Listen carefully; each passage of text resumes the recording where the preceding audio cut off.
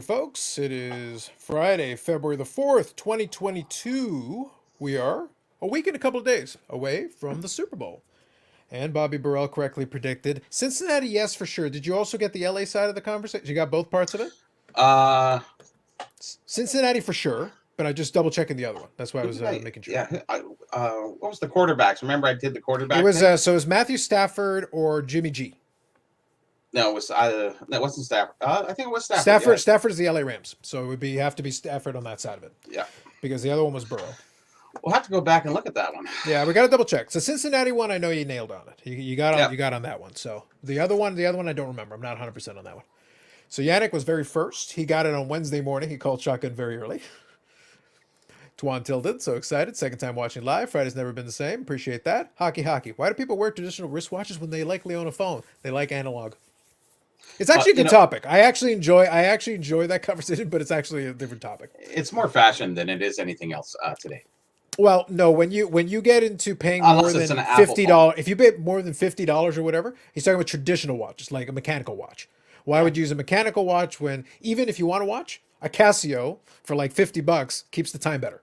Like, we're just from a common sense standpoint, anything beyond that is superfluous. Evening, Eric. How's it going? Hey guys, can you hear me okay? We can hear you perfectly well. Great. How you guys doing? Pretty good. What's up, Eric? How's the week treating you?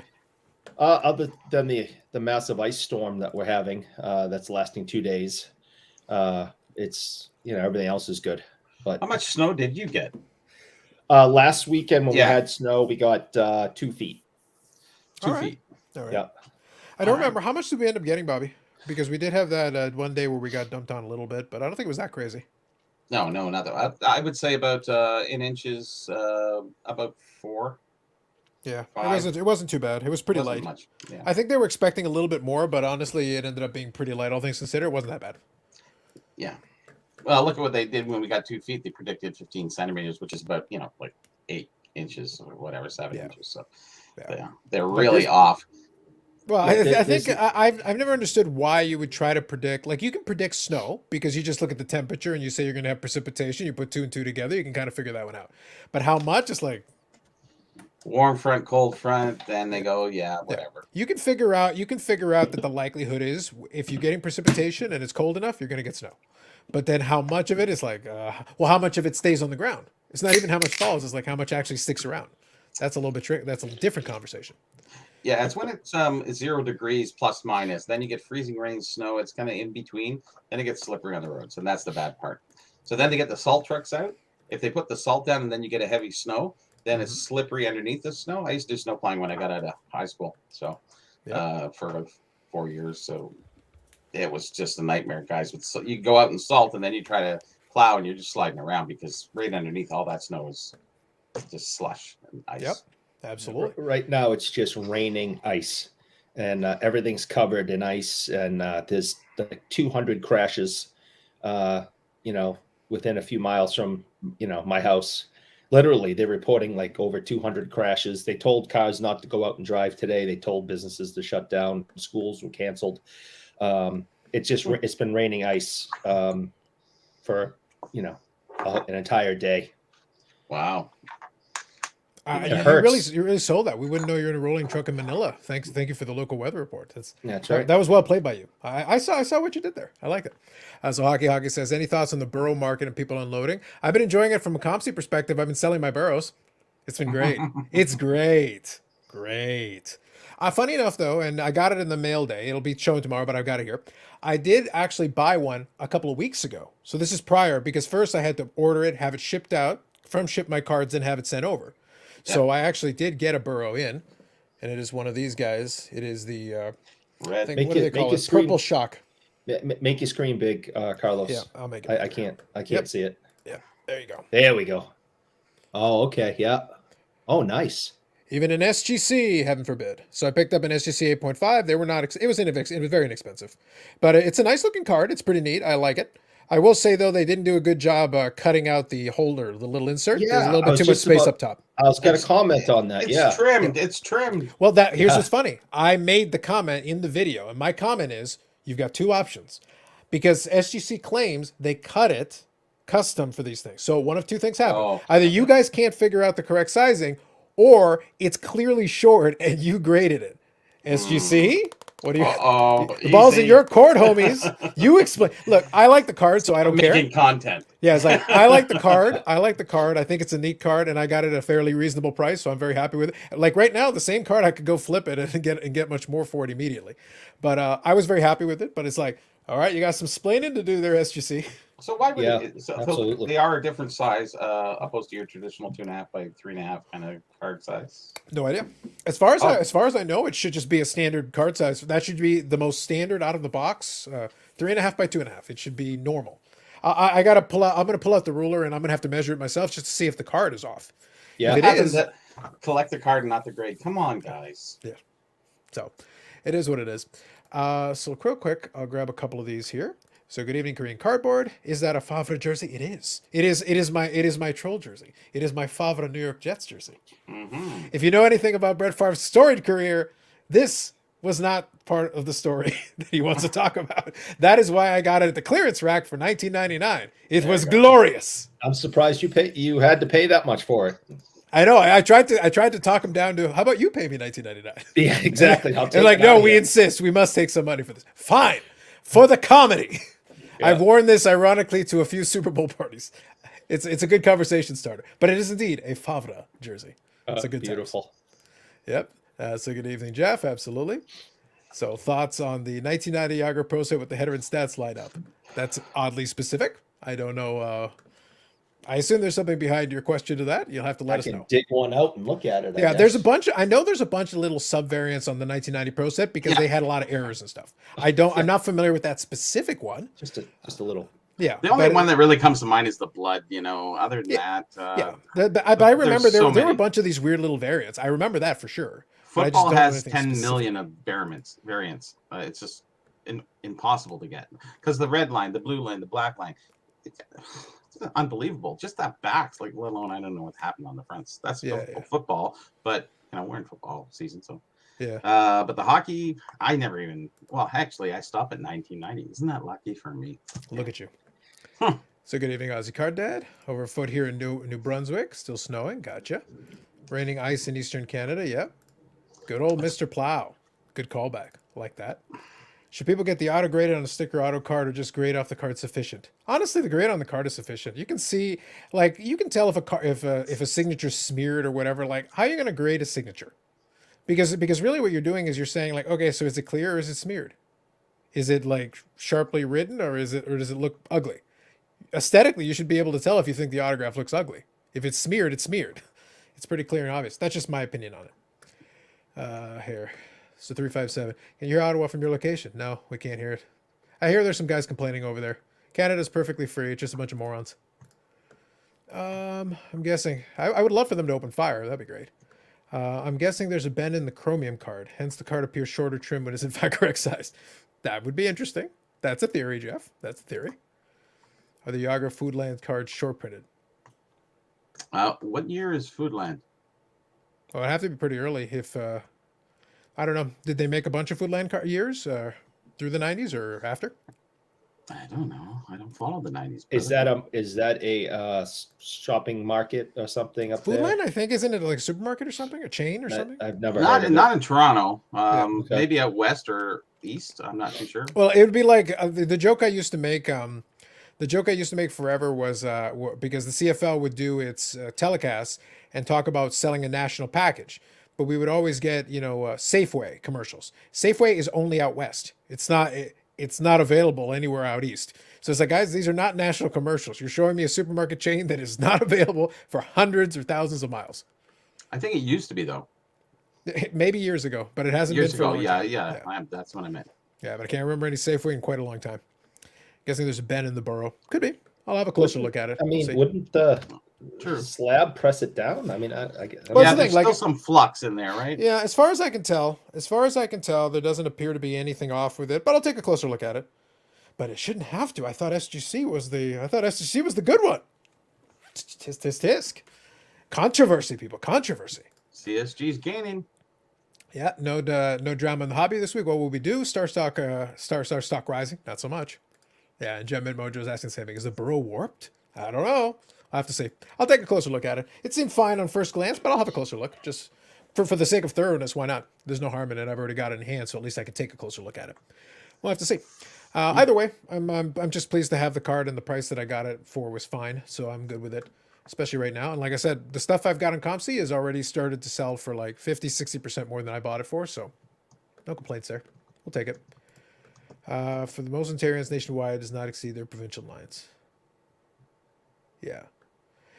Nationwide, though, requires you to actually be nationwide. Even if you were in every province except one, it would not be nationwide. Yeah. That literally would defeat the point of nationwide. I understand his point. We are very Ontario-centric in Ontario. He's right. Sure. He's right about that. But it could be in Ontario and everywhere except Manitoba, and I would also not consider that nationwide. You have to be nationwide if you want to call it that. Yeah, it's kind of a weird thing when you, I'm documenting stuff, and was it nationwide distributed? Some things weren't, just Ontario and Quebec. Yeah. But we were the major population of, But if it's 10 times Ontario and Quebec only, if somebody said to me, "Is that nationwide?" I would not consider that nationwide. You have to. Nationwide is the whole nation. But in this case, it's literally that particular chain right now is purely west. So even in Nova Scotia stuff like that, it's not there either. So it's like it's literally a dividing line between one part of the country and the rest. Yeah. So let's take a look here. Why is SGC cheap? Market perception. SGC right now. Yeah, and the second part about preference is preference. There's nothing inherently wrong with SGC. They do a good job for what they do, and they've been doing it for a long time. That's why I say, like, I would not discourage anybody from buying an SGC card if they like the card and they think it's good. That's why I'm putting my money where my mouth is. I'll say exactly what I said before. I'm not interested in getting a card graded at SGC at $30. For my purposes, it doesn't make sense. It doesn't work. I'm not willing to do it. But will I buy an SGC card? Clearly. So I have no issue purchasing a card, an SGC holder, because I don't foresee any problem with the SGC cards and holders. No, I think the market perception of SGC is that they don't grade as good, but they actually do. Yeah. It's really a choice of company. Do you search Google or what DuckDuckGo? Like everybody chooses what they want, and some things that came out first generally keep staying number one. So that's just and market perceptions can always change. That's always the point that's made, because there was a time where BGS was doing well. We'll talk about the current state of BGS later. But there was a point where they were very well entrenched in the market. A lot of high-end stuff was going in BGS slabs. They had a lot of high-end stuff and stuff that's still selling for good money today. It's almost in spite of the BGS holder, because they haven't done their own perception any favors. No. We'll find some time for Eric to wax poetic about his favorite BVG. But you can go on with it. You're going to say Eric. Go ahead. Before. Oh, I was just going to say, I think we talked briefly about this last week, and it's just, how they changed their slabs, and their tags up top. And I like the way they look nowadays. Mm-hmm. I think they've done a good job. I think it's a little bit better. Like we said, it's going to be about your preference.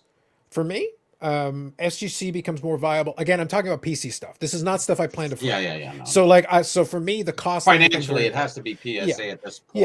Yeah, PSA makes more sense. That's why, unless it's something unusual or rare. Exactly. For an equivalent amount, I will then send it to PSA. It's just easier for me.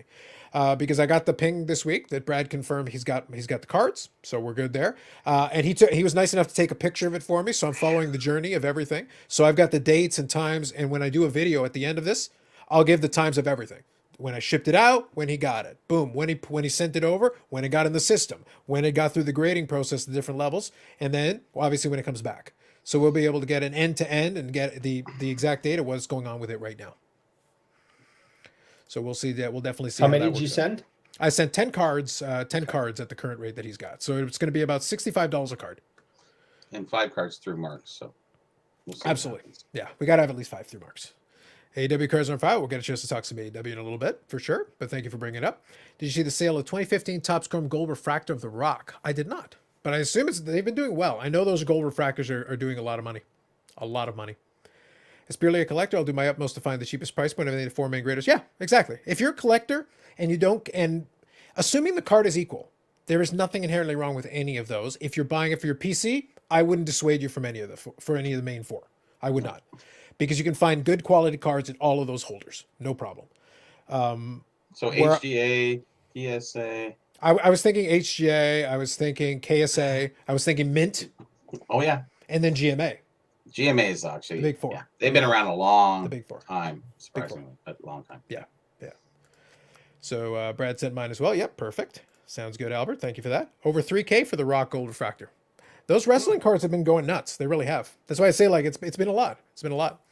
Depending on when I hear back from BRG, a new Korean grading company, I'll send them my Korean and Japanese oddballs phone cards because PSA keeps N9ing everything else. Well, no, there's nothing wrong if they specialize in it and they're willing to do that and they can at least accept it, because some of those issues are more obscure and the companies can't accept it. So it's one of those things where, again, it's a different tool for the job. The analogy I'm using is these grading companies can be tools for you for different jobs. If you just want a nice holder, well, then fine. That's one thing you're looking for. If you're looking for resale value, well, then again, you got to evaluate it, but there's probably a better tool for the job depending on what it is. If it's vintage, I would probably lean SGC a little bit more. If it's pre-war, SGC automatically. In my mind, no problem, because people are used to that. They're very acclimated to it. If it's just regular stuff where maybe I'm going to flip it, maybe it's PC, it's kind of in that middle ground, PSA kind of works. It's a tool for all these different examples. That's why when I sent it to Brad, I sent a combination. There's some cards that are PC for sure, but there are some cards that I could very well flip. Well, I have maximum flexibility in that holder. What's the estimated PSA tournament time? Right now, I think they say about 4 weeks. I think it was about 4 weeks if memory serves me. And they've been beating that so far, so that's why I say I want to time it out and see exactly what happens with it. I'll be curious. TIA is not around anymore, so. Yeah. Nope, fortunately not. The 3.2, so 3,200 for the Rock. Nice. I have the Roberto Clemente SGC 8.5 and the Ferguson Jenkins SGC 8.5. There you go. I bet those look nice. Yeah, 8.5 is going to be a good looking card.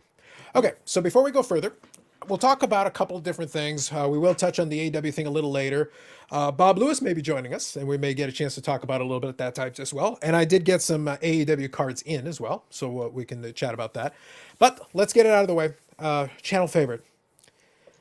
Thomas Patrick, Larry David, Beavis Butthead Brady has retired. Tragically, he's left us. He has left, and I'm very saddened by this, as you can all imagine. It's a tragedy. It's virtually a tragedy.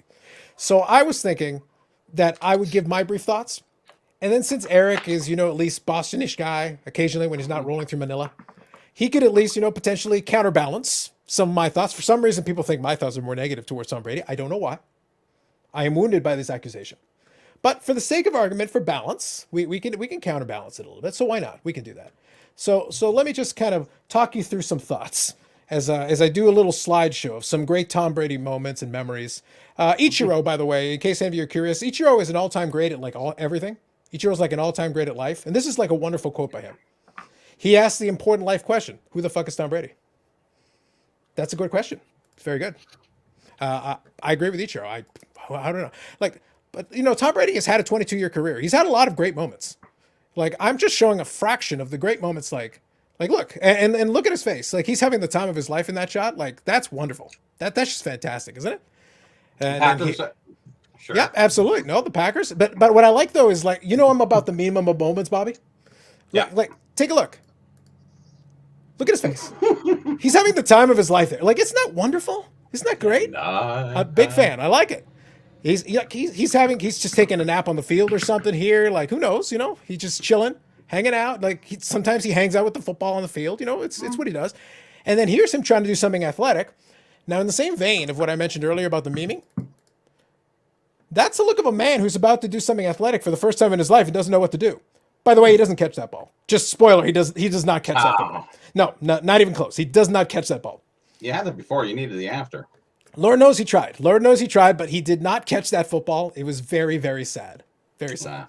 But Lord knows he tried. He did try, though. He did try. So, those are some of my favorite moments. But before I remiss, like I said, I want Eric to have an opportunity because, he is within proximity of this individual who remained nameless. But I do have a short video tribute as well. Oh, yes. So after this, then I will let Eric have a moment to say any words. By the way, you can all share your favorite Tom Brady memories in the comments, and we'll give his 22-year career what it deserves, probably about 5 minutes, and then we'll move on with our lives. Here we go. To end it, the two of them together. Yes. I mean, we'll never see this run again, Jim. Brady's pass is intercepted and returned for a touchdown by Logan Ryan, the former Patriots.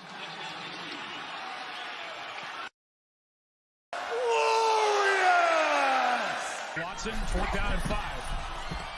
Brady, pass is broken up, incomplete, and the Chicago Bears are going to take over.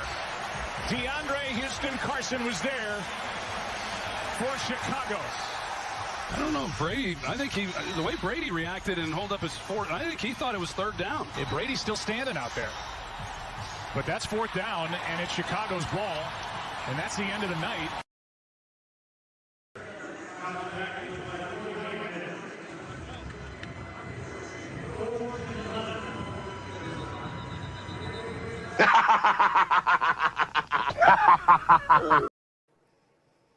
It was really tough. I got to tell you, I really had to work hard. 22 years worth of footage, to try to find all his best moments, and it was tough. But I think I encapsulated pretty much. That's it. That's all I could find. That was interesting. I know that there's something about the people wearing gloves opposed to not. Isn't there something that popped up recently, or is that just an ongoing thing? Are you talking about giving some receivers kind of or whatever? Yes. Well, for receivers, they pose the question. Yeah, it's big. That's you get those. It's like pine tar. Yeah, basically. I really don't have an issue. I really don't have an issue with that. I don't care. Like at the end of the day, there's a lot of sports where they'll wear gloves for stuff like that. It's like let them wear their gloves. Whatever. It's not a big deal. Let them do steroids. Whatever. Steroids and gloves are not exactly on the same level. Both are not natural, but enhance your game. Sorry. So gloves comparative, yes. Sure. Oh, the gloves make a big difference. If you got rubber, they do make a big difference. You still have to catch the ball. Well, it's easier to catch the ball. Yeah, steroids allow you to get back. Steroids allow you to get back on the field and train to a level so that you can achieve a level you could not achieve on your own. You can catch a ball with or without gloves. Gloves enhance your ability to catch a ball that you get your hands on. If you don't get your hands on it, with or without steroids too. So and still, right? But that is a very borderline take. We're into degrees, and I'm just saying. Yeah, only bought a couple of cards of PSA the last 18 months or so. Not keen on paying the inflated premiums. Yeah, it's good as been in the card. This is fair. This is valid. Brady just signed a 1-year deal to finish his career in the Lingerie League. Well, what about the XFL, man? Plus, we're getting the USFL back soon. It's always a chance. Global Sports Card Investor. Doing a Joe Namath with the lingerie? Might have enhanced his game. Patriots will still erect a golden statue of him. They probably should. I'll trade all those men for 7 rings. He only won 6 with the Patriots. Unless you're saying you're a team of both. If you're a Tom Brady fan, then I guess you'll take ownership of all 7. People are waiting to trade Brady rookies Bowman Chrome for PSA 9 and PSA 9 Michael Jordan. Okay. Sure, I guess. Yeah. Yep. Let's see. Who do the Bucks pooch next? I think they've got a cap issue. I don't think they can just go out and get somebody right now. I think they may have some trouble catching. They may have some trouble re-signing some of their existing folks. I have to look. I haven't looked too closely into the cap, but we'll have to see. Can't throw and catch the ball. Giselle was right. Missed out on the $1 million man out on an eBay auction. This is devastating. The new gloves make anyone Spider-Man. I would like that. Yeah. I think that'd be awesome. They do. Good evening, JJ Bama. I'm a fan of the game. There you go. So he's taking ownership of all 7 rings. So Eric, someone who is in vicinity of 6 of the 7 rings, what would you like to add? Someone has to say something nice about that. Oh, actually, before you say anything, one more thing. There were a couple folks on social media who asked questions. Carlos, what will you do now that he's retired? Simple question, my friends. You're next, fish boy. You're mine. You're still in the league. As long as you're still in the league, you're mine. Please continue.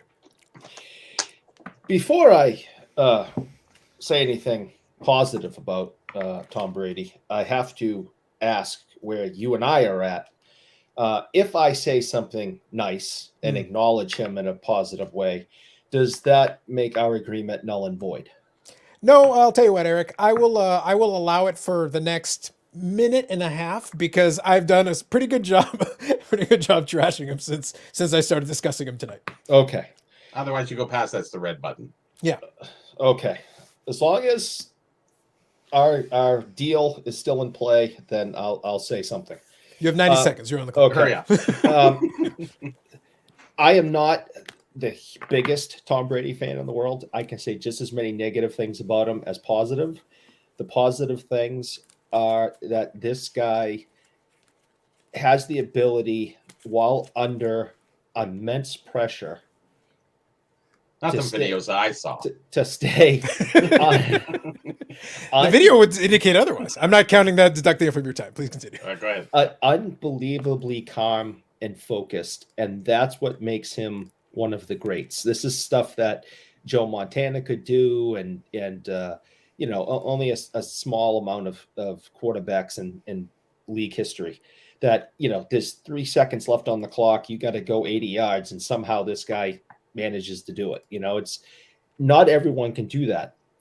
7 championships as a quarterback. I don't know if we'll ever see that again, especially now with the parity of the league the way it is. He's the best quarterback the NFL's ever had.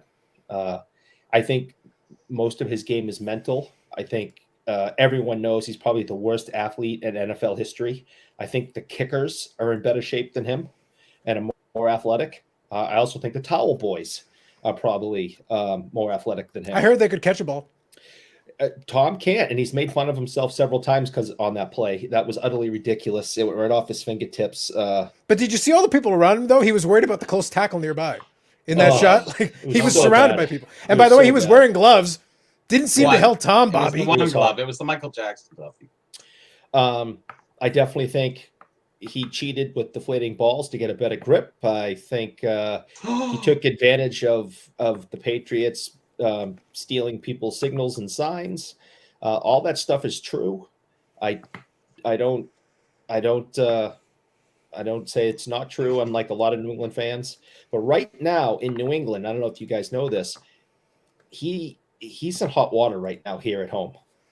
He did not acknowledge. Oh yes, Patriots that's right. Fans. That's right. In his retirement notification. Well, he only took like 9 slides, Eric. He didn't have enough room. Let me tell you, he is getting ripped to shreds. He doesn't give a shit. He doesn't. From his palatial estate, he does not know. You mean with the millions of dollars, the 7 rings, the supermodel wife? I don't think he cares that some fat guy eating, hot dogs and getting mustard all over his Brady jersey cares one way or another. But can you believe that, Brady? Y'all should have known something was up when the man wore Uggs unironically. Oh my God, that was so gross. He wore Uggs. He did. Those are not performance enhancing. No, they're detrimental in many ways. No, I think it's something to do with mentally, testosterone. It takes your testosterone away. I believe it's zaps testosterone. I bet he would have made the catch if he hadn't worn the fucking Uggs. I bet. Just saying. But I think he's the most mentally strong quarterback / athlete we have seen in a very long time. This guy does not. He just his blood pressure doesn't go up. Like his heartbeat doesn't increase during those critical moments. Everything slows down for him. And that's 10 more seconds. And that's where Gretzky was doing that kind of stuff, and that's what makes him the greatest of all time. But he is a flawed athlete and a flawed human being. Stay out in England for a couple days, Eric. Got to be careful. They got mad just because they weren't mentioned. Yep. That was a blast. Not fishing great. I know, Jay, but it was still funny. I enjoyed it. Let's not forget Matt Castle was 10-5 when Brady got hurt. This is true. Let's not forget Mac. Oh yeah, that's a repeat of the previous one. But thank you, Julius. There you go. Perfect. So yeah, if you guys want to throw anything in the chat, you can. You can even be pro Brady. I'll acknowledge a couple of them, but then we're gonna move on now. But there you go. I wanted to make sure I covered it, and we did. So one thing that I wanted to touch on a little bit here, and then we'll find some time for some BVG hate because we do enjoy that as well. Yeah, he's got his Brady cards. Now, are they? You got some Tampa ones there as well, don't you? Or are they just New England? No, I started before his retirement announcement. I decided I've never collected Brady cards. I don't collect football cards. I decided to get Brady in reasonably priced cards, none of the expensive stuff, $2, $5 max, in the old Patriot uniform.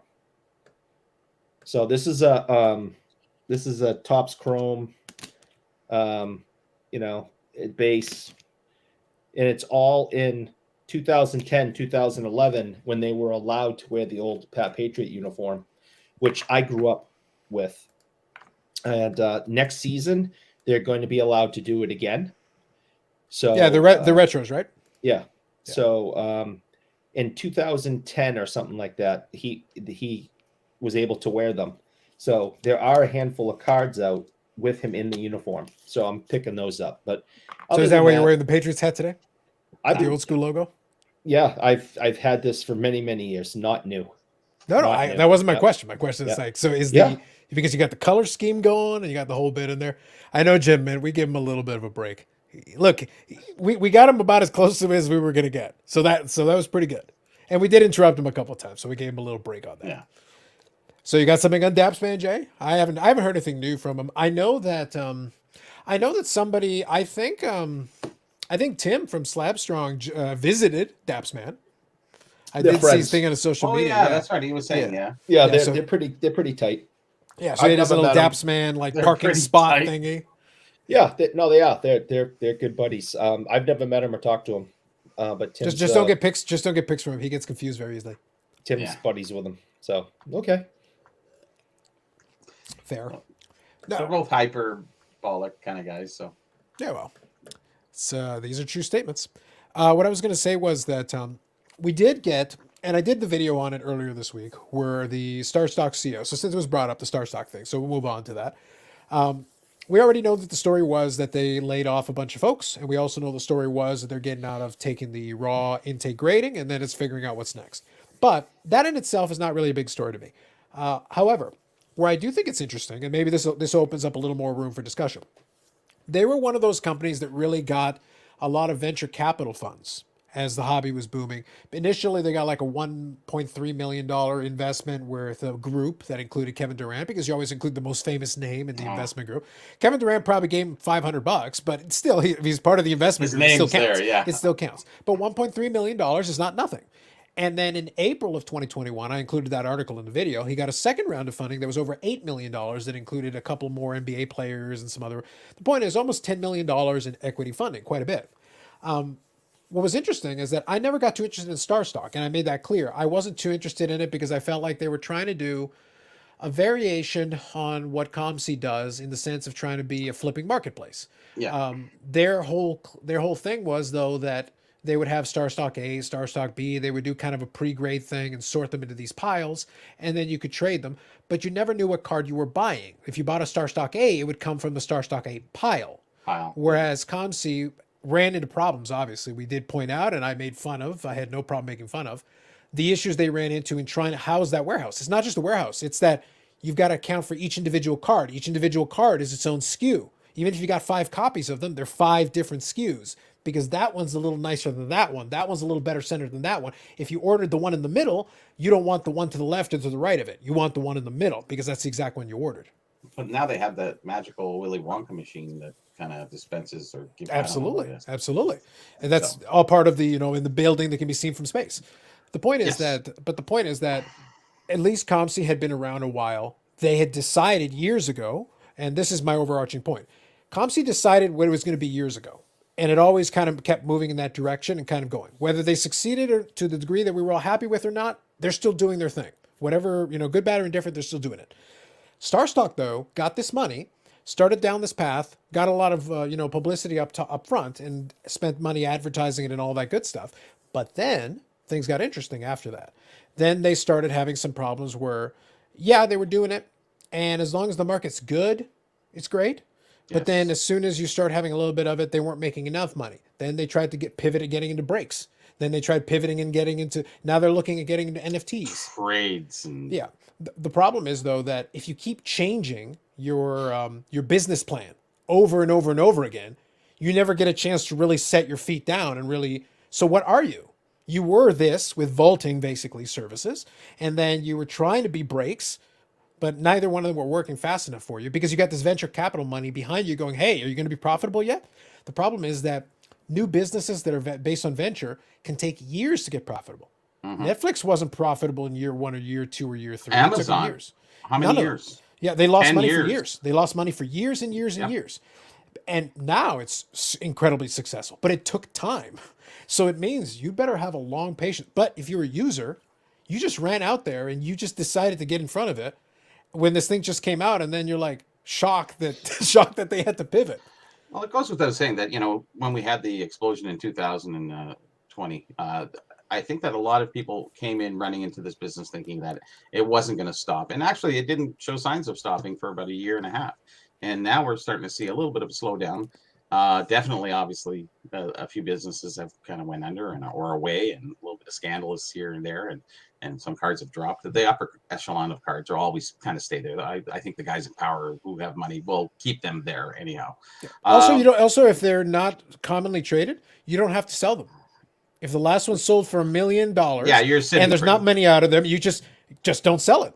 Yeah. If the market is soft, don't sell it. It's probably in a vault somewhere anyways. Exactly. Right? Yeah. To be honest, that's the simplest way. If there's no transactions indicating it's gone down, then technically it hasn't gone down. Yeah. So, I think we're seeing first, I'm not saying that Star Stock is going down, but I'm just saying it's one of many companies that's going to maybe not endure the rest of the hobby going forward to the extent that I think they thought it might go. So that's just my opinion. I think there's going to be a lot of these companies, though, that got this kind of venture capital money where the people are going to be very impatient and they're going to want a return that they may not be able to provide. Because even if the hobby had kept booming, Star Stock wasn't profitable when they were booming because they were doing the intake for free. That costs money. You have to hire people to do this thing. How much money you're making? The stuff you're intaking, the reason why some people liked it is because you were able to send in these base cards that were like $2 or $3, sell them for $4.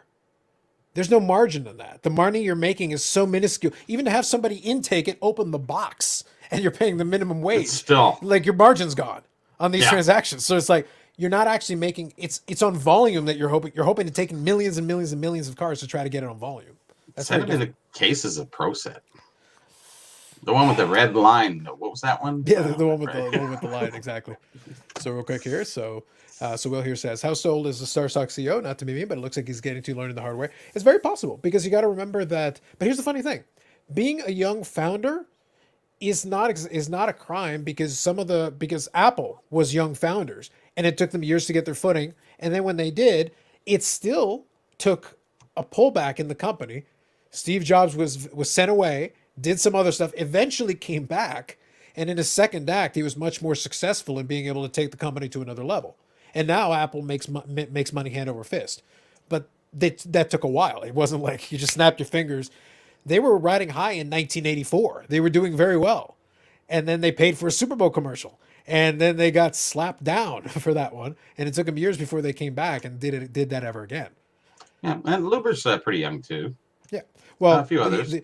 The one that we talk about, I didn't realize that he had been promoted. The young guy from SGC. Peter from SGC. He's now the CEO of SGC. I know. He's not even 30. So it's now that's an established company. I contacted him the other day. Yeah. But that's an established company. Been around for a while. Would you consider a CEO who's under 30 of an established company to be pretty young? Yeah. I would consider yes. I would argue he's younger than the Star Stock CEO. Yeah, I understand the business that they're in. We're in a very streamlined business that's very simple in the grand scheme of things. It's not really difficult. So you're being, it's not like a CEO of some multi-billion-dollar company. It's a big difference between the two. I agree. But he has been entrusted with a very large expansion because SGC started as a very tiny operation and has expanded out to their operation slowly. Quite a bit. Yeah. Actually, it wasn't that slow. From the pandemic, they had like single-digit staff. And now they have to be able to churn out 4,000 cards a day, which is what they're doing now. So they had to hire graders, they had to hire people to train them. So in relative terms, in a short period of time there, he's learned his lesson and he had to expand quickly. For a company of that size to go into double-digit employees is actually quite a big increase for them. So I'm impressed, but at the same time, it's like he's a young guy. I'll be impressed if he gets back to me because I sent him an email regarding his cards the cards that SGC graded that have the wrong years. I think I've maybe mentioned this in the past. There's a few issues with different years, so the incorrect years. So he didn't get back to me. I also sent Nat Turner a message about that, and that says, "Yeah, no problem. Send me an email, and I'll get back to you." And so I sent it yesterday, and waiting to hear back. Yep. So, but I'm just I'm creating. I'm so busy with everything going on, and actually, we just went into staging with the book, so which is good. So I know, but then they advanced the expo another month, so that gives me an extra month to run our tests and our final stuff. So we'll touch on that. We'll touch on that in a minute because I do want to hit on that as well for sure. Go ahead. So we'll get into this. So Hobby Champs, good evening. I don't like to be negative, but I don't have a good feeling about Star Stock in the future. Their inability to adapt quickly is troublesome. It's arguable that they've adapted too quickly because they've abandoned entire business models and switched to other business models. But I agree with your general point. But if you adapt too much to the point you completely change genres and then do it again and then do it again. So what are you? What is it you guys do? Welcome to the new Star Stock. Yeah. So I have a few ideas about this whole thing, a few thoughts. All right, let me read this comment and then I want to get your thoughts. So, Global Sports Card Investor, actually a serious problem with Star Stock sending me my cards back home. Over 12 to 15 emails to 5 to 6 different people in nearly 6 months and getting them out to ship my cards now. I think you are going to have a bit of a problem with that because of JJ Bama's point, they did fire 33 people. And then Will and JJ Bama argue about what gets it means for them. That's important. And out of those 30 people, probably 5 were involved in some of those emails. Well, no, that's the point, is that, yeah, some of the folks were intake, some of the processing. Don't be surprised if they were from all kinds of different departments. And obviously some people are, Card Porn argues there were more than 33 fired. And I'm like, look, semantics, guys. I'm not going to argue about the relative number. 44, yeah, whatever. A lot. The point is, it's not good to have to do a mass layoff after you've pivoted 3 times in your business model. Like, however you want to slice it. We don't need to be business majors here doing a case study to tell you that doesn't sound great for the future prospects of this business. Yeah, it's almost like the writing's on the wall at this point with them. And it's just either they're going to take it to some other level, which I can't imagine what other level they can do. I did listen to the interview, and then he's going, yeah, we're kind of wrapping our head around how we can get people, because trade nights are so popular, and how we're going to, and I went, boy, where are you going, brother? Yeah. Like, how are you going to make money off of that? Well, the other point that I made is that, yes, the company expanded quite a bit. Yes, they had to lay off a reasonable number of people. But one of the questions that Dakota asked him was if they had money with PSA, if they had prepaid or what the situation was with that. And he goes, I don't know what our processes are. And I go, well, I know. You don't have a big enough company. You don't have a big enough company to actually not know what one of your categories is. I get it. But I don't think that's going to cut it for you. I heard that too. I just went, okay. But that's what I mean. I don't want to fixate too much on the Star Stock thing, because I think most of us agree that they're not in good shape. No matter how you want to slice it, I think they're going to have to get out of the genre entirely. Maybe NFTs will work for them, but it's not like it's a crowded space. There's a lot going on. I think they'll just kind of fade off into obscurity, to be honest with you. But I don't think they're the only ones. I don't think they'll be the last, is my point. They're not the only ones who got venture capital money in. So that's all I'm saying about that piece. So go ahead, Eric. You were saying? Well, to piggyback on your last comment, I know that in many aspects of my life over the years, I've been called a pessimist. I've been called a curmudgeon. I've been, negative. All this stuff, right? My favorite. It's not past. Yeah, as you're saying these words, we are saying that about you. Yes. My favorite of all time, though, is human rain delay. That's my favorite of all. I am a human rain delay. That's my favorite. Okay. So I understand this, and I think I'm a realist. I think I try to break things down. Why did they happen? What caused it? What may cause change? So I look at this entire hobby as it is right now, and you look at it. Why are we in the position that we are in? COVID. Money. Where did the money come from? Came from 2 aspects. You had governments giving money to people, and then you had issues where people weren't spending their money because they were stuck in their house. No vacations, no new cars, no new this. They have a supply chain issue. You can't buy the things that you want. Your bank accounts are building up. You're stuck at home. People started going on. People started looking at their hobbies and what could they do from home. The internet allowed us to do that. What is going to kill this, these last 2 years is COVID going away. You're going to have, these different variants. They're not as dangerous. People have had enough. There's protests now. Things are going to go back to normal starting July 1st. And that's not an official thing. This is my opinion. And once July 1st comes, people are going to say, we're going back outside in the summertime. We're going on vacation. I'm buying the boat. I'm buying this. They're not going to be indoors anymore. They've had enough. The governments aren't sending out checks anymore. No. This hobby. I'm still waiting for my damn check, Bobby. When do I get a check? I never got one. When do I get a fucking check? I would like a check too. I would like one check. Even for $1. In principle, I want it. Wait a minute. You're in Canada, in a socialist nation. Don't you get checks all the time? Socialist. I am still waiting for my first check. Anti-socialist in a minute if you keep it up, Eric. Yeah. Go ahead. And I think it's July 1st. Starting right now, between now and July 1st, you're going to see these companies continue to fail and fall apart, and the price of cards are all going to come down, and that's what's going to happen. Well, the price of cards have already been coming down a little bit in certain categories. They're going to fall like a stone. I had the same thought process with the Bengals winning. So starting July 1st, this hobby's going to look completely different. And that's only 4-5 months away. People better prepare and realize what caused this is now backing out. And things are going to go back to normal. And you're going to take your family on that trip to Disney World, and you no longer have the money to spend on cards and other investments in that industry. I think part of your I'm not completely opposed. I think the specificity of your date amuses me. It's like Jay and everyone else jot down to July the 1st. I like that he waited until Canada Day specifically for this, but why not? Yeah, it wasn't July 4th. Yeah, not July 4th, July the 1st. My birthday. No. Yeah. One thing I'll say though, I don't think it's going to go completely back to normal because there's one element of it that I think will stick with certain segments. Blue collar, probably white collar. There is a lot of companies that frankly realize that the work from home thing is fine. Mm-hmm. And for the workers who are doing that, forget everything else. Okay. I didn't get any of those checks. I'm still waiting for my fucking checks. But you know what I did get? Not having to pay for commuting costs every single month.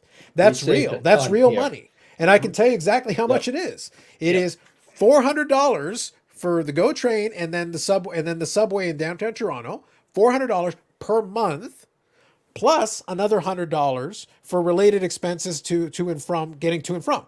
That's $500 after tax. That's after tax money. $500 per month, every single month without fail. That's real money. 80 hours extra time on the internet buying cards that you could be spending. Mm-hmm. But that also, to Bobby's, half joking but half true point, it also means that I'm not commuting. Right. The commuting time has also been given back to me. So I've got 2 hours a day? 2 hours a day, both way, every single day. So 10 hours a week, every week, and then $500. That is $6,000 after tax per year. Yep. How many of you what would it do for you to have an extra $6,000 after tax every year? For some of us more than others, but for most of us, $6,000 would be pretty good after tax already. I'm feeling it in my own house with my wife not having to make that commute every day. But and I don't think I think the savings is still more, but the way inflation is going, when it costs $55 to fill the tank, of gas. Certainly, that is a little. It takes now, off the edge. It's now eating into that savings. True. So when you want to go on vacation, to Disney, your plane tickets are going to cost more. Everything's going to cost more, and that savings is. I'm telling you, July 1st, man, you're going to see a drop in this hobby, and you're going to between now and then, you're going to see more companies fall apart like we have. Eric, please take it. Eric, take a note. On July the 1st, I'm buying all the shit. All of it. I think Carlos, you'll be stuck with it. I'd be happy to be stuck with it. I think we're going to almost full opening by or close to that time, correct? I thought it was before that, but no, we're not going to. No, full capacity should be by the end of May. Yeah, I thought so. Yeah, I thought it was something like that. Yeah. But in the next what's it the 27th? I think that's. I don't remember the exact dates. I don't keep track of them that close. But I know you're in the ballpark. I know what you're saying. Yeah. So we're going to be fully open and back to whatever. Yeah. I think like I said, I don't disagree with all of his assessments. My only point was that, like I said, there is that other aspect of it. For some industries, they are going to change the way they're going to operate, because if it is white collar, we can do video calls. That actually gets the job done. And by the way, the company, from their perspective too, we have to lease less office space. So like there is an incentive from there. It's like, actually, we save money too. So yeah, we can live with that. That's fine. Okay. So that what they'll say what I've been getting in a lot of cases is, yeah, we've got some office space. If you guys need to come in for something, let us know. And then, yeah. Or they'll do hoteling. What they call it hoteling. You can book a desk for the day, and you do it on an electronic thing, and then you come in and that's your desk for the day. You don't have a permanent desk anymore. You just use it when you need it. You come into the office, you do your thing, and you leave. And maybe you're coming to the office one day a week sometimes when it's needed, or if you got a project more. But then when you don't have one, you're at home. You're at your home office doing your thing. My sister, she just gave up her job as a manager, customer service manager, and she said, it's so hard to manage people from home. It's one of the most difficult things. Hands-on when you're there, you can see what they're doing, you can help them, you can come over, and But when they're at home, she says, I don't know what they're doing. Really, like everybody has sort of a camera on them and what have you. We understand that, but she says it's just so hard to manage people. There's no sincerity or texting, competing back and forth. So it is a very difficult thing. So I think you're going to see a lesser sense of quality of customer service care at that end. Could be.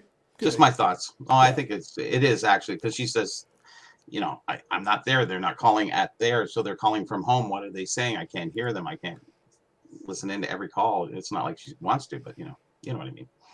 Anyways, a little disconnect there. Mm-hmm. So we'll see how it works out. I think you're pretty close to being right about things will change. Definitely a little bit more. But in that time period, a lot of people will be going up north to the cottage. Everybody. That's the one thing about the show that I didn't really like, that it's advancing, because that's the worst time to have a show for a hockey show kind of thing. Mm-hmm. I agree. I saw it move to June, and I'm like, I mean, I guess the Stanley Cup Finals are in June, but if your team's not in it, you're not so concerned, really. Right. Yeah. So I was like, ooh, I don't. And then now you got June or November or even closer. Well, actually, so we'll touch on that in a minute. But I'm not go there. But okay. No, but I'm actually more in favor of that. I'll be blunt. Like the gap between the two is silly to me. I appreciate that Stove has taken on Stove business now. Shake out all the over leveraged companies, which was my point with the Star Stock thing, because it is, when you're borrowing money or you're doing venture capital money, you're basically borrowing it. That's leverage. They didn't know completely relied on rising prices forever. So I agree with that. Yep. Jay here says sell all, and I appreciate the hashtag, Jay. Thank you. Sell it all now by July the 1st. Good evening, Shade. There you go. Hashtag. Thank you for that. Does that prediction include vintage? No, vintage goes up forever, no matter what happens. That's what they tell me. So lots of high ultra modern pops have already dropped to pennies on the dollar. Not sure they have much more room to drop, so that could very well be a possibility. It's never going to be an across the board thing. It never is. So good evening, Ziggy. Gemmit Mojo. So I'm getting caught up on the comments here. I know this is always one of the favorite things. It'll be a true collector's hobby together again. So does this include you killing every dealer? And does that include you eliminating eBay? Because if not, then no. True collectors means that there are no investors or flippers, which sounds great, except somebody's got to open that shit you don't want to open. If those box prices fall enough, then they're not going to produce as much. Oh, but what about vintage? Fine, great. There's a finite amount of supply, and then those prices start going up. So when the prices go up, that defeats your whole true collectors thing again. You can't afford it anyway. No, nobody should collect vintage. They should stay out of that market. It's trash. Yeah, but the bottom line is, though, I laugh because a lot of these folks always go back. Say, well, vintage is where the real collectors are, until the prices keep going up and up and up, and then you complain about not being able to afford commons that are $500. I think there'll be a natural drop too, because of the just the people that were hedging their bets going forward when they were trying to, go, hey, what's next? What's next? What's next? Well, all those what's next that kind of didn't go to fruition, or, some went good, others went bad. I think that'll have a natural retraction on on those in those particular markets. Across the board, who knows? But I think that's what we've seen. We've seen a thrust forward. Now we're getting a little pullback on where it's really not worked out for them. You know, those Dukes of Hazzard cards just aren't selling. Damn, my dreams are ruined. Good evening. What about the GI Joe cards though? They're going well. There's still hope. Okay. The more you work from home, the more people like to work in the side hustle and other ways of making side money. Could be. Yep. Oh yeah. So modern or vintage. You know how many people I'm talking to on the side who's supposed to be working? Come on, how many out there? Yeah, exactly. Yeah, you just laugh. There's plenty. Listen, when I do the live streams early in the day or early afternoon, and I see how many people log on. You. Yeah. I never claimed to be working. I didn't say anybody. You weren't working. Nothing. Yeah. Modern and vintage sports cars, all 4 major. NASCAR, jeez. How much more does the hobby take a hit? Plus, shield betting hurt hobby. Yeah, it's always supposed to hurt the hobby. Shield betting wasn't invented recently. When you're paying to hold burrow or sell them all, I wouldn't sell them all. If you've got a stack of them, I would sell a bunch in the lead up to it. Here's the question. This is actually a good question because the serious answer is it depends on what you think happens next. Mm-hmm. Even if Burrow doesn't win, does he play well?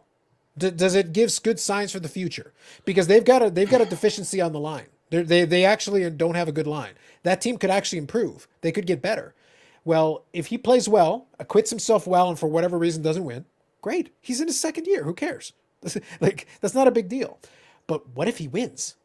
And what if that team could actually still get better because there's actually some missing pieces they have? Then he could be a perennial contender for some time. He doesn't have to win 5 or 6 Super Bowls. He could win 2 or 3, have a tremendously successful career, do a lot of great things, go to the Hall of Fame. That value could still be there. But on the way up, you could still make your profit all the way down there if you have a small stack of these cards sitting around. Why not? Yeah, I always hedge up and I'll try to sell things up to that point, get all my money back on all of them, and just kind of float the rest because you're free and clear. So anytime that you do sell them in the future, whatever. I think if you're in the black, you can't lose. If you can sell enough to get in the black, then who cares? Then you're basically free rolling at that point. Yep. Have fun, live your life. Because go ahead. Yeah. So Tim Gesh will be going on Jeremy Lee tomorrow. There's a show. Moving on.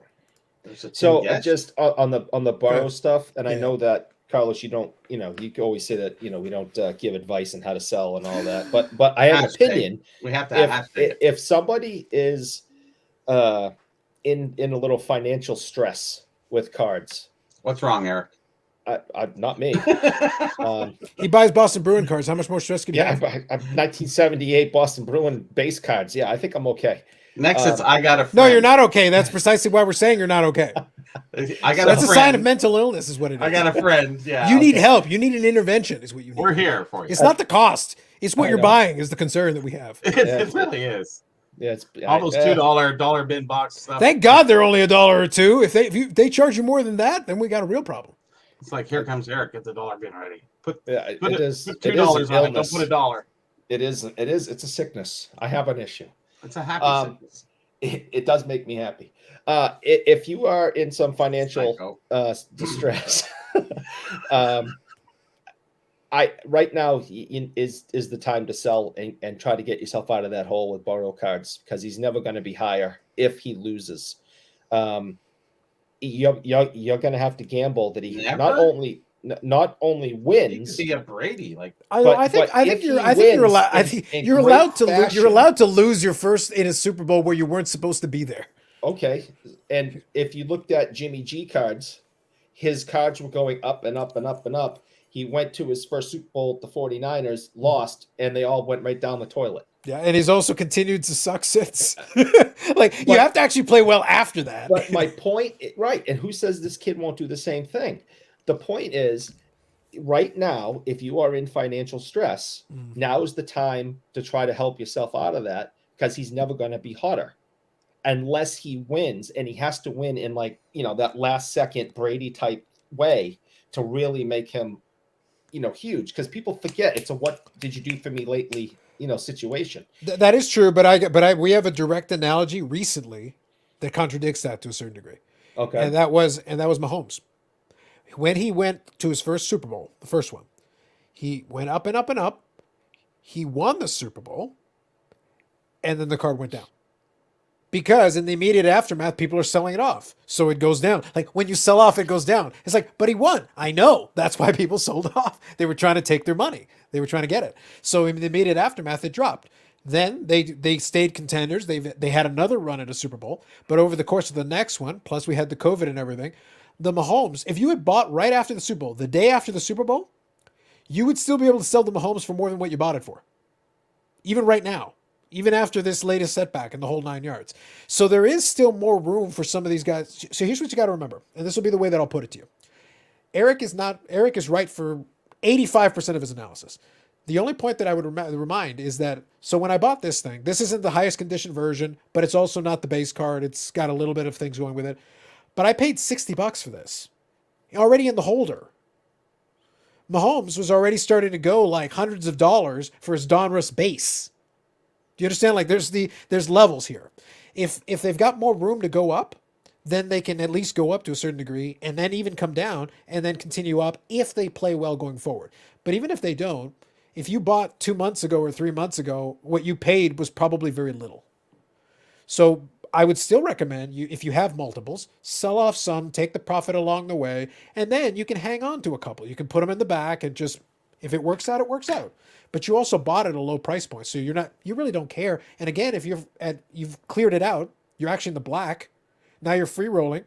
Well, then your cost basis remaining is zero. So what's the problem? If you get $1 for it, you're still ahead afterwards. I agree with you. I guess again, just to reiterate, my point is if the card market has given you some financial stress, move those things now. If you're okay. And you can wait and you can see what happens, continue on the roller coaster, which is this hobby, then do so. And maybe you'll do even better after the game or next year or in 10 years when his career ends. But if you got yourself in trouble and this market is going to start going down, that's my opinion. Between now and July 1st, move those damn things and get some of that money back in your pocket. Yeah, I think what's going to be funny is that any like legitimate major crash is going to be based on people not taking that advice, waiting until the price drops past a certain point, and then panic selling, and then flood the market. Yeah, and then they'll flood the market, and that's what forces the price down more. Right now, everybody wants borrow cards. They just buy. Well, it's a seller's market. I know, Eric. The ComC is going great. Don't ruin this for me, bro. No, buy it. Buy. No, sell. That's I'm selling. I already bought it. I bought it very inexpensively. Now I'm selling. I think there'll be a lot of consolidation, mergers, and buyouts and things. I do agree with that. Money is drying up and not spreading the way it was. Talking about it on a lot of aspects. Yeah, no, that's fair. I'll get caught up on some of these comments here. Well, we'll keep it going as this. YouTube, eBay, etc. is a form that is not in the 90s crash. Yes, that's true. Social media. Until these outlets crash, the market will never crash like that and remain steady. Chris says vintage all the way, save up. I think it'll be interesting to see because a lot of those same vintage folks are also real cheap. We're talking rank and file. We're not talking about the folks that want like the high-end vintage or the higher quality vintage. They're the same guys that complained when the commons went over $1. And it's like, okay, if I make them $100, if I make them $500, if I make them $1,000, you still want to buy them? Vintage is going up. The ones you have go up, but then the ones you need to finish your set also went up. But now, do you still want it? Because you need 100 more for your set. And now they're $150 each. Are you going to finish your set? Just out of curiosity. Fanatics is going to flood the market. We'll see. Let me scroll through. Sold my low-end rookies and held the cash. There you go. That works. Let me scroll through here. I put up for an absurd price increase and people going to spree. Mere seconds after he wins the Super Bowl. There you go. Bengals are going to do better. Jimmy G to Tampa. Living the dream. Buying Jimmy G on the cheap. Okay. Yeah. There's a lot of dreaming there. All right. So let's see here. So Rodgers. I still feel like Denver makes sense. I don't know. We'll see. I just want him to get away from the Packers because, like I said, if the jersey doesn't indicate, I'm a big fan of the Packer quarterback going and being mercurial. Do it. Go somewhere. I don't care where you go. It'll be funny. I want it for the entertainment. It's just he and the Packers need to divorce. Let's just get the divorce going. Go your separate ways and let's see what everybody does. So winning an on-field performance doesn't always equate to price increases. It rarely does, actually, nowadays. A lot of time the price is already baked in. The second comment is exactly correct. It's always easier to sell to the sellers. Yeah. Players that are left in the field, the Super Bowl's already baked in. I don't think people are assuming Joe Burrow is going to win the Super Bowl. I think they're hoping he's going to win the Super Bowl. There's a very big difference there, because he is an underdog. The Rams are a much better team on paper. I saw a meme that was actually very funny. They did like the pros and cons of the two teams. They put them beside each other, and they basically showed a whole checklist of things: the offense, the defense, the line, all these things. Rams, Rams, Rams, Rams, Rams, and then Joe Burrow like wearing basically his diamond necklace and just looking off. And that was the only point they made for him. It's like they got this guy, but everything else favors the Rams. Is that outfit supposed to be a gag, or is he serious? I think he understands exactly what he's portraying, because he did an interview where they asked him, it's like, it is real. It's like, he knows exactly what he's doing. He's basically channeling Deion Sanders.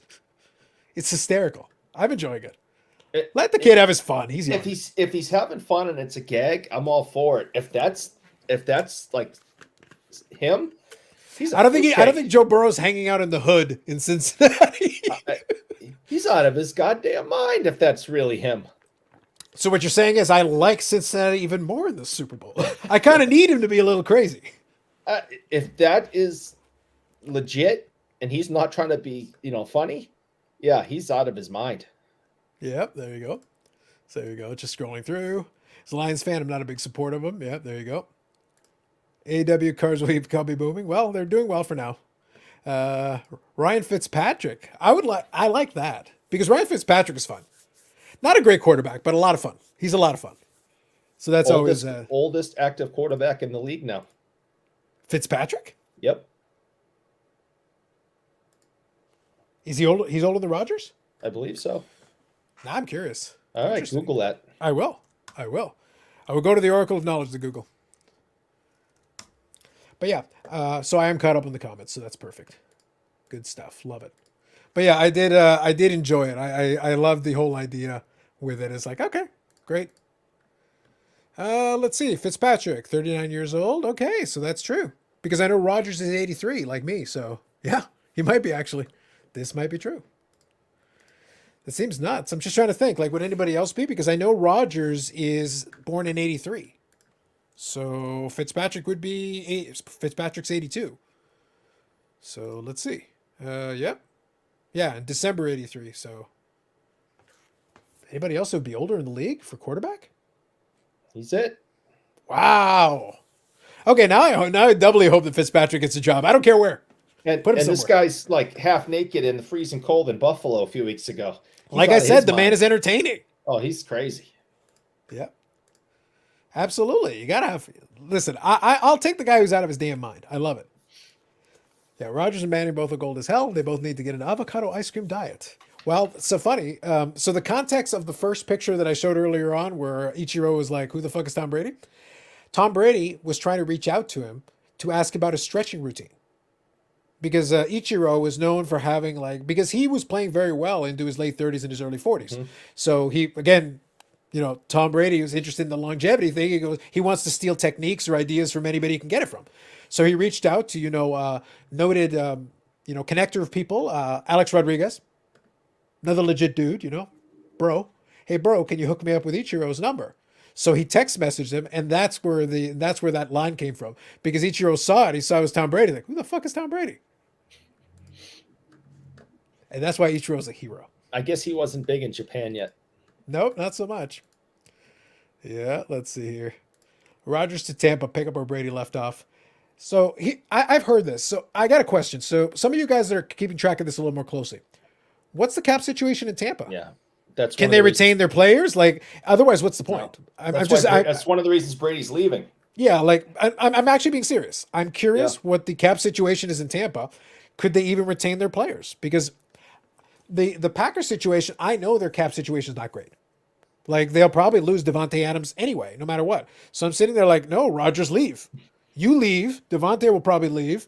They're going to struggle to get some other people. They'll try to find a stopgap measure. Maybe they'll try Jordan Love and see what happens.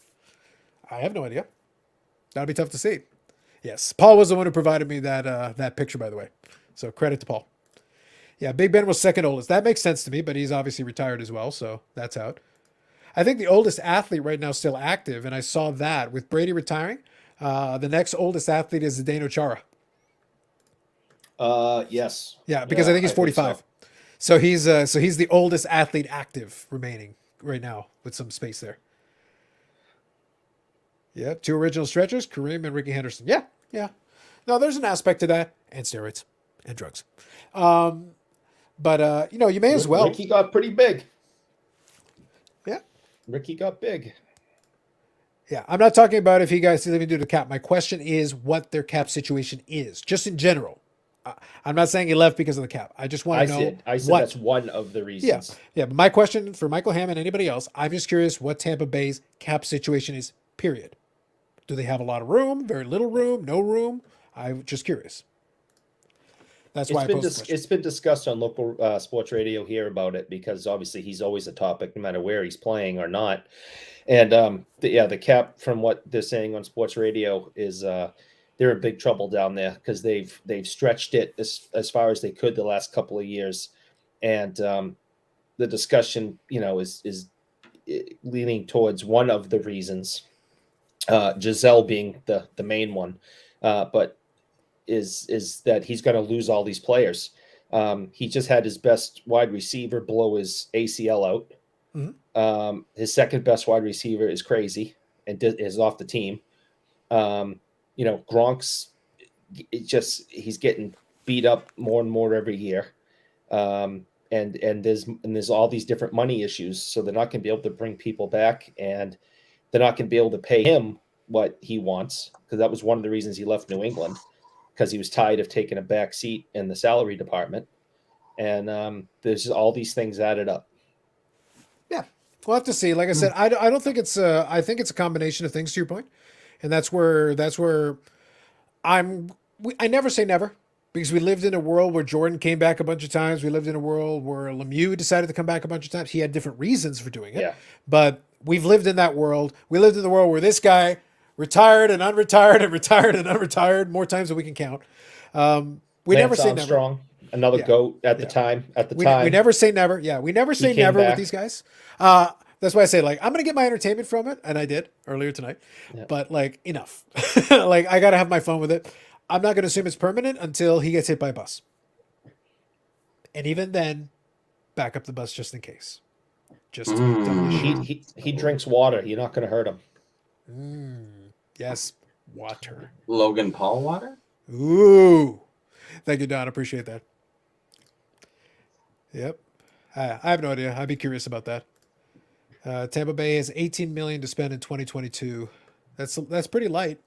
Doesn't mean you can't restructure deals and try to stretch it out, but that's not a lot. That's not a lot to go with. They were already stretched out more than you could imagine, from what I understand. Yeah. And I'm not a cap genius. Some people study that stuff and are math geniuses and understand how the salary works.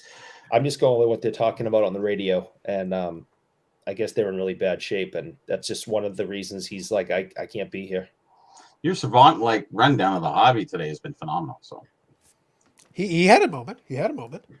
So let's take a look here. Let's see here. Savant Okay, so real quick, I'll read Global Sports Card Investors' question here in a second, but I'll read this one. So speaking to Tampa specifically, we have a little room, but it's based on what we do with a couple of people. Godwin, free agent. Gronk won't stay, and no Brady, so that's $30 million right there. Most course signed for years. I don't know. We have to see about that one. Seems like a lot. TB12 retired to become the greatest thing there is, a hockey dad. Look at that. Giselle made him so she doesn't have enough meat in her bones to withstand sitting in a hockey rink. Could be legit. Yannick says, are you saying you're not a genius? We're all saying he's not a genius. Go read a book. So with the NBA trade deadline coming up, so I want to open this up to the chat because I'm not a basketball guy, and I will not proclaim and pretend to be. I don't know. I'd be curious from what little I've gathered from just general sports listening to some of the chatter. I think James Harden probably wants out of that situation because it's not a good situation in Brooklyn. I'd like to see if they will ever move on from frigging, what's his name, in Philadelphia. All of a sudden the name escapes me. Thank you, Ben Simmons. Yeah, move on. Again, a divorce that is well past due. Please, just move on. Figure something out. Well, right now, I saw just a little while ago that there's a rumor that Harden might be going to the 76ers. They have interest. And therefore, what would they have to do to get that? You'd think Simmons would have to be in that package. So you look looking at Simmons to the Nets and Harden to Philadelphia. Okay. So that might be a thing. All right, seems reasonable. And I'll leave the other NBA speculation to you guys in the chat, because I know some of you follow basketball a lot more closely than I do. I'll watch some of the playoffs, and I'll watch the NBA finals usually. That's usually where I kind of tune in. But during the season, I really have no idea what's going on most of the time, unless something crazy happens. Obviously, if I'll usually hear about it, social media will speak up about it. Is Fanatics the next Tyrannos? Doubtful. I suspect they'll have no problem making some money. I think people misunderstand. I'm being sincere when I say this. I think people assume that Fanatics is actually going to do something crazy out of the block. I doubt it. I think at the beginning, so they bought Topps, they could just run the next couple of sets the way Topps is going to run them anyway. They don't really have to do anything dramatic or crazy. They've actually bought themselves time to be able to sit back and figure out what they want to try. And by the way, they don't have to try it across the board. They want to do some online only, buy stuff directly from the manufacturer stuff. You can do that with 1 or 2 sets a year. Give it a try, see how it works. If it doesn't work for you, drop it. You can afford to experiment and then run the other ones through the distribution model for now. And then slowly wean distribution off of the distributors, because it may not necessarily be a one day you get everything, another day you get nothing. It could be a weaning process. And the football and basketball licenses don't run out right away. So there is a little room there, a little time. It's I think looks like it's that time, Carlos. Yeah, for name? It looks like it's that time. Yep. So I'll get to his comment here.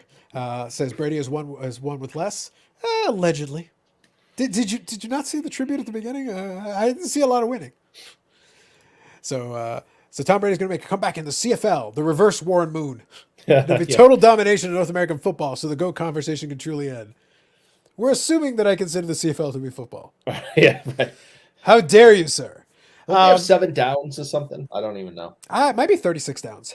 They were too polite to hand over the football and change possession. What's going to be funny is that I believe, and I'll confirm with him, I think, so those of you who are familiar, I think Rolling with FD is a YouTube channel content creator here, and I think he wants to do something for the Super Bowl postgame, from what I understand. So I'll verify with him. If that's the case, I think I'll pop on and kind of chat and hang out a little bit when they're going to chat some postgame, so that'll be fun. But if we do that, I think what's going to be fun I think what's going to happen with that, though, is if we do that, I'm going to be wearing an Ottawa Red Blacks jersey, which is a CFL jersey. I have one of those. When the team was originally founded, my buddy was from Ottawa, and he was buying all the swag and the merch, and I just thought it was very funny. I go, all right, it's like, all right, you're buying as much, buy me a jersey. And he goes, what do you want? It's like, so I have one with my name and everything on the back. And because it's so dumb. Literally, the team's name is Red Blacks. I was like, you couldn't come up with another name that started with an R?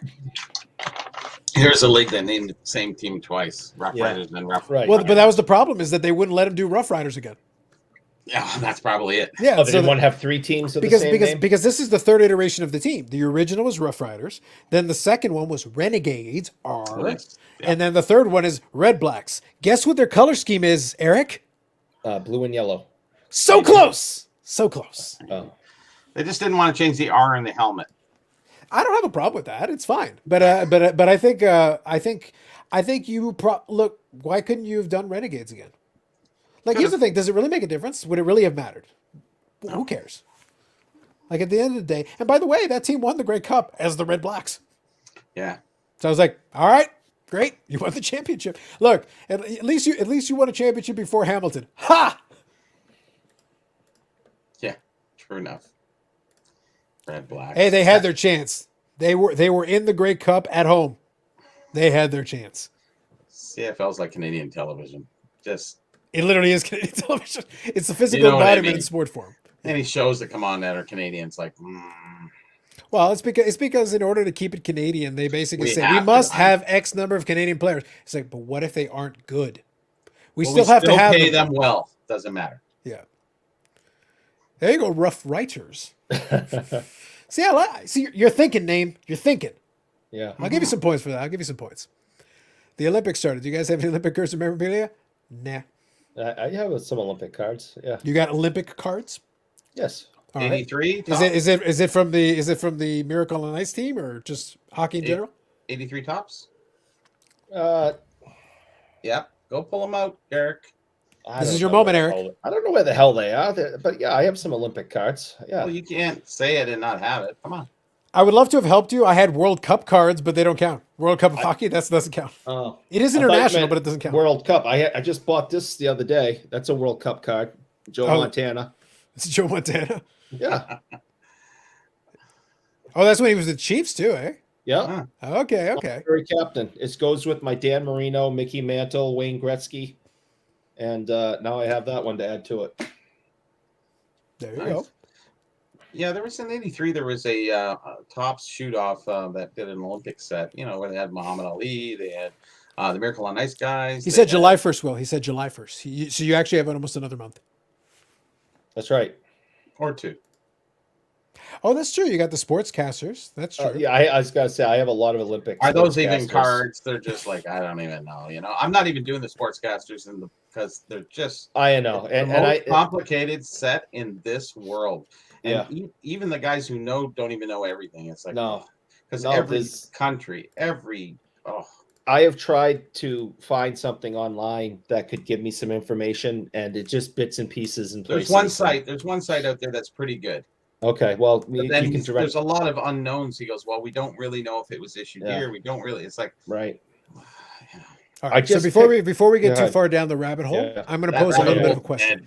We hit the end on. Don't worry. That's it. So I'm going to pose a question, and then we'll touch on a different aspect next week. So last week we did the AFC and the NFC championship. It is time for Super Bowl picks. If Bob does come by, I'll get it from him at that time when he shows up. So I'm going to ask for Super Bowl picks. I'm asking the chat too. You guys, Super Bowl picks, who you like. And then next week, I'm going to, since we obviously will have it'll be before the weekend of the Super Bowl. Next week, I'll bring one of my favorite things because I love the stupid prop bets. So I'll go find some of my favorite prop bets that they always come up with. And then I'll bring a little list of them. So we'll have a little fun with that because some of them are actually pretty creative. I do enjoy when they get a little bit creative with the prop bets. They're all stupid, just to be clear. They're all stupid. But that's what makes them fun. Because some of them are related to stuff that makes no sense. And it's like, why would you even think that that's a thing that it's a thing. It's a thing. So I usually like to collect those. I don't bet them very much. If I do, I would recommend never betting those. And the Gatorade one doesn't count. That one's lame. No, let's pick the fun ones that are related to random stuff. Oh yeah. So Bengals +4. Okay. Sounds good. So you're going with the line Bengals. So if it's a 4-point line, I could see that being reasonable. So far, I'm hoping. My big hope is that the game is good. I would love for +4 to be a good line because you could they could lose by a field goal. You still win. That could still be good. I always like to see, it doesn't matter who's playing. You want to see a good game. Yeah. You don't want to see a blowout because it's just like, why bother watching Well, especially since we also have two teams that have never been there really in this capacity. The Rams were there a couple of years back, but that was with Jared Goff, and that's a different team. This is Stafford giving it a shot, trying to win this. Nobody is really rooting for LA. People like the idea, like Cincinnati winning would be kind of fun because that team was not expected to be here at this point. That's why it's like, I feel like that would be kind of fun. So I'm hoping 36-25 is my prediction anyway. So 36-25. Which team do you got? You doing the Bengals all the way? He's rolling with the Bengals. The Rams alternate line. So Bob's question is, can we bet if the popcorn vendor will fall down the stairs? That's the kind of prop bet I like. Yes. Rams alternate line, negative. Mine 5. Ooh, he's going Rams big. He's going Rams big for Jay. All right, Bengals will sign Brady for the same. NFL will allow it because it's Brady. There you go. Yeah, there's a prop bet for you. Yeah, the NFL that suspended him. I don't think so. I think that's a cover. It's like, so do you want me to suspend you? Yeah, then they'll never believe anything after that. Okay, but I'm going to suspend you for 4 games. Right, but then we'll win the Super Bowl anyway. Yeah, the fix is in. Good. And this is the same NFL that had the referees penalize him for yelling at them last week, right? We have to cover it. Yeah. Okay. He can't always be allowed to win. Okay. We have to make sure. Look, the Giants were better teams both those times. Better teams. Yeah, I don't know about that, but... Yeah. Has there been a safety in like the last 2 Super Bowls? The last 3, I don't think so. You know, it used to be the automatic bet because it used to have terrible odds. Will there be a tie? Will it go to overtime? That always used to be like, because no was always like this ridiculously, bet $1 million to win $500 because the odds were so low. They had never had an overtime in the Super Bowl. So, except that one time. Yeah. There was this one time. Yeah. But that's what, for years. It had never happened. They had never had a tie going into the end of regulation, no overtimes in the Super Bowl. So then so when the Falcons blew that lead and they went to overtime, somebody's like, yes, finally I won. It's like, how much did you bet? $100,000. What did I win? $800. Finally, after years of making this wager. I think the odds would be huge. They were really one-sided. If you said yes, if you said no all those times, you got nothing, basically. You make like pennies. The other way around. If you said yes, you would have made huge money. It would have been like a monster one because it had never occurred. Sure. So Jeff says 27-23 Rams. Okay, sounds good. If Aaron Donald gets his way, it's game over. Yeah, that's kind of the big thing, is that the Bengals already had a game where Joe Burrow was sacked 9 times. They did manage to win it, but I don't think he wants to get sacked by Aaron Donald and Von Miller and those guys 9 times. That's not going to feel good. Not impossible, but that's going to make it hard. Seahawks Broncos, Super Bowl safety, first play of the game. Yes. Now that was some time ago though. That wasn't Super Bowl 50. I think it was before that, because I think 50 the Broncos won, and I think this is the one where Seahawks Broncos. That's the one where the Broncos lost and Peyton Manning had the record-breaking season. I think.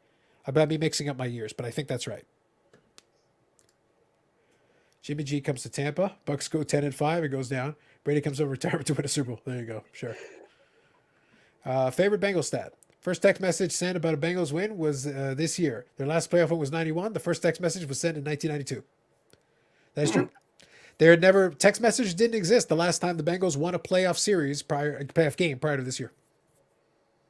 History in the making. It is. Listen, I'd be cool with them running the table. That'd be fun. Like, as far as the regular wagers, I put a couple bucks in the Bengals. Why not? Bengals was so good back then. I used to love watching the Bengals. The Boomer Science of Bengals? Yeah. There was just, Sam Weiss, the coach. You had Ickey Woods, the running back. You had some good defense. I mean, the Bengals, you didn't want to mess with them. Mm-hmm. They were so good. Back in the day, I remember, yeah. I agree. So Burns, Stafford, past TDs over 4.5. Close call, but decent. All right. Jay's got the regular props going pretty good. Not bad. I like it. Because the Patriots were so bad back then, I had to, kind of find other teams to root for. I jumped on the 49ers because they, the most dominant, and I was young, so you might as well go with Montana and Rice and those, Roger Craig and all those guys. But definitely were a fan of other teams other than the Patriots back then because they were so bad. Everyone forgets that hates the Patriots now and all they do is win and it's not fair. Oh, it's fair after what we've been through. The biggest Super Bowl. Absolutely not. We needed like another 146-year drought for the Red Sox. Super Bowl blowout of all time. I'm sorry, not good enough, Eric. Refrigerator Perry scored on us, which is glorious. Everyone appreciated that. It was good. Okay. It was good. A defensive lineman. Probably the only time he ever scored. Touchdown, yeah. Although they did have some running plays for him, I think, during that season, but that's the only time I think he scored the touchdown.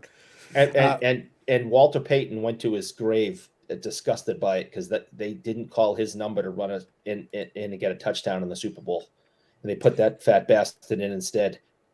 Yep. No, I know he definitely didn't like. I know he definitely hated that. Although I guess it would be like a mixed feeling because on the one hand, yes, you hate that they called that and then left you out of it, but then at the same time, you did get to win the Super Bowl. You won. So like you get the ring, so you get to be a Super Bowl champion. All right, so you're at that time, you're the greatest running back. I'm not disagreeing with you. I'm just pointing out. I'm pointing out something. First Super Bowl towards and you don't get your number called on the 1 yard line. It's a smart play. He probably had 6 guys carrying on his back, and he just still. Well, because he literally looked like a refrigerator. He was literally a moving refrigerator. He called him that for a reason. Yeah, he was a huge dude. So Bob here is talking about. So that was the Seattle Seahawks and Patriots. That was the Seattle Seahawks and Patriots. That was where Marshawn Lynch potentially could have run the ball at least once, maybe if they had tried to. You never know what would have happened, but I would have liked to have seen them try it for at least one down. They would have had another opportunity with the ball instead of throwing it. So that's the one you're referring to. AEW time. I think we'll get to that in a second here. Cracked Card Co. I appreciate it. Aaron Donald, Super Bowl MVP plus 2,500. That's pretty good. Let's see a video of Eric reacting to Danhausen. Now that's an idea. I like that. I don't know what that is. Don't worry. I'll explain in due time.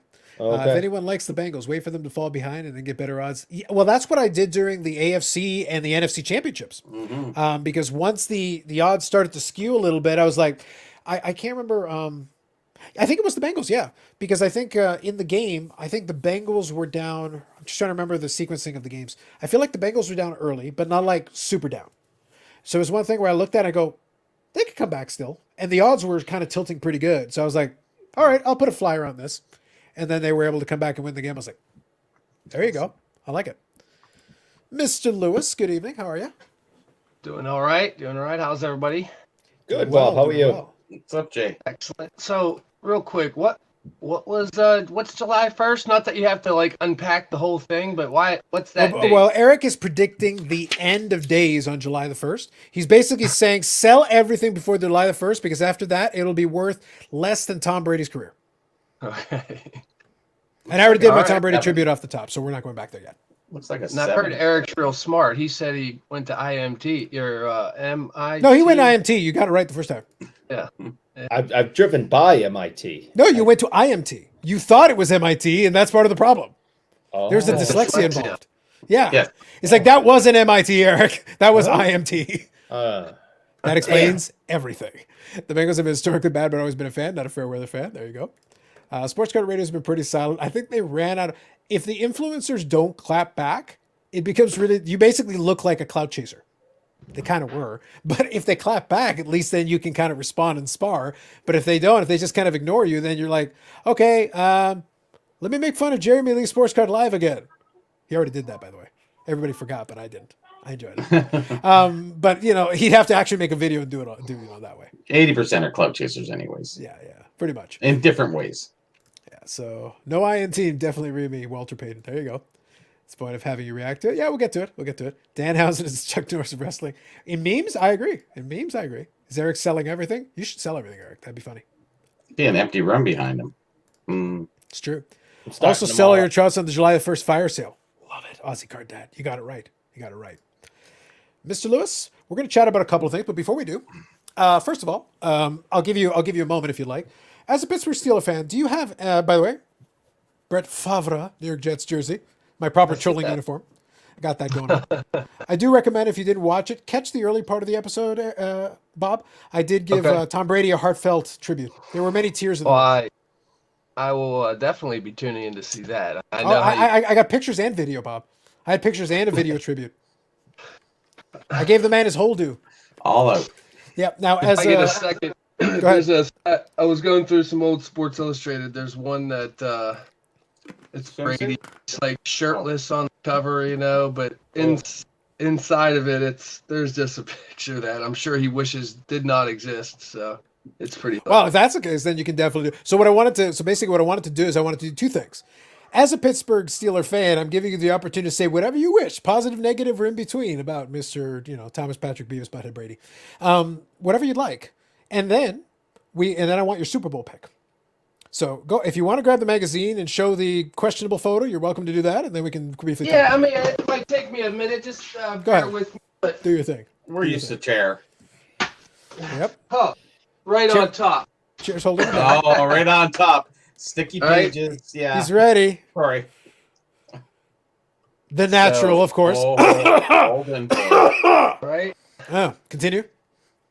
This was. If the pages Too are stuck bad. together, it's okay. Only in New England. man. are they Only stuck to- yeah, only in New England are they stuck together. This is freezing, like- freezing rain. So yeah. Oh boy. Wow. So out of curiosity, Eric, as an unbiased third party, is that worse than the pictures that I showed? I have questions about that photo. I have questions. I mean, so this is April 15th, 2002. So he's not really Tom Brady yet, but He's got one yeah, Super Bowl. Yeah, and he's holding the ball right there. So shirtless Brady on the front, and then like high school yearbook, like glamour shot in the. It reminds me That's of the so bad. the '80s Gretzky photos. Did you ever see well, one of those? he had some questionable things in the 80s as well. Oh, whew. Especially with the perm. many. Yes. I look With at him, I go, I can't collect that. Yeah. So Bob with great back-to-back comments. Sell the trouts, keep the good fish. You know, Tim Salmon and Catfish Hunter. Damn right. Catfish. Huh? I already said, by the way, Bob, at the end of my tribute to Tom Brady, I said, well, because some people were asking what I would do now that I couldn't beat on Tom Brady anymore. I said, well, Fish Boy's mine now. Now all my attention can move to Fish Boy. It's all him all the time. It's like a new level of hate. It's great. It really is. It's great. Oh, I told you guys, it's the long game. I have all the my trouts. The $4 million trout super factor, I bought it. Mm-hmm. My plans will be revealed in future days. So go and ask Alexei for some of the natural. True. Bob Lewis's chair, that is his time to shine. Hemorrhoid ad photo. Yep. Absolutely. No, but I did have a little bit of fun. That's why I was saying earlier, I'll probably pull it out at least one more time before the end of the show. I found a bunch of photos of Brady getting sacked, but some of the pictures on it, like, then I zoomed in on his face and it made it even better. I was like, already I enjoyed this photo. And then it's like, ha! It's beautifully memeable, Bob. You would really appreciate it. Like, it was actually some really good. I was like, I just went to the Google and these were the first ones that came up. I was like, how many of y'all have been searching this? This is the first things that came up. Like 5,000 before. It's like, I didn't have to scroll that far, guys. I did not have to scroll very far. Of embarrassing Tom Brady photos. Just I guess so. Yeah, it could be. And I tell you, he in real life, man, he is a dorky dude. Oh yeah, he is a dorky dude. I've only His been around him once. Pictures hilarious. Yeah, it's not good. I've only been around him once at a charity event, and he is a dorky dude. Girls like him though. He's got a lot of money. Check out the face, Bob. So right here. So I feel like this should be on a card, and you should have this card, Bob. Oh, and I would absolutely. Like when I started looking through some of these pictures, I was like, guys, I actively avoid Tom Brady cards. If that was on a card, I would have the rainbow. I don't care what set it's from. I want them all. I want that. I want that to be on an 8x10, and I want Brady to autograph it, and I want to stand there and make him sign it. It's a beautiful thing. There's a Bledsoe card like that where it's literally like 3 people smashing him. He's getting like crushed to the ground. It's by Mo Lewis. That's who almost killed him. I wonder if Brady sends Mo Lewis a gift Christmas card. Birthday. Yeah. Yep. He should. All right, so here, let me just look. You asked Carlos about Brady. How is he seen through the eyes of a Steeler fan? No, what I'm asking, as a Steeler fan, what would you like to say upon the retirement of Mr. Brady? Positive, negative, or in between? What do you got? Well, Steeler fan or not, I'm happy that it's happened. Like, because the clock starts now on his a certain sale of a card, but geez, now I got to sell it before July 1st. So weren't you supposed to? Did you not already send that in, or you were still thinking about it, or what was the situation there? It's sent in, it's graded, it's just sitting there, but it hasn't been. I didn't hit any auction houses yet. Just kind of like I'm kind of going another route as far as, because I am in the process of thinning out the collection significantly. Have you considered selling it before July the 1st when it goes to $14.96 and Eric buys it from you? Well, so good thing is I don't have, there's no measurable way to figure out what I have in the card because it's been in the collection. It wasn't like I bought it at $5,000 or something. So that's a good thing. So whatever and whenever I can get whatever out of it, I'll be happy. But I'm, there's no real rush to get rid of it. I disagree. I know you would. And I didn't hear if you had any logic behind this, or is this just like a Carlos agreed with 85% of what I had to say. He built a whole case based on the market and the reasons why we had the big run up and everything. Long story short, let's put it this way. Here's what I'll put. And I'm rare to give praise, so this is as close as you're getting. Okay, so I want you to listen because you're not getting it again. Eric thought about a thing. He analyzed a thing, and then he explained the thing in words. Like for him, this is big. This is serious. This might have been a shining moment. I didn't grunt once. Not the Beckett words. Not the Beckett words. No, actual words. Yeah. But the point is that he gave reasons, and most of those reasons seemed reasonably sound. That's why I say I agreed with 85%. Not 100%. There's some things I quibble with, but 85% of it seemed reasonable. So he made a reasonable case. Well, I mean, I'm of the mindset that it's. So I just took a look at what I had. Really, and I sat down with my dad for a couple hours and just kind of like, what are we doing? Where are we going with this? We should probably take advantage of the markets while we can to some extent. Yeah. Waiting, but I don't need all this stuff. So we kind of like just talked about what do we want our collection to look like in the future, and cards that we want to, that are forever in your collection type of cards. I mean, I liked having a Bart Starr 57 rookie in a PSA 4, but I didn't need that card. Now for context, Bob, what could you? So I'll actually explain the July 1st thing in real short version, since a couple different people are asking here. So I'll reiterate it quickly, and I'll give you the synopsis as well. Yeah, but before I do, just for context, what Brady card are we talking about? Could you reiterate it for folks? The SP Authentic rookie in a PSA 9. Yeah. So it's pretty good card at this time. Yeah, I mean it's a 5-figure card, and that's by far the best card I have, obviously. And how long have you had it? I opened it in a pack in 2000. Yep, that's why I wanted to give context. I wanted to give you've had it literally since 2000.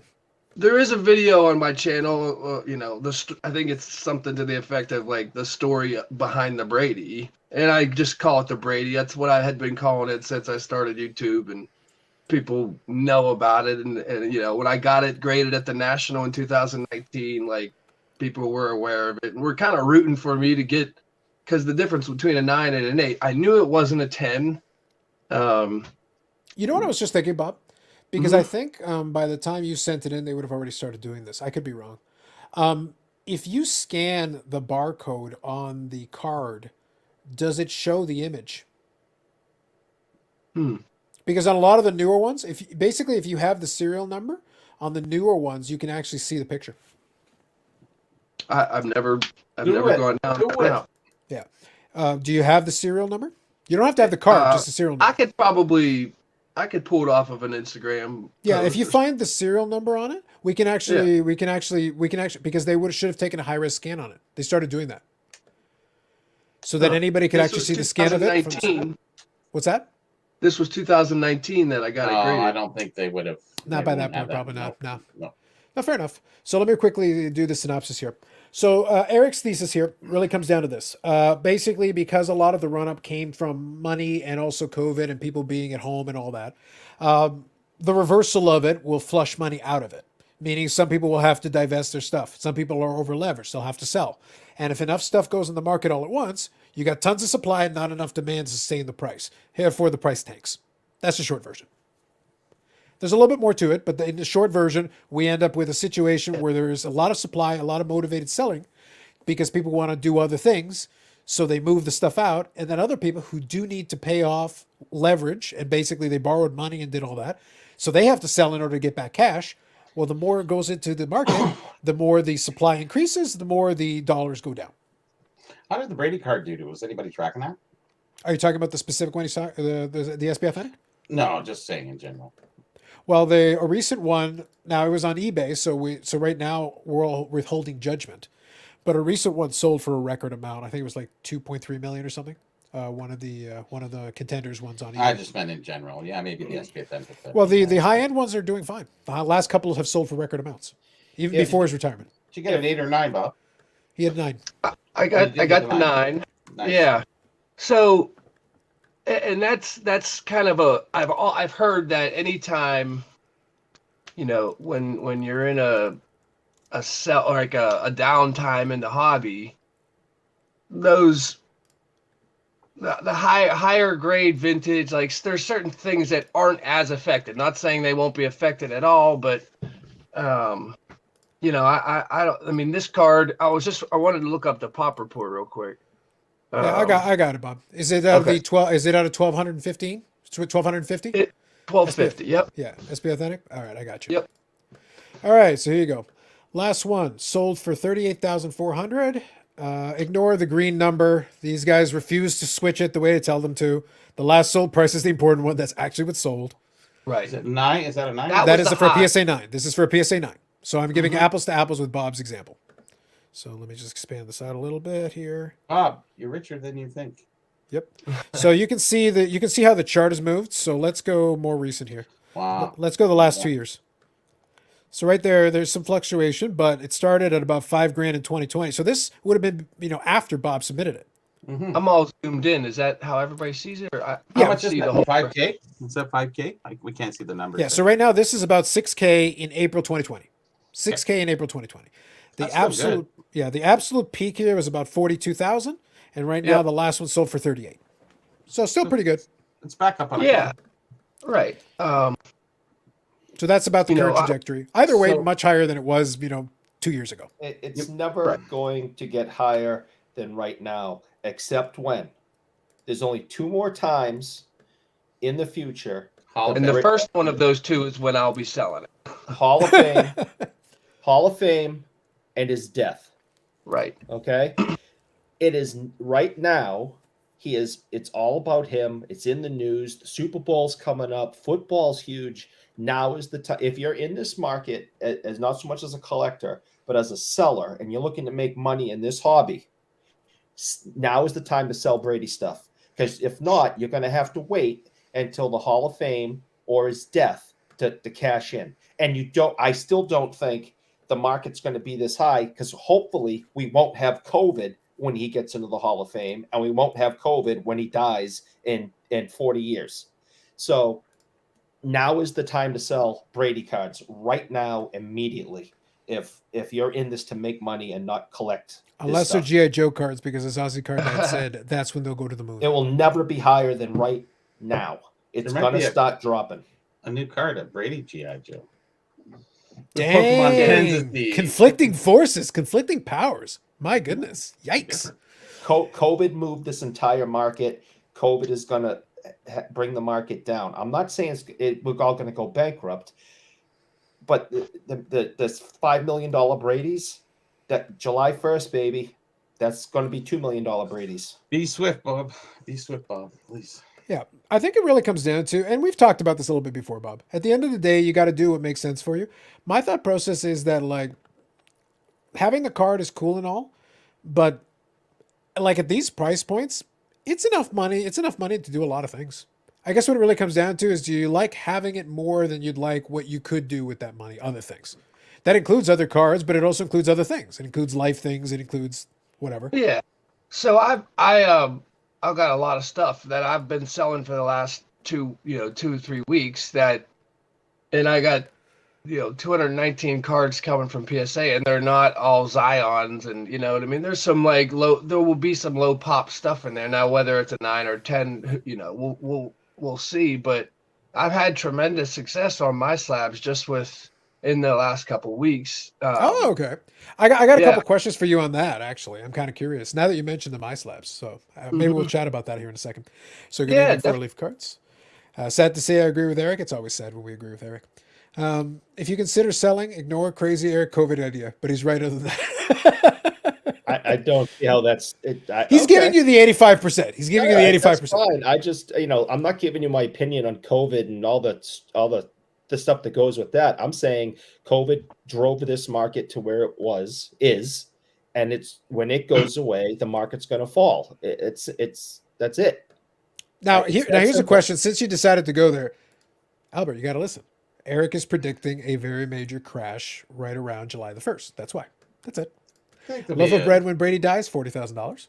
Gallon of gas, $39.99. Yeah, probably. Yeah. So now here's the a thing. loaf of bread, Bob. Did you include? You wait. Now, did you include a timeline on the crash? Does it stay down, or do you have a dead cat bounce where you come back up briefly, or do you just stay down for nuclear winter? No, I think it's going to go sooner or later. We're going to probably be. I don't think we're going to go back down to pre-COVID numbers. All right. Yeah. In AIH Sports, by the way, I've seen some of his videos. He generally agrees with your general process. He goes with that. I do not think we're going to go down to pre-COVID numbers, but we cannot stay at where we are. And starting July 1st, when everyone's going to get out of the house, COVID's hopefully going to be in a controlled situation, that or people just don't care anymore, because we're getting to that. A lot of people just don't care anymore.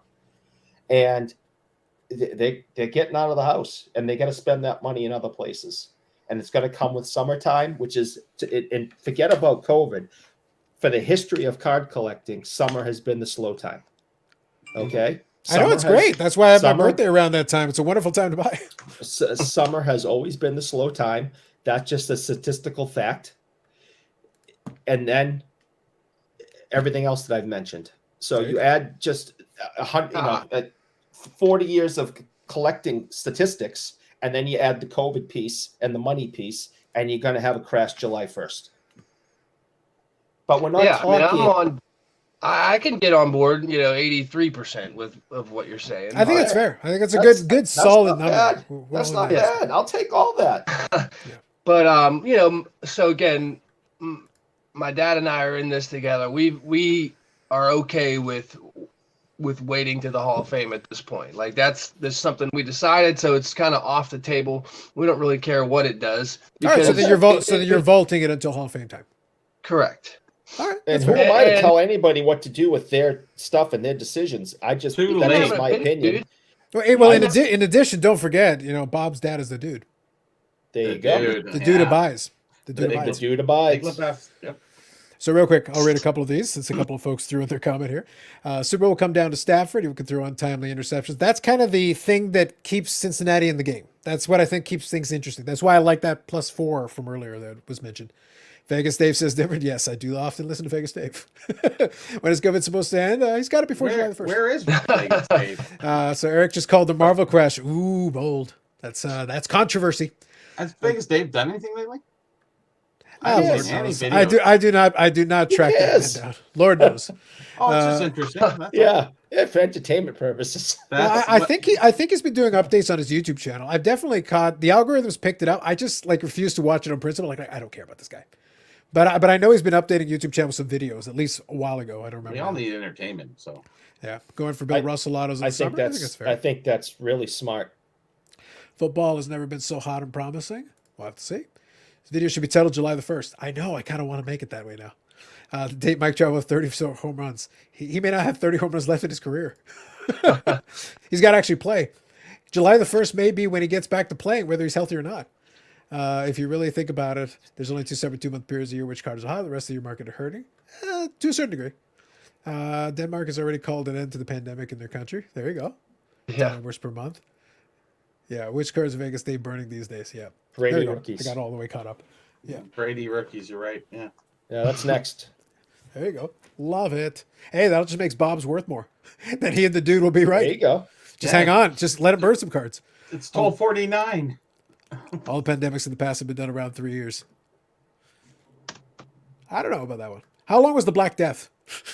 Boy, it wiped out everybody so fast. Who knows, right? Yeah, there you go. Plague. Yep, the Black Plague. Okay, so Bob, let me ask you this question. I wanted to make sure I got caught up on all the comments. All right, who do you got in the Super Bowl? What are you feeling? So just straight up, I don't really mess with the line. Go money line then, straight up. What do you got? Yeah. It's okay. So I'll just lay it out for you. I like Stafford. Can I tease it up a little bit? I think the Bengals are going to win. Bengals are going to win. But sort of in a the more like the Rams lose it. Okay, I mean, so you're thinking like Will with the Stafford does something. Yeah. and not necessarily Stafford. McVay in the big games he gets so tight, and like I don't know. I just feel like it's going to be a perfect storm for them. But I like the Rams. I like Stafford. I like Aaron Donald. I like Cooper Kupp. Like they got a very electric team, pretty stout defense. So they should win in my mind. I don't know, something about Burrow that I like. It's the iced out logo, isn't it? The iced out logo chain. But it's so tongue in cheek, like it's like I think he's like one of the most vanilla people ever, and then not quite vanilla as like Mike Trout, but few things are. He does that. It's kind of like the rose-colored glasses and stuff. It's that's my kind of humor. Shocking. But I don't know, I think Joe Mixon's going to be sort of a difference maker in this one. I don't know, man. They got Cincinnati's a scary team, especially being in our division as a Steeler fan. Really the around town, it's a lot of people strangely rooting for, pulling for the Bengals. Everybody I talk to, I don't know if it's I don't think legitimately, like I said it seriously earlier, I don't think anybody actually, it's not that anybody has any moral opposition to Rams, is that the Rams don't really feel like anything you're going to root for. They kind of moved out of St. Louis to go to LA. They're like a team in LA. They're not really the LA Rams. Nobody, they're called they're sharing the stadium because they couldn't really have it on their own. The owner kind of threw them out of St. Louis. Nobody likes the owner. Nobody has an issue with Matt Stafford. They would be like, okay, but it's not like nobody's really rooting for Matt Stafford.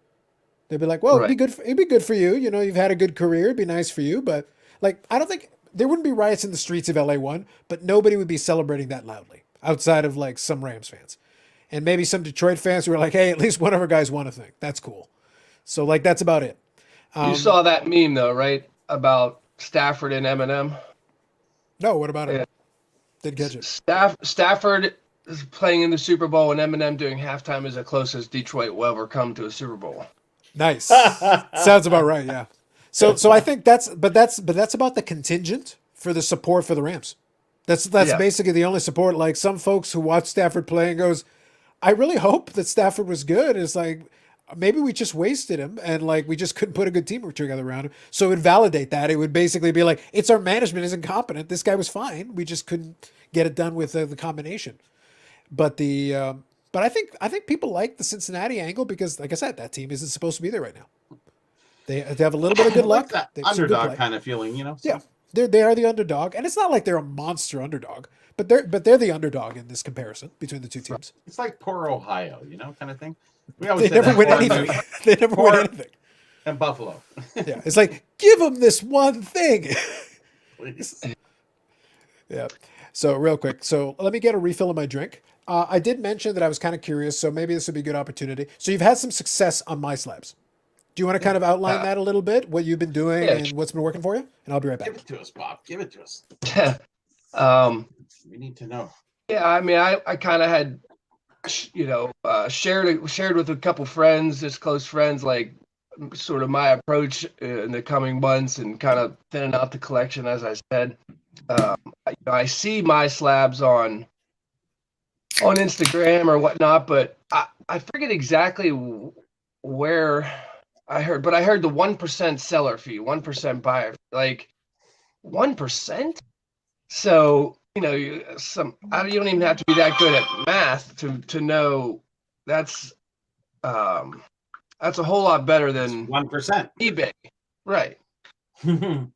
So I looked into it. I read all the terms and services. I liked what I saw. It seems like a no BS type of platform, like, up to and including like how you upload the photos, how they have to be cropped. There's no feedback because you can't really, mess around or they'll just boot you from the platform. So if you make an offer, you better be prepared to buy it. So there's no backing out. There's no returns. Now, granted, there are some extenuating circumstances. You hold your card. The My Slabs is basically just an intermediary between the. Yeah, I mean they kind of oversee the transaction or provide a place for two people to kind of come.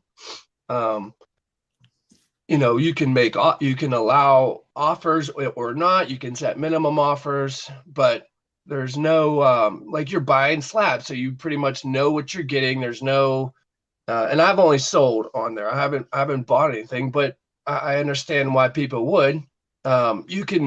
You can price at least me. I've been able to price very competitively based upon eBay sales, just go a little bit lower.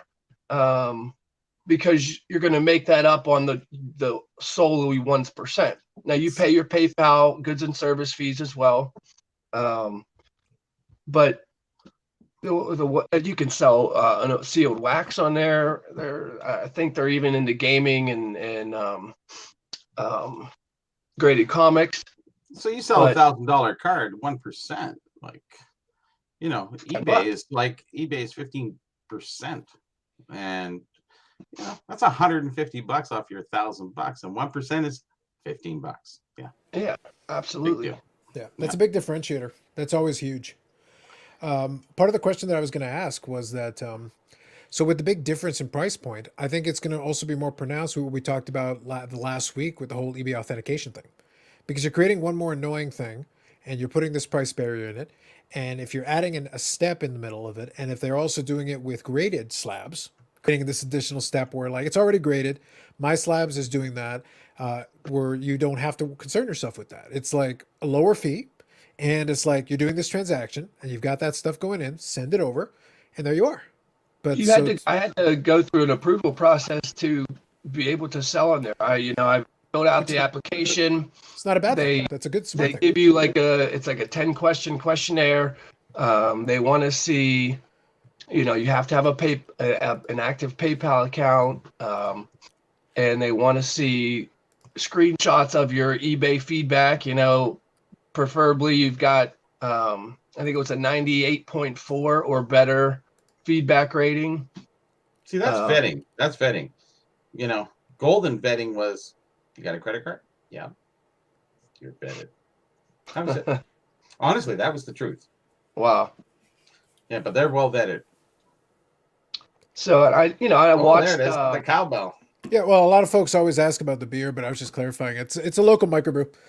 It's Cowbell Brewing, and it's called Absent Landlord. I've still got that was a. Oh, you had that last week, Absent right? Landlord. I got that's what it's called. That's hysterical. Well, he was gone. We had enough time to brew a bit, extra. Hey, well, I got a case. I got a case for Christmas. They gave me the case. That was one of my gifts. So. Is it any good? It's actually pretty decent. It's actually I enjoy it. That's part of the reason I've had it before. I usually order myself from the brewery that delivers, but that's like my brother works at the LCBO. So when it's a situation like that, he goes, "Oh, hey, I brought you this one." So then that was what I got. He just brought me a whole case of it. Did you say that was a Pilsner? So this one is a Country Kolsch beer. Country Kolsch. I think it's just a. I don't think it's a Pilsner. No. It is. Let me see. What do they put in here? It's probably a lager. I would call it more of a lager. Yeah, I think that's a more valid.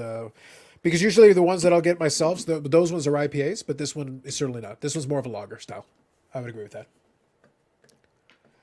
Yeah, there's some that are definitely better than others. I can't do a real hoppy beer. That's fair. That's why they've got different types, right? Different people enjoy the different flavors, so it just depends. I'm all about Guinness. That's it. Stops and ends there. Carlos, did you get my text? Let me check here. Probably. Let me look. You don't have to answer it out loud. Just, did you get my text? Okay, cool. Yeah. Nope. Yep, I got you. All right. Whatever you say, man. Eric is just adjusting Eric's just adjusting the calendar. I think he's trying to give me the heads up that it might be June 27th now. So we need a couple extra days to plan. Sorry, y'all. Those of you in the chat got to hear this, but then everybody else is out. Tell him it's July 1st still. Tell him it's still July 1st. Oh God. All right. I'm telling you, that's what it's going to be. I just like that you committed to a specific date. So, I'll give you credit for that. Bob has a box. So Carlos sees it. Oh yeah, Carlos going to like that. Yeah. No, well, we were talking about that earlier. Yeah. So I think now would be a good time because one of the gentlemen was mentioning earlier. So let me quickly catch these up, and then Bob can get to ripping. So that's the blaster box. We don't have them in Canada yet, so I'm hoping that soon they'll have them. I'm keeping an eye out for it. They're what, $19.99? $19.99, 8 packs, 8 cards per pack. They're advertising a Cody Rhodes autograph on the side. Yeah. I didn't really look. I mean, from your interview with Billy, they kind of use a lot of the same, exclusives and. Yeah, they do. They do change the configuration just a little bit. What I'll say is that they've got a couple of versions of some of the inserts that are gold versions that are retail only. Retail and fat packs, I think, only. So you can only get it in those. It's not available in the hobby box. They do mix. Obviously, it's retail, so they're going to change up the odds on some of the inserts and parallels. But you can still get a lot of the same parallels. So some good stuff in there. So to me, that makes a lot of sense because obviously the hobby boxes became too expensive. So I would like to get a couple of the retail ones, and I'd probably grab 3, open 2, and hang on to 1 since it's the inaugural year. I'll Thursday. So I've been this guy that does the Target. He's pretty much clockwork on Thursdays, and going back to like when retail was out of control. We, not that we're like buddies or anything, but like I'm at least respectful and like he took time at one point to thank me for just because everybody else is just not that I'm like so much better, but like people were being jerks, they were following him to like from here to Barnes and Nobles. He goes next, it got weird. Right. So real quick, Bob, just before you continue, Bob, hang on one second. Let me read one thing. I want to include John's last comment. Oh, and down with the YouTube Hall of Fame. I'm for it. Mm-hmm. I did read your comment, John. I'm just trying to get caught up on the comment, but I did want to include your shot at the YouTube Hall of Fame. It was very funny for me because somebody actually messaged me separately. Go, can you explain what your stance is on the YouTube Hall of Fame? Because I think I agree with you. It's like if you agree with me, you probably understand it's negative. I don't care. At the end of the day, we still have fun with it. We have Bob here and all that. So speaking of future YouTube Sports Card Hall of Famer, Name, how's it going? Good. How's buddy? I needed to find a clever segue to bring you in, and we came up with nothing. I left a segue to Eric, and he let us down. This is the best we could do. All right. What's up, Nate? Hey. Look, you two look at each other and like, look at this. This is what I have to deal with. So real quick, I'll read a couple of these, and then we'll chat with Name a little bit while Bob is opening up as well. But like I said, for me, I'm hoping that we do get a couple of those because at least it'll give me a chance to open something. That's kind of where I was going. Because I'm gonna hang on to these other 2, and then I'll see what I can do for my fellow wrestling collectors. There you go. They don't make it up that way. Yep.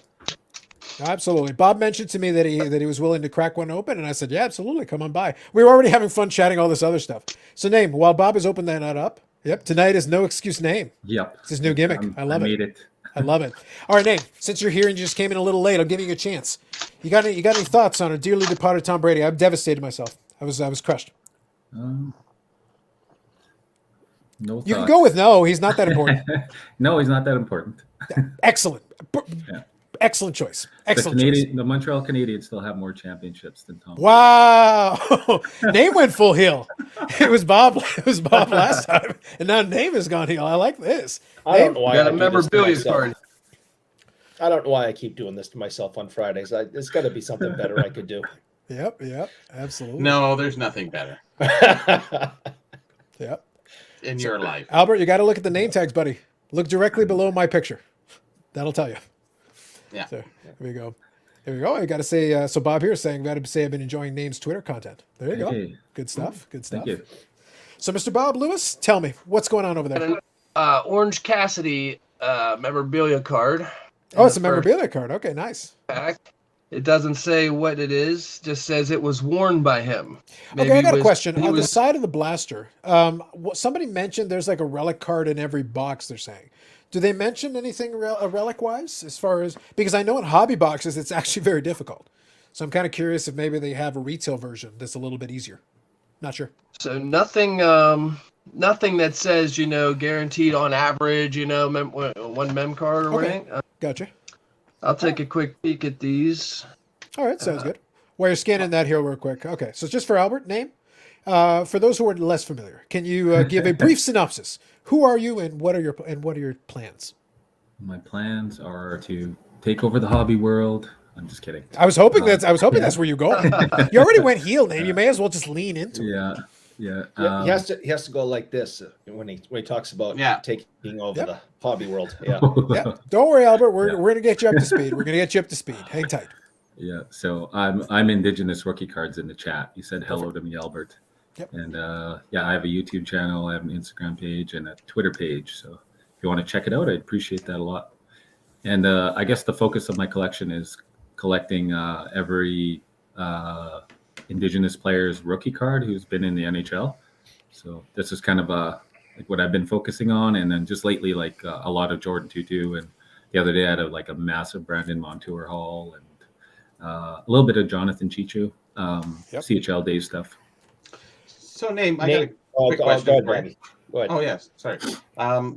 So are you going to get into minor league cards after you finish the NHL? Because actually, it's kind of a short run for you, right? Mm-hmm. Yeah. So I've been slowly picking up minor league cards here and there because, I am kind of like exhausting all the NHL players. And the good thing about that is I connect with a lot of minor pro league players over Instagram and stuff. And when I post their cards, they really appreciate it. So the only reason why I didn't do it right away is just because I feel like that could be, I don't know what the number is, but I think that could be quite extensive. And just, I guess if I'm going to do it, I'd have to put a bit of time into trying to find like a complete list of all the minor pro players too.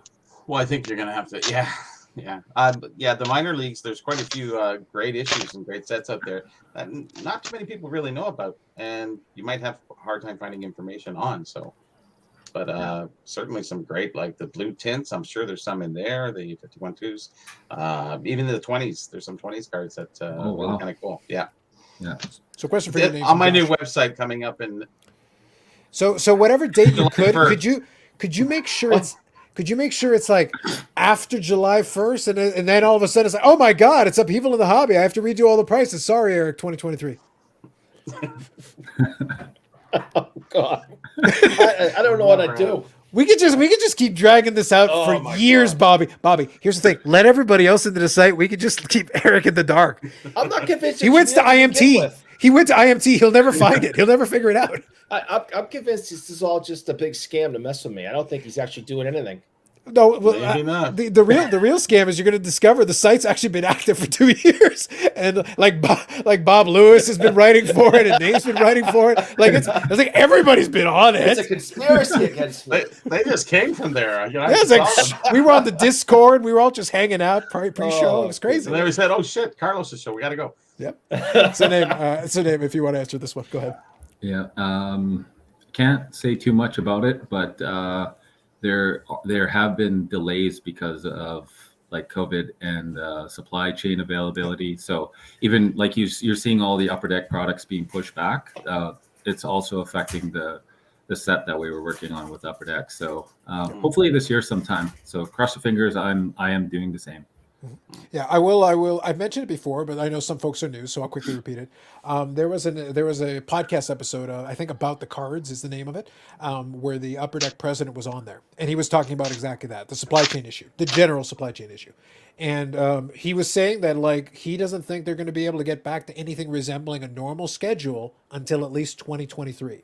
Oh. And that was said back in December. So they weren't even in 2022 officially. And he goes, next year, we're going to do everything we can to get as much of this out within a reasonable time. But some of our stuff is going to be a year behind for sure, guaranteed. And then, that's with us fumbling around with the schedule to try to make everything work and get as much of the stuff out as we can. 2023 is the earliest they think. And they were willing to say that publicly. So I want you to think about that. They're like, I'll lay it out for you. Like, we're thinking that's the earliest. That's the earliest we can get this figured out. Well, Name's product is one of the many that is stuck in that backlog with a lot of the other stuff that I'm sure they'd love to have a bunch of other products out too. It's all part of it. Eric, getting to your point, you know, I'm right here. Like, I'm better than the book. I know, and I can contact you anytime I want. But I know if I have questions, I can just call you, which is great. There you go. So how are we doing with the pack ripping, Bob? Yeah, some cool subsets. Here's your. Wait! I got to get my crop top on. Go for it. Go for it. You get the main features. Here's your big swole. Ooh. Now they got a couple of versions of that one. I think that's the normal one. The way you can tell is the foil. Silver and then one appears to be in gold. Yeah, so that's the retail exclusive version. So that's the retail exclusive. Very good. Yep. And there's a little insert set of these look like a subset, I guess, of the AEW magazine. Very good. That's Yannick. Yeah, that's what it looked like. Yeah. Sting. Yep. He propped him up out of his wheelchair. Blue banner appears to be the main card, and then you're getting per pack one that has a little gold banner. Yep.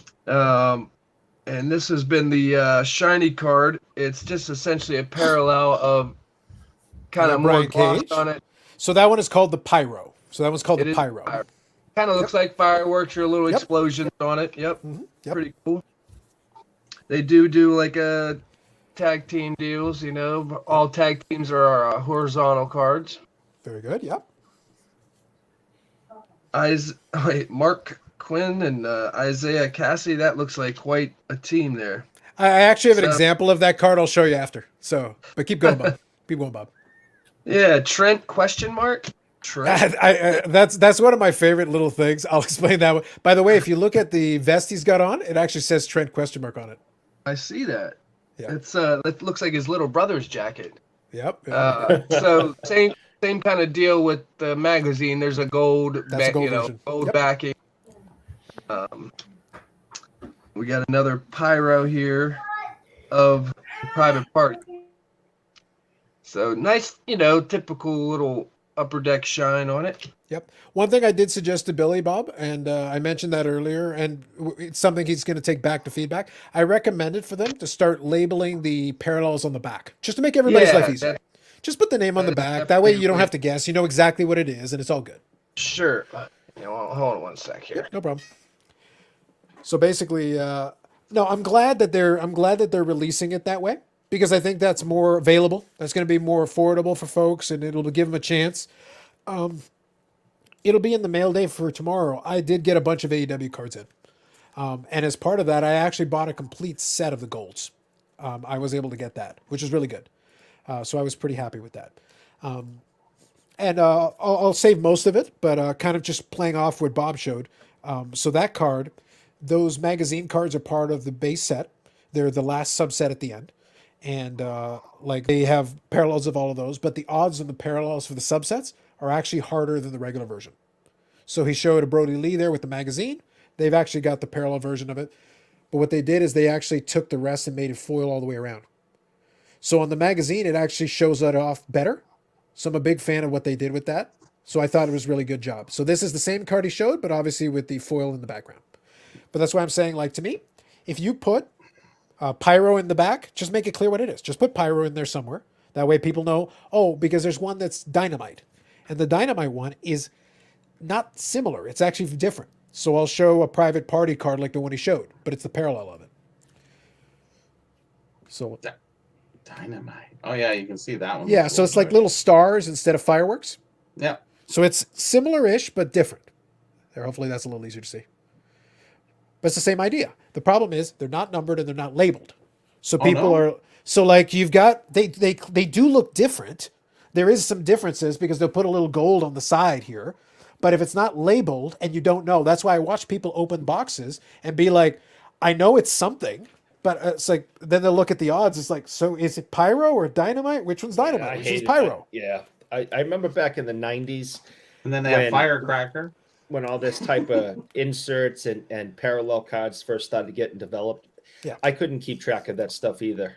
And even when I'm going through some of my Gretzky collection from the 90s, that's really all I have is from the 90s.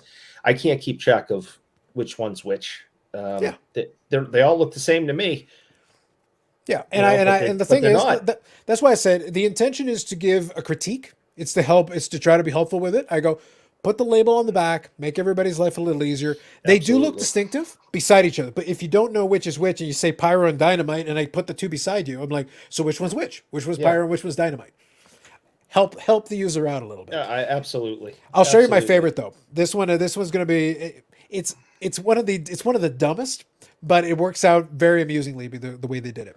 For the wrestlers, they've got a parallel that is called the finishers. And what they did is they took the blue design and they put the finisher at the bottom. So normally there's a little blue blank space there, but instead they put the finisher.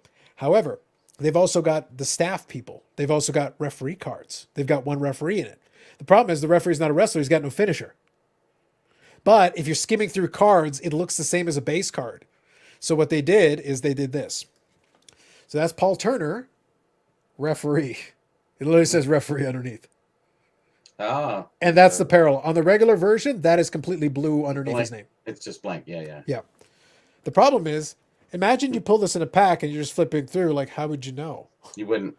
It's too subtle. It's way too subtle. Again, label it. Put it on the back somewhere. Like make it number it, or as a letter it. Yeah, give them something to help them out because that's too hard. I know because again, I did the research ahead of time. That's the reason I know. But it's like, if you didn't do that, you're not going to know. I don't expect you to know. That's not possible. You can pick up some good deals that way, though. And that's exactly what happened. And that's exactly what I did. A lot of the parallels and a lot of the better ones. This thing with that little line on the bottom is 1 in 160 packs. And it'll be sold like a common. It'll be sold. Somebody will buy this for like $1 or 50 cents. Right. And if you want to build a set of those, these are actually really tough to come by. These are the toughest versions of that for that specific one.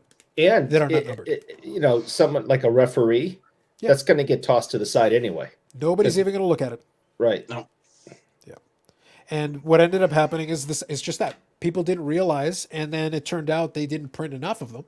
So what they did is they created scenarios where some of the parallels of some of the inserts, as soon as they're numbered, some of them started selling for a lot. I saw a Sting that was the green version of one of the parallel. It's $199. Oh, $200. That's not expensive. It's sold for like $130. This is almost a month after the release. So it's after the auction. It was in an auction. It wasn't a buy it now best offer. It was just an auction. So that means the people realize it's like, how many of them have come up on eBay? Actually, not a lot. Yeah. Oh. So if I want to do my set, I have to pay. In X number of years, for example, just an example, in X number of years, that referee card will be the most expensive card in the set. It'll be one of them. Yeah. It'll be one of those little hidden away ones because nobody's thinking about it now. It's probably sitting in some people's sets and they don't even know they have it. Yeah. So that's why I say like a little research goes a long way. You get a lot of mileage from a little bit of research. It goes a heck of a long way. Yep. The stuff I found on people's tables that they just don't know, it's amazing. It's really because it looks like nothing. A little bazooka card, like you go, whatever, Bobby Orr. Yeah, $3,000. All cut up, ugly looking little card. People find stuff like that. It's amazing. Yeah. Right. But as I say, like the WBE cards, they mentioned earlier that rock card going for over $3,000.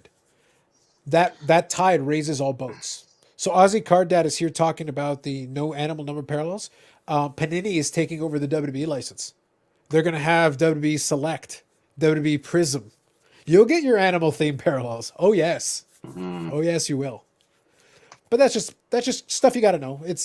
But again, you got to do your research on that too, because it's like some of it is going to be easier, some of it's going to be tougher, and this is the inaugural edition, so nobody knew what to expect. They had certain expectations based on what WWE was doing. I was like, don't treat them as the same. Upper Deck's doing their thing their own way.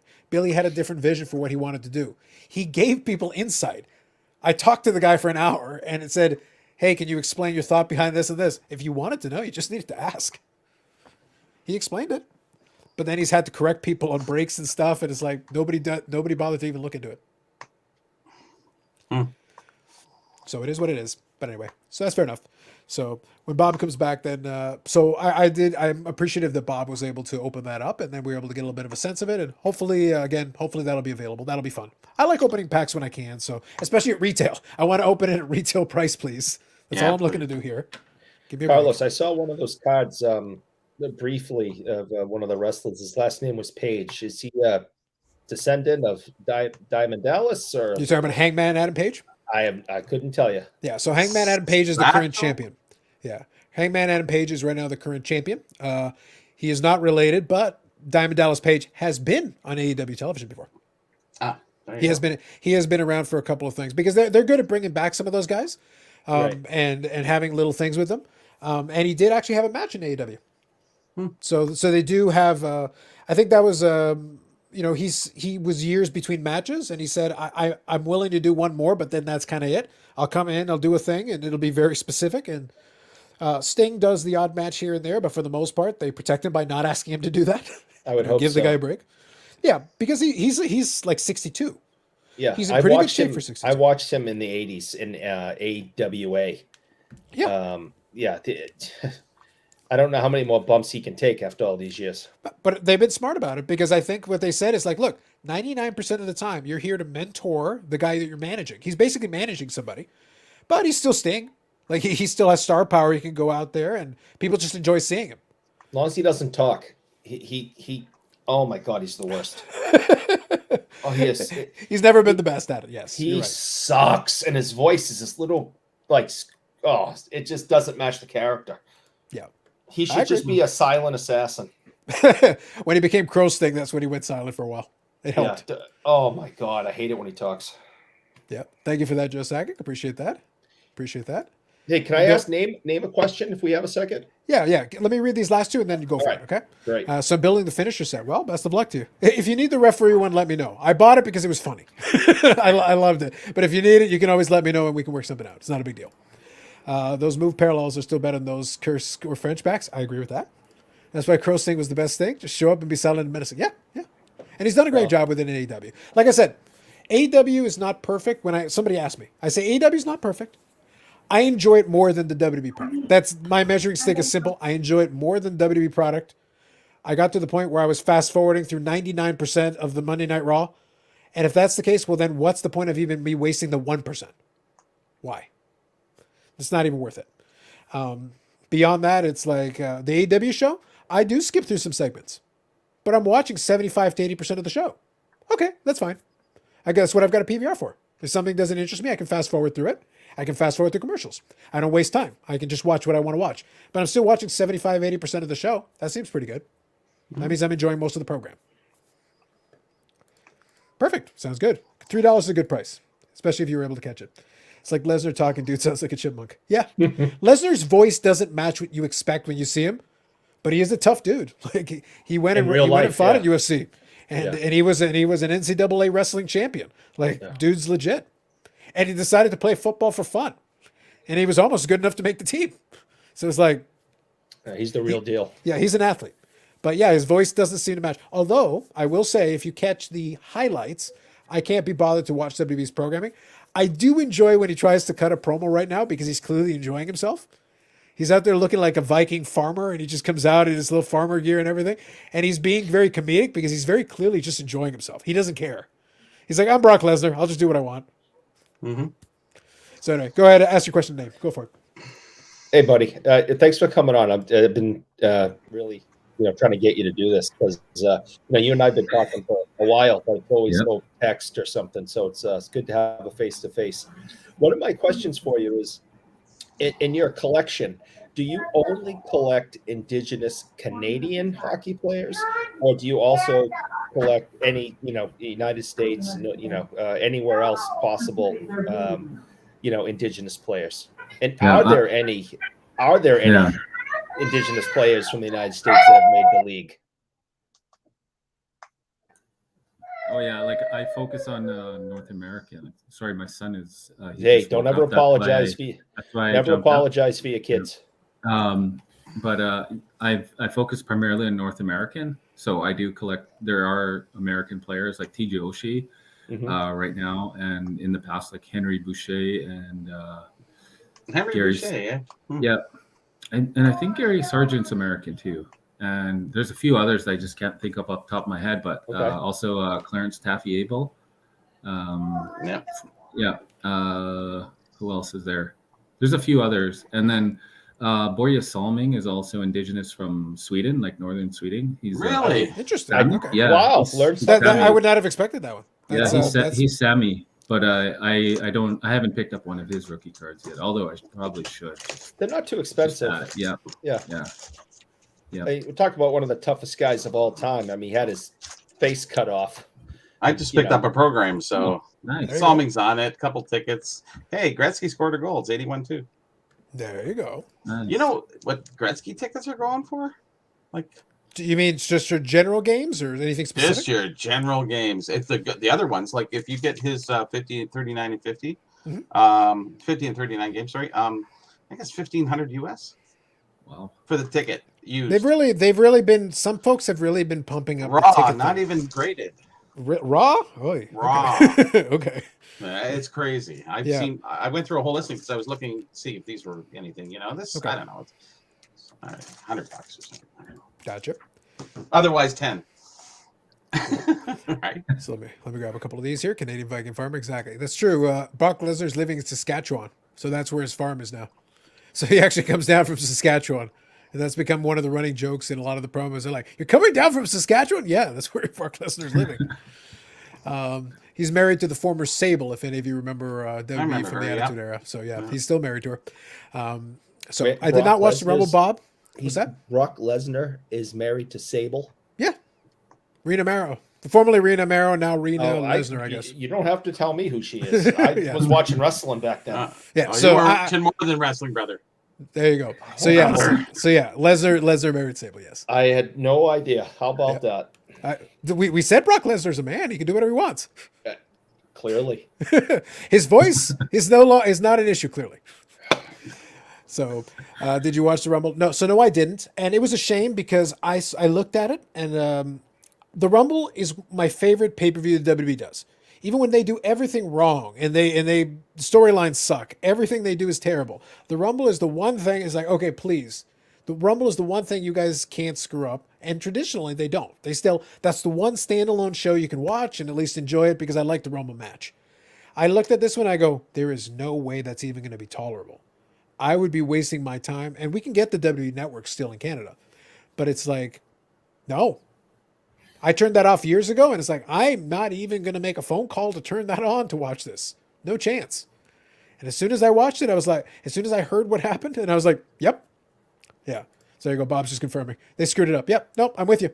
I just looked at it. It goes back to, I guess, research, right? You looked at what they were about to do on paper, and it's like, oh, that's going to be terrible. And I guess what it comes down to with a lot of the wrestling and entertainment in general is that I just value my time. If I know that I'm going to feel like I'm wasting my time, then I'm not going to watch it. I just can't. I refuse. I value my time too much. And that goes with a lot of professional sports too. I'll still watch games, but there was a time where I would watch every game. And I'm like, I don't really need to watch every game. I'll watch the ones that interest me. I'll watch the ones that involve my team or that interest me or whatever the case may be. If I really don't like it, it's like, you know what, forget it. I'm willing to walk away from the game much sooner and change the channel. First pay-per-view I watched in 2.5 years. Yikes. My condolences. Yeah. No, as soon as they start screwing up the Rumble, they're looking for they're in a bad place. So this was just earlier from Albert about Makita and Reggie Leach. Yep. Steven Stamkos indigenous as well. Is that correct? I don't know, but I'll claim him.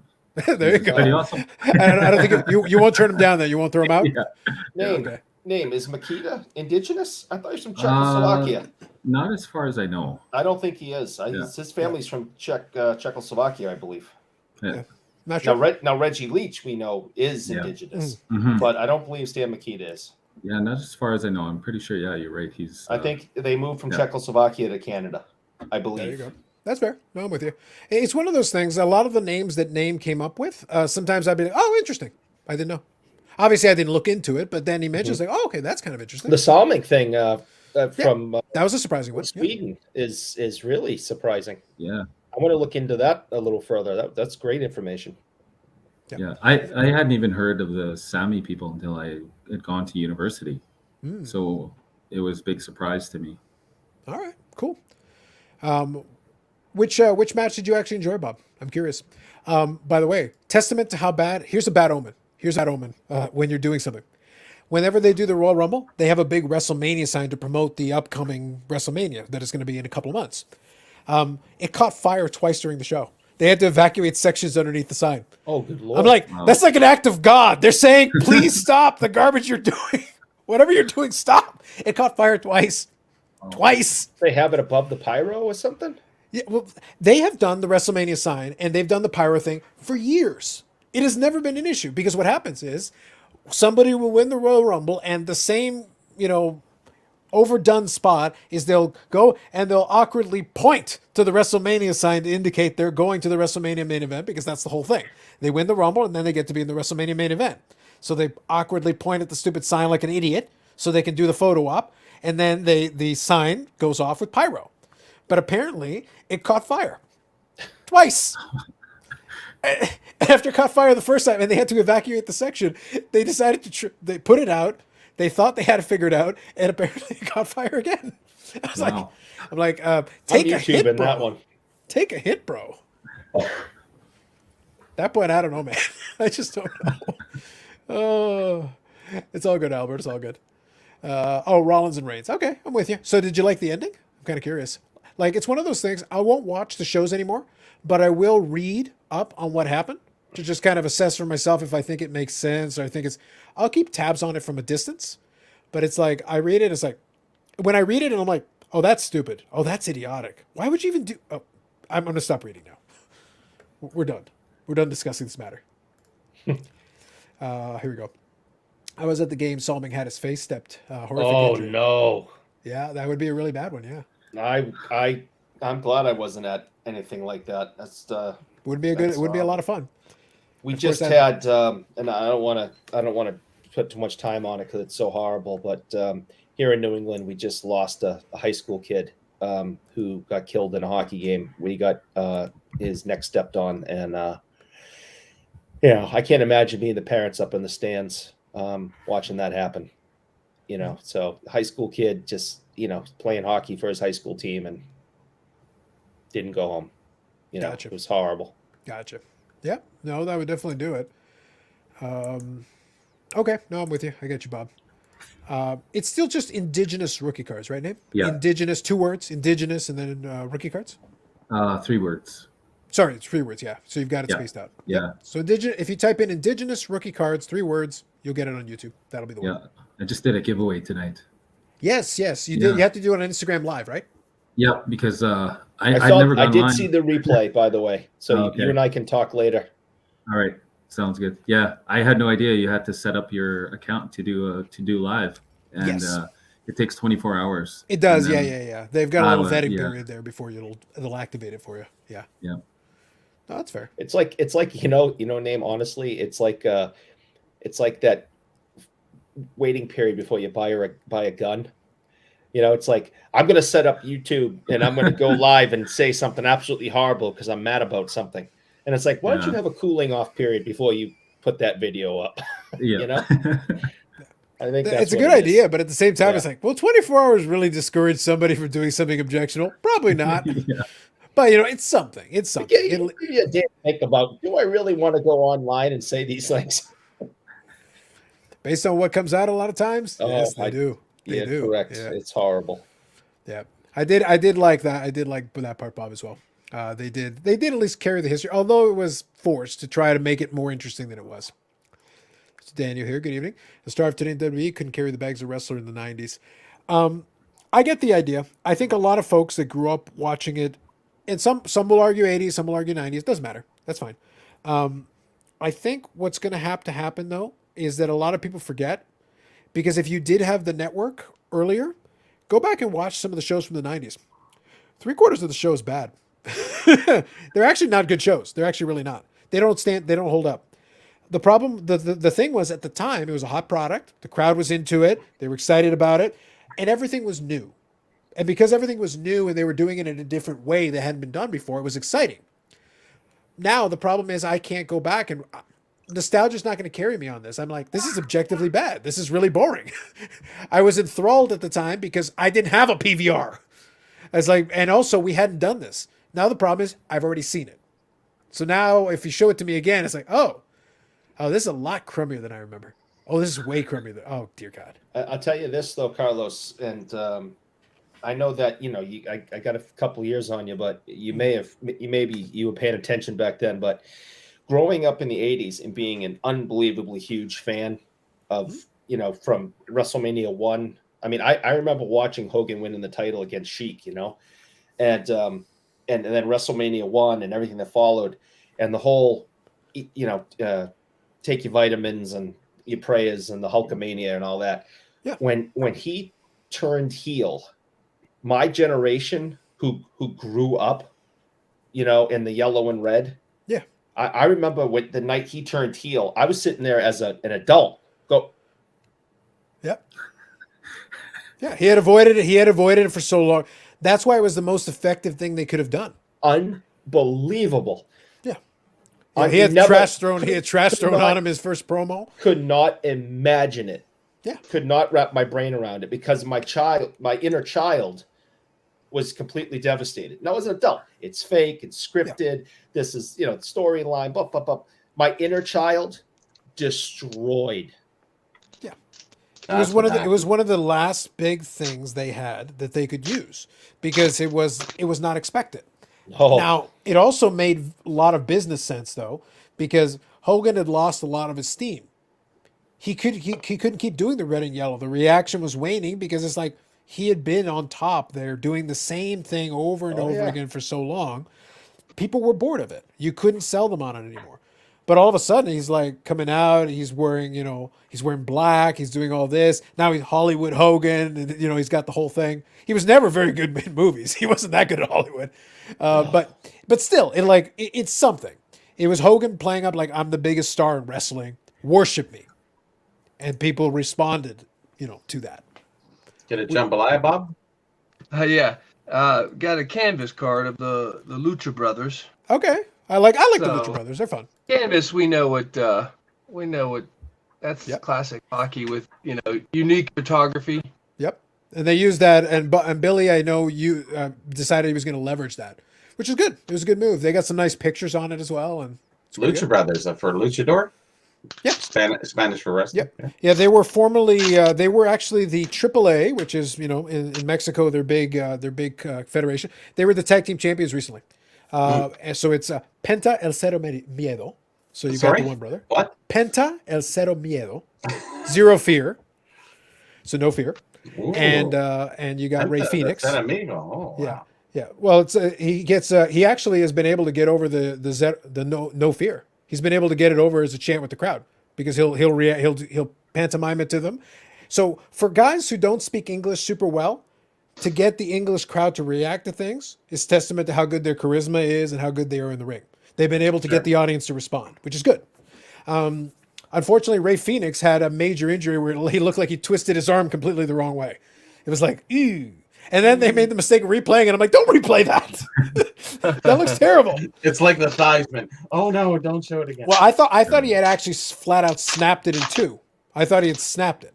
But it turns out I think it's a major sprain. He'll be out still for a little while, but he'll be fine. But in the meantime, his brother is working on some other stuff there, and they've still got stuff for him to do. So they'll be good. And when he comes back, he'll get a hero's welcome in the whole 9 yards. Bobby, everyone always says, I'm sorry, go ahead, Bob. No, I just MJF got boy, NJF of the Burberry scarf. Yes. I did get a Jake Roberts. Just a base card, but it's funny seeing him all Jake old. the Snake. So I was gonna show you this one, Bob. So kind of playing off what you had there earlier. Let me show you this one. I showed this to the guys, but so this is what they do when they get the foil on the bigger one. Nice. So that's like your Brody, but if you get the one if you get this one, they actually use the space for the foil. That's pretty cool. Put Yannick's picture in there. Exactly. Yeah. And then the same vein, Bob, when you've got the other parallel with the foil, that's these guys. So I actually have examples of the ones that you showed as well. So what you got, Bob, is So here's this is the other. What is the other one code, not pyro, but So you've got pyro and this one, Bob. Look at the screen. This one's there the you go. fireworks. okay. So I just got the fireworks of Matt Hardy. Okay, on very the good. magazine here. Yeah, so that is a little better because you get a little more foil, which I like. I think it's good. Yeah. Yep. Nice. Pretty serious shot there too. Carlos, how do you like my new card that came in today with the foil? You like that? Well, hold on. Could you show it a little closer? Show it Yeah. closer to the screen. Anyway, sorry. I pushed the wrong. Did I push the wrong button? I thought I made him full screen. Is that not what happened? Oh, that's a shame. Damn. You already had your chance, sir. You already had your time. All right, so real quick, let me read a couple of these comments here, and then I'll get back to what Bob's showing as well. So only way I can keep up with wrestling these days, listen to. Oh, please, yeah, Cornette's head exploding. That's right. Yeah. Or the Carlos show. Yeah, they brought back. They actually are bringing back Goldberg again. Oh no way! For the millionth time, yes. Why Well, not? they got to have the show in Saudi Arabia where they make like $50 million. So they're like, we want Goldberg. Goldberg's old. Yeah. He's Oldberg. It still looks Can't good. I mean, his physique was really the what? He's in great shape for a guy well into his 50s. Yes. But compared to like actual gold, the Saudi prince thinks he's getting Goldberg in 1998. He is not getting Goldberg in 1998. No. He's in good shape for his age. What's that? Does Goldberg have a football card? I thought yes. Well, I thought so. So he played for Georgia, and I think he played briefly in the NFL. I think he played for Atlanta. He did. So like I thought they made a card. Maybe they didn't. I would have thought they did. Does anyone know that? Anybody here? Anybody in the? I know Brock Lesnar has some cards, and I know The Rock has a card or two. But He's got one from Miami. That's the big one that has been selling for big good one. money. Yeah. Yeah, and and now get me down another road. Sports Illustrated for kids that's ripped out and everything and getting high grades, and it's like no, It's got O-Pee-Chee borders, Eric. What do you want? Yeah, you can't have a high grade on that. You What's it called? Perforations. Sorry. Yeah, we'll touch on that in a second. So WWE gave fans what they wanted in the 90s. Now they don't give fans. Yeah, they were forced to because in the 90s they had competition. They do have competition now, but we're restarting. We were 20 years without competition. I think some people got really impatient with AEW. They're like, oh, AEW's literally a 3-year-old company. They're actually doing very well for starting from scratch, from nothing.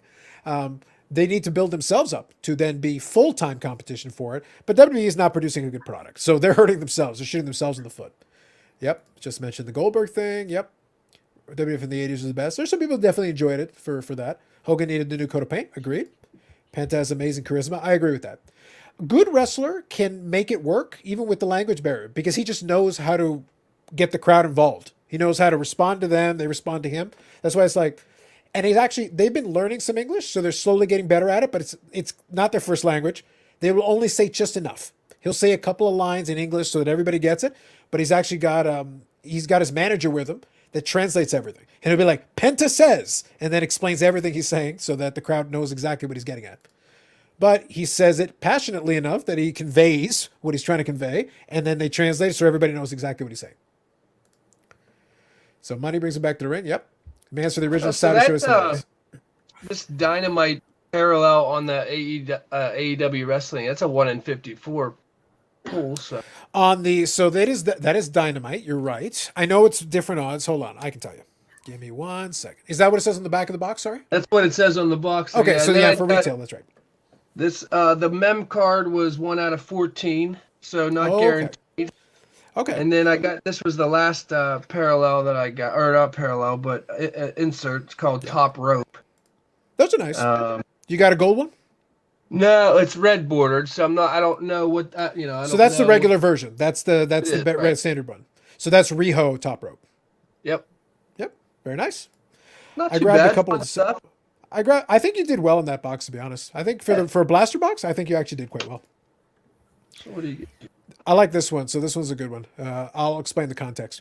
The demands for the original Saudi show is hilarious. Tell me you've seen it. Yes, I have. So when they were originally doing the Saudi Arabia shows, the Saudi prince and those folks, they said they wanted Yokozuna. Yokozuna. But here's the thing. When they asked, Yokozuna had been dead for years. That's how up on the product he was. It's like, so you want me to resurrect the dead? It's like I did get a second canvas card as well. Oh, did you? Best friend. Best Oh yes. I like that. That's the Trent dude, right? Yep. Trent question mark, Bob. So maybe you it should said be you Bob could Lewis touch question on mark. that. Yeah. Like, So this goes back to and I don't remember exactly when it started, but I know that for whatever reason, because he had been doing a lot of these guys worked in Japan, so they did a lot of different things. He was a tag team in Japan, and they did a lot of stuff. For whatever reason, at one point it became and that's the thing with wrestling. Sometimes a gimmick will come out of a running joke, and then somebody will be like, "Hey, you should do that." It's like, yeah, okay. So what would happen is he would come out. Best friends was him and his tag team partner, and they incorporated Orange Cassidy into it as well. So he was one of the guys that's on some of those cards. And yeah, they would be best friends. And the whole gimmick was that they'd wrestle, but then they would find a moment where they'd knock the other two guys out and literally hug it out in the middle of the ring, and then the crowd would react to it. It's like it's really a dumb gimmick. But at one point, for whatever reason, he would come to the ring, and the announcer would play into it. He'd be like, and weighing it, whatever, blah blah blah, from whatever city he's in. It's like, Trent, because you have to pronounce it with the question mark. Trent. It's like, it's a question. Apparently, it's a question. Who is this on the cover in the center there? So you got Kenny Omega in the center, Okay. Britt Baker on the one side, and Sting. So yeah, it looked like him, but that's the Kenny Omega That is gold. Kenny I Omega. don't know. Is he a feature guy or like why? You know, He was the champion before Hangman Page. They've only had a handful of heavyweight champions, and he was the most recent one prior to that. And he actually won the AEW championship, the AAA Mega Championship in Japan, and then also the Impact Championship. So he held 3 different world titles for 3 different organizations and main evented 3 different shows. And he looks like Eddie Guerrero. Yeah, I could see the similarities to that. Yeah, before Eddie got really jacked. Eddie got kind of really jacked at the end. So my other, Wonder how that happened. I think he took some vitamins, said some prayers. So you say this guy's the champ now? He is the current champion. Yes, he is the current champion. Yep. Okay. Yeah, he beat Kenny Omega to take that title. And he is from Winnipeg, Manitoba, Canada. Yeah, Goldberg's last match on his contract. That's right. Yep. Okay, so I think it says he's saying Goldberg has a college card. So probably for Georgia then. That makes sense. Okay, here we go. 1988, Georgia Bulldogs. There you go. Okay. Gotcha. WWE's making the most money they've ever made. Yep. Yeah. So they're making like $50 million per. So I can tell you really quickly in a nutshell. Fox is paying them $200 million a year. USA Network's paying them $250 million a year for that crappy television program. So $450 million between those two. And Saudi Arabia pays them $50 million a show, and they do 2 shows a year. So that's $500 million right there. Wow. And that doesn't count T-shirts, and Peacock is the NBC thing where they put their network now.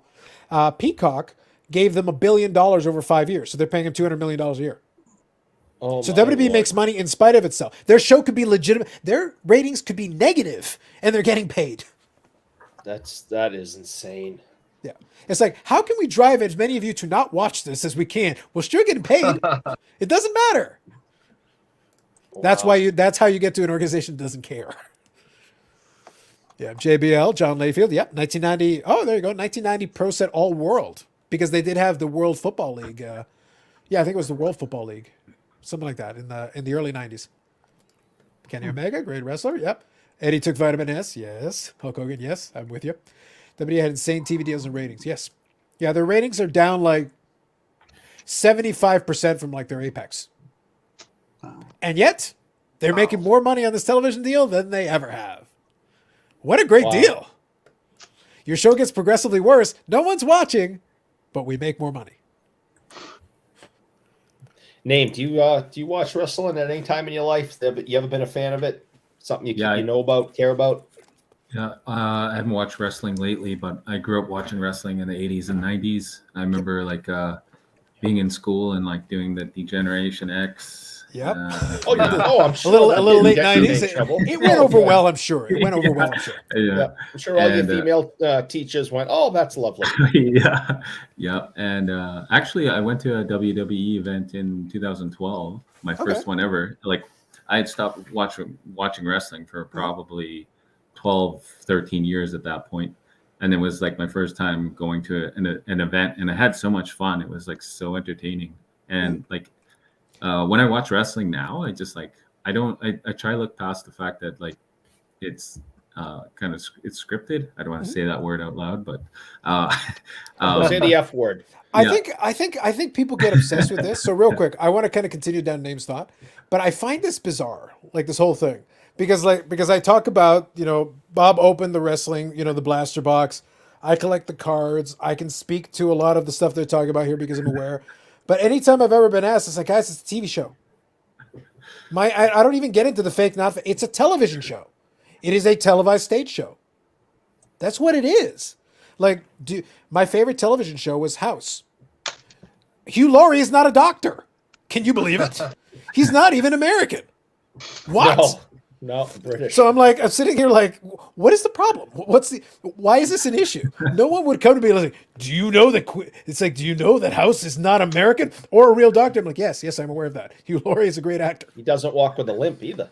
Yeah, like that. But this is what I'm trying to get at, though. Like I'm saying this to make a point. It's like, why is this difficult?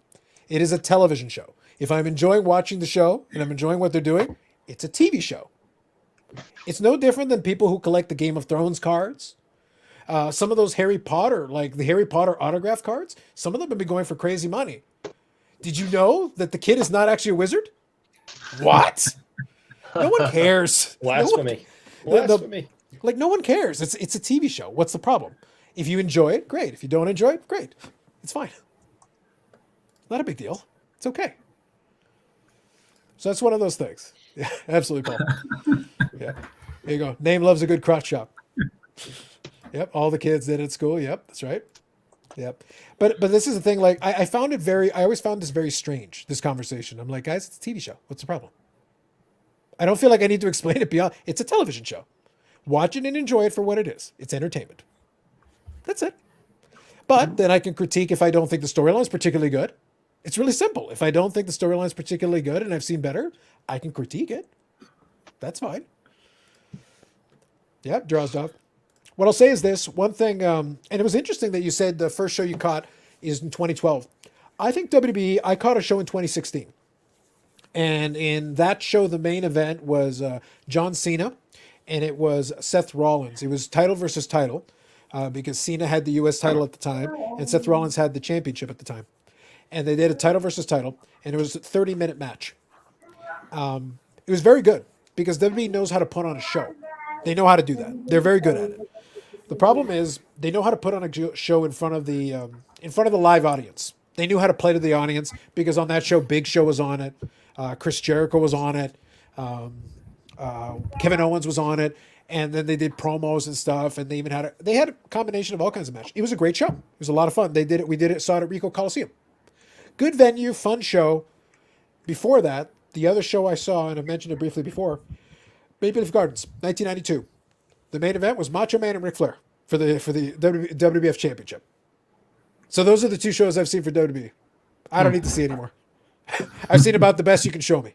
I saw Owen Hart when he was still with high energy wearing neon pants. It was a good show. And the Repo Man was there, and a lot of Brooklyn Brawler wrestled a match and lost. Okay, I agree. But the point is, it was good. It was a good show then, and it was a good show all those years later. They were both fun shows, but WWE as a product hasn't done so well since. They're not putting on a good show anymore. It's not fun. And if I'm not having fun, it's a waste of my time. That's it. I don't get upset about it. It's just not a fun show for me to watch. House used PEDs. Blasphemer! John Cena versus Randy Orton. Yep. House shows are decent. TV shows are awful. Yep, I can believe that. Yep. No, don't worry, Name. Do your thing. Thank you for popping in, by the way. Appreciate you popping in. Now you can come up with excuses for a while longer. Avoid Eric. We know you're really just avoiding Eric. So we understand. We get it. But we do appreciate you popping in. You're always welcome. Oh, thank you. I appreciate that. It's a good time. Good time tonight. No, it's good seeing you all. Absolutely. Thank you very much. Take care, Name. Yeah, you too. Ciao. See you, Name. Hey, Bob. So I'm just looking at these mem cards. I just wanted to look at this cast. So the majority of the ones on here have a gold banner. This is a silver bannered one. Any idea what? There are variants of it, but usually the variant is numbered. I do think probably, I'll be honest with you, Bob, if I was to hazard a guess, that's probably the relic retail version. Because if the odds are because I can tell you in the hobby boxes, they're not one per box. And that was one of the frustration points that I think some people had with it. So I would bet that little band that you're talking about is how they distinguish between the retail. So they try to give you a hit, nearly one per blaster, to differentiate from hobby. So if you put them side by side, I bet you the hobby one will look different with a slightly different color band. I would be willing to bet that's accurate, because maybe most of the stuff out is probably hobby that's listed, you know? Mm-hmm. Yep. That seems to me like probably the way they distinguish between the two, which, by the way, is smart. Retail exclusive, hobby exclusive. Makes sense to me. Last show was had Brock Lesnar, streamed it on the WWE Network. It's called Roadblock. Oh, yes, I remember that. That was like a special that they did on the network as well. Yeah, I'm looking forward to that. I'll say Crack Card Co. If they bring AEW to Canada, my buddy has gotten back into wrestling a little bit. He started watching AEW. He's been enjoying it. Yeah, if they do an AEW event in Canada, we're definitely checking it out. It'll be fun. The show's become very formulaic and bland. Yep. My buddy was a big WWE fan, then he went to a live show and it ruined it for him. That's a shame. They're usually pretty good with the live shows. That's usually a thing. They were still good at least making. They usually tried to keep the audience for the live show happy, because it's not TV. They're like, oh, we'll give you all your favorites. You'll have matches. They'll get a little bit of time to have a match, and it's supposed Carlos, to be fun. can I put you to the test? Go ahead. So, you want to take a stab at who the number one card in the set is, unless you've seen the checklist and know already. I have a complete set of the golds. It's Cody Rhodes on the front. Okay. Yeah. But I actually got in a complete gold set today. Nice. So my pickups is going to be, that's why I was able to show you. This is all AEW inserts and parallels that I picked up today. They came in. And it includes those ones you were talking about, like the main features. Mm-hmm. So we got a bunch. The red ones are all out of 50. These ones are actually going to be the tough ones. There's an out of 25 and a 1 of 1, but these ones are going to dry up. These are the ones that I was watching, and I knew that they were going to start going away, so I started grabbing them. But that's where you got to know what you're looking for. And since you mentioned Jake Roberts, there you go. There's the out of 100. So that's they calling that the exclusive, or UD exclusive? Yep. But they also have a high gloss out of 10, and I believe they have a 1 of 1. But they definitely have a high gloss out of 10. See a black parallel or something too. Is that the 1 of 1s? The 1 of 1s should be the black, yeah. Yep. So all the retail. Now I want to open another one. They're pretty fun. They're fun cards, and especially at $20. At $20, you're good. The problem with the hobby is that the price went up too fast. That was the problem. Hobby would have been fun to open at the original retail price, not the inflated one. Do it, Bob. Do it. Do it, Bob. All the retail relics aren't numbered. Peer pressure. Yep. I went to whatever one they had in San Jose 3 to 5 years ago. Best match was cruiserweights, Buddy Murphy and Cedric Alexander. And Buddy Murphy's no longer at WWE. Although he's doing some good things, I got a chance to see some of his matches post WWE. He's in great shape. He's doing fun things now. We befriended Charlotte Flair. Okay, interesting.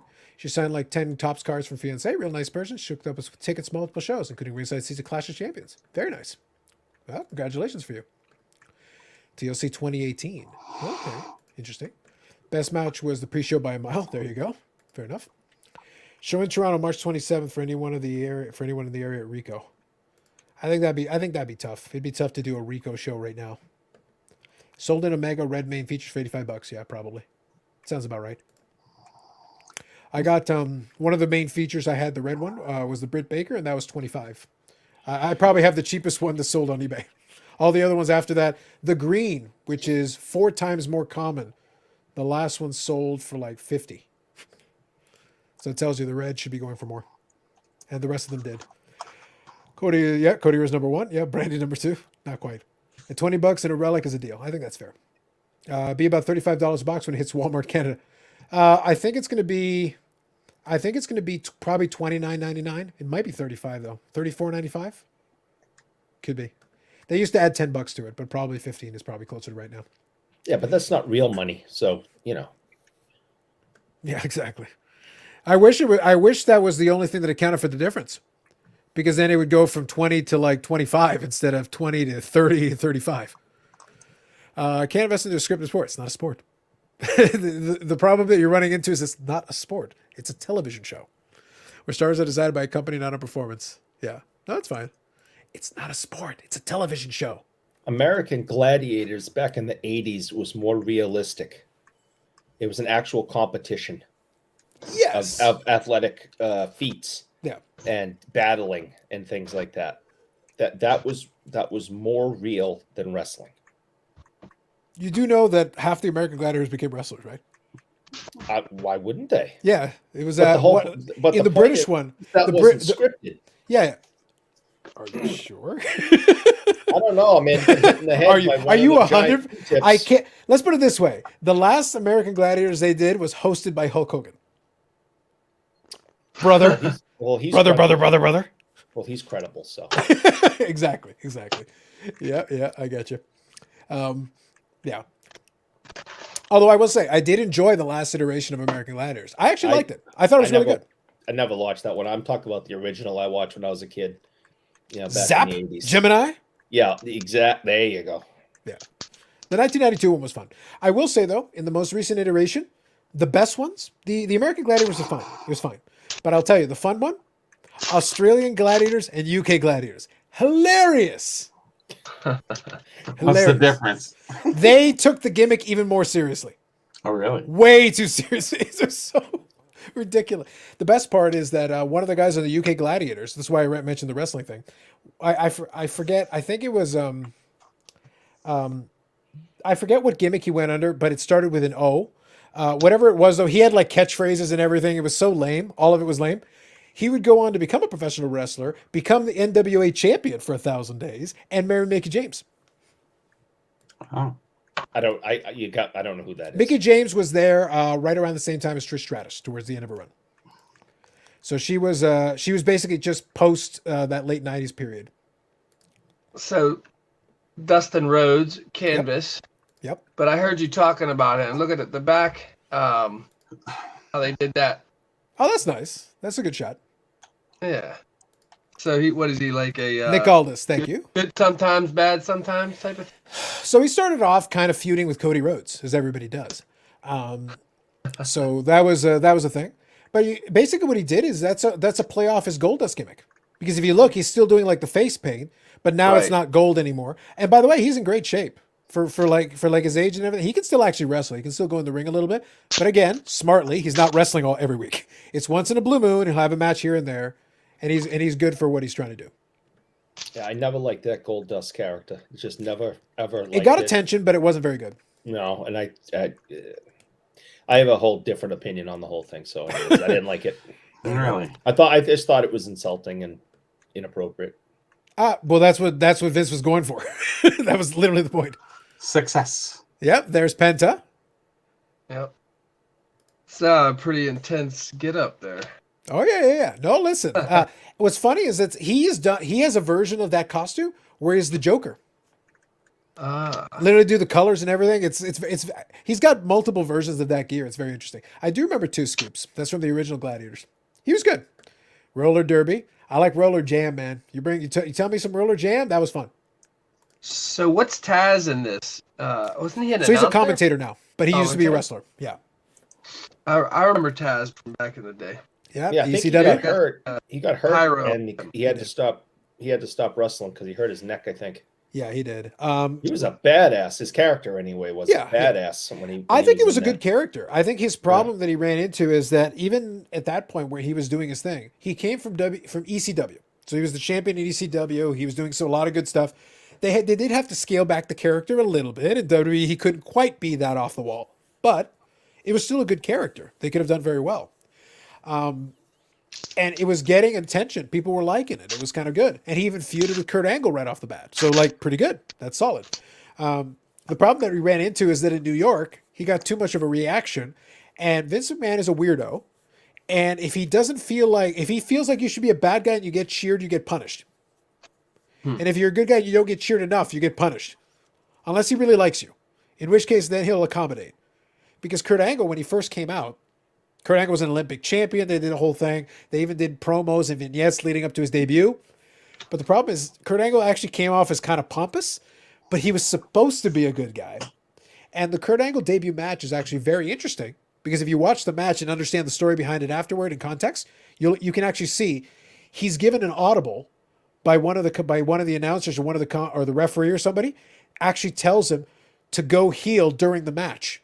They weren't getting the reaction they wanted. They're like, okay, now you're a bad guy. Grab the microphone and tell off the crowd. So he's coming in as Olympic champion. He's supposed to be this all-American good guy, whatever.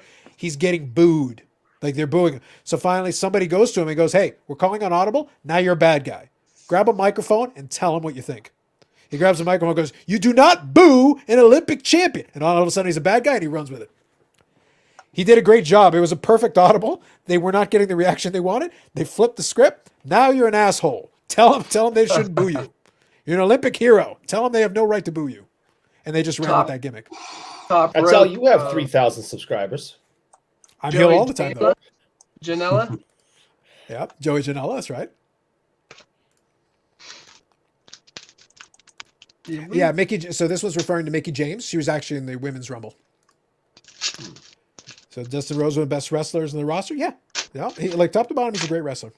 Taz was an announcer, and his kid. Yes. Oh, Bob, you like this?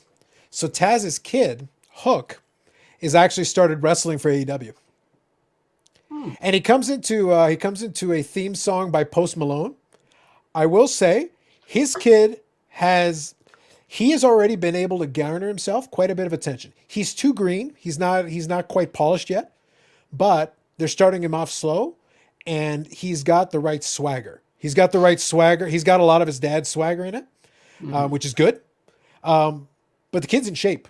So it's one of those things like he looks the part, and he actually was a wrestler, an amateur wrestler. So he's got the background actually to be able to go into the thing. He's been training now with his dad and with a bunch of them. He'll be good once he actually one thing I'll say with too is lots. I'm not seeing many doubles. You know, within 2 boxes, I'm seeing all new cards like Abaddon. Abaddon, yeah. That gimmick, I'm like, that's going to be one of the ones they're going to let the contract run out. I just don't see the value in that gimmick. It's too much. We got Nyla Rose Canvas and my Nyla Rose Canvas. Yeah. Oh, and I showed you the other one, but she's a big girl. She's a big girl. Okay, here we go. Sorry, Action Branson. My apologies. Thank you. No, that's fine. Correct me on that one. I knew it was something like that, but I got the wrong one. You're right. I don't know what that is either. I think here's what I'll say. I don't listen to too much of his music, but the theme song fits the gimmick he's doing. I actually think it works for what he's trying to do. If a theme song works with it, I don't care who sings it. If it works, then it works. And I think not knowing anything about this dude and just seeing this is definitely like Orange Cassidy's your guy, Bob. Orange Cassidy's your guy. With a shirt of his face on. Yes. That's pretty awesome. He's got to be a bad guy. Not yet. The crowd loves him. Bob, trust me. Go look up Orange Cassidy later. He's your dude. Okay. He literally, when they announce him to the ring, it's like coming from wherever, weighing whatever, freshly squeezed, Orange Cassidy. He literally just rolls into the ring. He basically expends no energy until he absolutely has to. Oh, is this the dude that wrestled like his hands in his pockets? Like, yes. Oh man, yeah. He's actually extremely athletic. He's actually very good. But it's but the whole gimmick is that he doesn't care. I see what you mean with the wrestling magazine parallels. You really get. Oh, you got the Brody. Nice. Yep. It's a good looking card with the foil. It actually looks real good. Yeah, that's pretty sharp. Yep. Big fan of that. Kevin the Hulk Ferguson's dad was a gladiator. All right. Yeah. Send Hook. Actually, when Hook started his whole thing, his T-shirt became the #1 selling shirts on Pro Wrestling Tees immediately after they released the shirt. So the crowd's gotten into it and buying the merch. So it works. Yeah. So Action Bronson's song. Like I said, just go ahead. Just if it's the right thing there. Oh yes, Billy Gunn. So here you know the Attitude Era. Isn't he the ass man? He is. But here's the best part. So it's become a running joke. He's got 2 of his sons wrestling in AEW. And he's one of the trainers. So he was going to go and so he's one of the trainers and he's doing his thing. But even in his 50s, he trains for bodybuilding competitions. So Billy Gunn still looks jacked, like absurdly jacked, and he's like a legit 6'5", 6'6". So he can get in the ring sometimes and he'll look like a monster compared to some of these other guys. But both his sons are a little bit shorter. They do, like you can tell, the family resemblance is there. but they're like a tag team, and they've been slowly building themselves up. But it's become a running joke on the indies. So speak of the Danhausen, I'll explain the Danhausen thing later. But one of the jokes is that he made a joke about the two of them. He's just like saying like, "Oh, Billy Gunn and the Ass Boys," speaking to the Mr. Ass thing, the Ass Boys, and they were like, "We're not the Ass Boys," and immediately as soon as you say that, that becomes a thing. They literally get Ass Boys chanted at them, and they're like, "We are not," and they lose their minds. So right now they're like a mini faction, the Gun Club. So Billy Gunn is there as kind of is their dad, but also the mentor / manager, whatever. He will be in a tag team with them sometimes, but the two younger guys are a tag team most of the time. They're improving though. I think they're doing well. And part of the joke is that they get so irritated when people chant that at them. But the joke is that Billy Gunn likes the Ass Boys joke. So when Danhausen said it, he actually made a shirt that said Ass Boys. And he goes, "I want one of those. That's great." And it says like, "What are you doing? Like, you're encouraging this." No, he probably doesn't have the rights to his old theme music, right? No, so absolutely not. Because that's what they need. They need to, to have people that they're wrestling against play Billy Gunn's old theme music to really drive the kids nuts. Mm-hmm. I got another mem card here. All right, what do you got? It's the Isaiah Cassidy. So he's one of the two private party guys. Yeah. That'll be on eBay. There you go. I want a piece of Sting's baseball bat. That would actually be a cool piece of memorabilia. But don't forget, awesome. Billy said there would be like a higher end product as well. That'd be a pretty good spot to put it. That'd be kind of fun. I could see that. Some of his face paint, because it does peel up. It's like it's like a rubber. If you put that in and you had some type of covering over it, but see through, so you could still have it. You couldn't be open hole in the cardboard like jersey, but if you put a piece of plastic or something over it, that'd be cool. I agree with that. Some quote game used face paint. Yeah, I can see that being pretty good. Okay, here we go. So the chat. By the way, thank you, chat. You're making some good points. One thing I'll say to you guys, I know there's a bunch of you watching. If you have a chance, if you could hit the like button, I don't remind you much, but if you could hit the like button, it's always appreciated. I do that. So there's a good question here that I want to read it. So Josh, you're saying make sure you read the back of the base card of Orange Cassidy. So remember when I said, Bob, that you would appreciate this? I actually pulled it up here on eBay. So this is the back of the base Orange Cassidy card. This is the little bio, the write-up. So this is basically what you'll find on that one. Grab it for you. It says, Orange Cassidy does stuff. Sometimes. Maybe. So the people who wrote the backs clearly did understand the gimmick, which is perfect. He doesn't know, wait, whatever, born, ? Wherever. Yep. Like I said, they work with the gimmick. They like it. It works. Okay, so real quick, I'll get caught up on a couple of these. Here you go. Sting bat nub autograph. That'd be good. That'd be really good, actually. That'd be excellent. That would give you fans also from the WCW days, because some people would appreciate it for that too, because he's still Crow Sting, basically. Like, it's good. By the way, you should check out his new theme song. It's actually pretty decent, because the guy who does the music for them is actually a professional music guy, so he does a lot of good theme songs for them.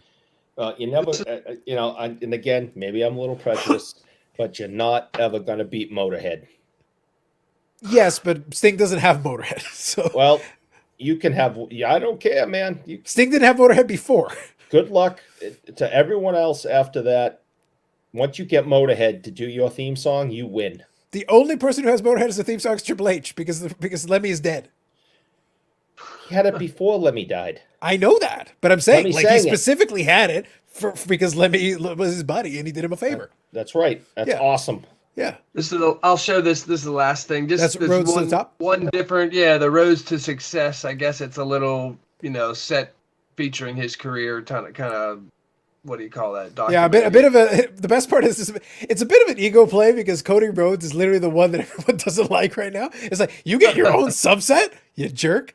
Is it silver? Is it got some silver foil on there? It's a silver, so that's just the base. Yep. Gotcha. Okay, gotcha.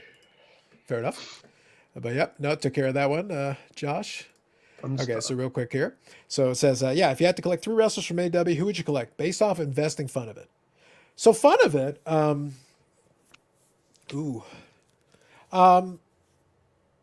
I got my guy. So yeah, well, you got Orange Cassidy. Yeah, exactly. You got Orange Cassidy. Okay, so if you do a little bit of investing side of it, Wardlow is going to be featured in some stuff, and I did pick up some Wardlow stuff. I do enjoy some of the silly characters. I have a little bit of fun with those. MJF just because it fits too well. It's like from a character standpoint, it's kind of fun. So you know what I would say, honestly, for fun, I would get MJF cards. I would get Britt Baker cards because they're both assholes and it's fun. I enjoy the villains. But if you do a little investing, then Wardlow. Wardlow would be a good pick for that. But there's a bunch of guys who would be good. Even some of the classic ones, like Billy Gunn's in the set. If you like old school WWE, well, there's some Billy Gunn cards in there. Jake the Snake Roberts is in it. Jake was great. He was awesome. But I think it would go with MJF, Britt Baker. By the way, those would be kind of expensive, so I would avoid them if you want to save a little bit of money. But Wardlow would be the other one. Yep, Billy. Yep. AW Spectrum was announced yesterday, so that's going to be the more premium product, I think. dude, right here. Yep, Wardlow. So that is, I guess I would consider that as rookie card. Because he doesn't really have another one, so I would consider that as rookie card. And he's going to be an up-and-comer. He's already starting to get into, he's got a storyline building with MJF that's probably going to be good for him. They had face paints cards in TNA. Yes, for TriStar. That's true. Really? For Sting. So how did they do that where the face paint wouldn't come off? Yeah, I'll take a look. I know what he's talking about because it's TriStar. All right, So well, that means nothing to me, but TriStar was the company that made the cards. Sting face paint. Let's see if I can find it. but I guess they'd have to come up with, something like I was saying to protect it. What'd you say? 100 card set, Carlos? Is it 100 card base set?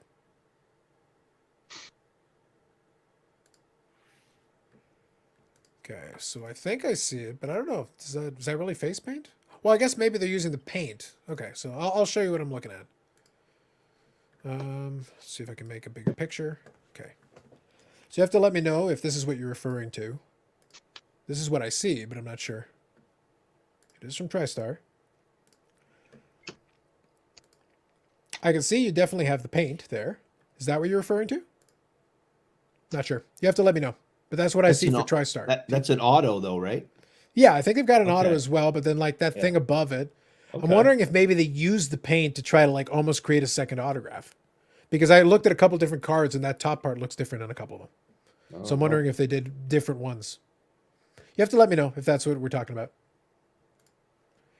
Let's see. It's Sting. Jake Roberts, snakeskin relics. That'd be kind of fun. That would be cool. Eric, is it time to play the game? There you go. Time to play the game. Bob gets it.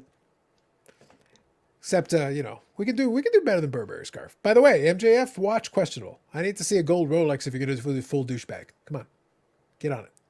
Here you go. MJF, Darby Allin, Baker. Good solid choices. Good solid choices. I think these are the first Wardlow cards. Yeah, I agree with that. I think that's true. Very good. Cool. That was fun. And thank you, Bob. That was fun kind of checking out what you were doing with the blasters. And now we know Orange Cassidy's your dude, bro. That seems just almost too perfect. And no, for you, I very much agree that Orange Cassidy would be your dude. He is the guy. Makes too much sense. Too much sense. All right. Scanning through here. Okay, so let's switch gears here a little bit. And by the way, if you guys want, if there's anything in the chat you want to discuss or talk about, just let me know. I do want to have a little fun because we skipped out on it last time. So here we go. I think I lied. They made Jeff Hardy face paint cards. Oh, okay, there you go. Fair enough. Oh, all right. Gotcha. Well, he does have face paint as well. I did not know Jeff Hardy wore face paint because he didn't back when I watched him wrestle with the Hardy Boys. So yeah, he came into it not long after. He came to it not long after. Became his thing afterwards. Oh, and I just want to say one more thing about Name, and I was going to, of course, bring this up before he left, but he had some family stuff he had to deal with, I guess. Go on. Bob in the comments said something way back that tonight must be no excuse Name night. Yeah. Just that is completely untrue. Ooh, throw him on the bus. And I hope Name's listening too, because I'm ratting him out. His excuse originally through text was he was eating. I'm sorry, I can't. I am eating chocolate covered almonds, and then he sent me a picture of the bag. So Bob, I hate to disappoint you. It is not no excuse name night. So it means when I scratched the board and I said days since Name's last excuse, I have to put the date back on. Yeah. Gotcha. Okay. I can't. I'm eating chocolate canarias. He's up. There you go. He's eating the rest of them right now. Yeah. There you go. All right. Yeah. No. He's not getting credit. Not while I'm alive. Look at you. That's a rejection right there. It's a rejection. Flat out. 2 weeks ago it was McDonald's. Now it's almonds. Yep. Yeah. Nice. Did you want to talk about the expo? Yeah, I think we can. So let's do that. I'll touch on this one real quick, and we'll do the expo. Will there be a full MLB season? Not at the. I would say no now. They're taking too much time. We're already in February. Pitchers and catchers would normally be reporting right about now. Even if they came to a quick resolution, it's not quick enough. Bob, any thought on that? Does that seem right to you? It does, man. Unfortunately, I think if you delay spring training, you got to delay and you start cutting off a couple. Unless you want everybody, June, everybody's going to be injured. Well, I heard July 1st is going to be upheaval, social unrest, riots in the streets. For card collectors. So this might be the least of our worries, frankly, at that point. So it might be the least of our concerns. Yeah, not yet, Josh. We did touch on it briefly. We did touch on My Slabs in general, but we didn't talk about the interview in general. If there's something in particular that you want to discuss for it, we definitely can. I'll let Bobby get back on the screen whenever he does, and we can talk about the expo thing. They did move it a little bit, and this may or may not impact you a little bit, Eric. So you did see, obviously, they moved the date. Yep. It's more summertime. Mm-hmm. So it does change the dynamic a little bit. Honestly, for me and Bobby on our end, it's easier because honestly, I wasn't ready to do anything in March. I've been picking up a lot of stuff. I'm actually starting to sell some stuff myself. So frankly, I want to kind of reload and do you know what? Great. And also in March, it's late March, early April, because I think originally it was the first week of April was the original date. And then they pushed it back a little bit. Now you're probably correct. I thought it was May. Yeah. I'll grab it here. But you're probably correct. Yeah. So originally it would have been that. Sports Card Expo. Let me grab it here. There we go. So yeah, so they've tweaked it a little bit, and now, wow, they've already loaded it with a bunch of junk here. Jeez. Okay, let me do it this way. I'll grab the site because what I want is actually to have. They have a graphic with all the dates of all the shows. Here we go. Got it. Mm-hmm. And this is what I want. So we know that Steve Menzie now is doing a show in Ohio. So that one is in March. So it's the Strongville show, or I think something like that, Strongville. So he's promoting that. So now we've got Edmonton in the middle of April. As far as I know, that's going off without a hitch, so that's going. My original concern was we were getting the, it might have been even the beginning of May. So I forget the exact, it was either at the end of April or beginning of May, right around there. The point is, you've got this Edmonton one in the middle of April, and then almost a couple of weeks later, almost immediately have another one. That's too tight. Now putting it in June, we've got an April show in Edmonton, then we've got a June show, and then we've got the November show. So to me, this creates a nice, comfortable space because as soon as you added that Edmonton show, some of the dealers that are at that show can now potentially go to that show in June. So that's kind of a big difference to me. Do you get what I'm saying? Yeah, absolutely. Yeah, for the Western dealers, that's too tight the way it was before. Now it's like, oh, okay. So we get a month, we get the rest of April, we get May, and then the beginning of June. Okay. And the weather's going to be nicer in Toronto anyway, so it makes it a little bit easier. So I brought it up here, Bobby. Just mentioned how they had spaced it out. To me, this feels like a neater spacing of these shows. You got an April show, you got a June show, and then July, August, September, October, November, and then cycle back around. So a month and a half between April and June, and then you have the November show, which is, it doesn't matter. November's, once you get through the summer, you're ready for a because show that was in always November. right now. November is sitting around where it usually is. So that in reality, the gap between the first Toronto show and the second Toronto show is actually tighter. So you've made it a little bit narrower, because before it was really ridiculous how we went from like April to November. Like that was a really big gap. Yeah, but it's mostly a hockey season show, so I would always say that those are the prime times. Actually, I would almost wish it was the end of March, because a lot of people who are chasing their teams or watching their teams, most of them are out by the time you get to the May show. So you're really, and then people are starting to go way up to their cottage and what have you. So it's a less populated show, the spring show, traditionally. I just don't understand myself. And you guys have. We don't understand yourself either. Yeah, nobody understands. Point. Please continue. Obviously, I've only been to one. You guys have been to a billion. The expert speaks now. No. I don't understand why they have two major shows in the same location every year. It just doesn't make any sense to me. I mean, the November show. You have 3 sports going all at the same time. And it's this big, huge event. It's like, if you have 2 shows, November isn't as big of a deal. Now, having it in Edmonton is great because it's on the other side of the country. So have one on the West Coast, one on the East Coast, and the November show has always been the better of the 2 shows, Eric. Oh yeah. It doesn't matter what month you put the first one in. It's just because why is there a first one? There's a first one because there is enough of an app. The first one, the November is more attended. That doesn't mean nobody attends the first one. Well, of course, because you've got a gap between it's kind of, let's put it this way. It goes back to kind of shows since 91. Yeah, exactly. But also, let's just be honest about this. You could have made it one show if you wanted to. You could have done like a national model.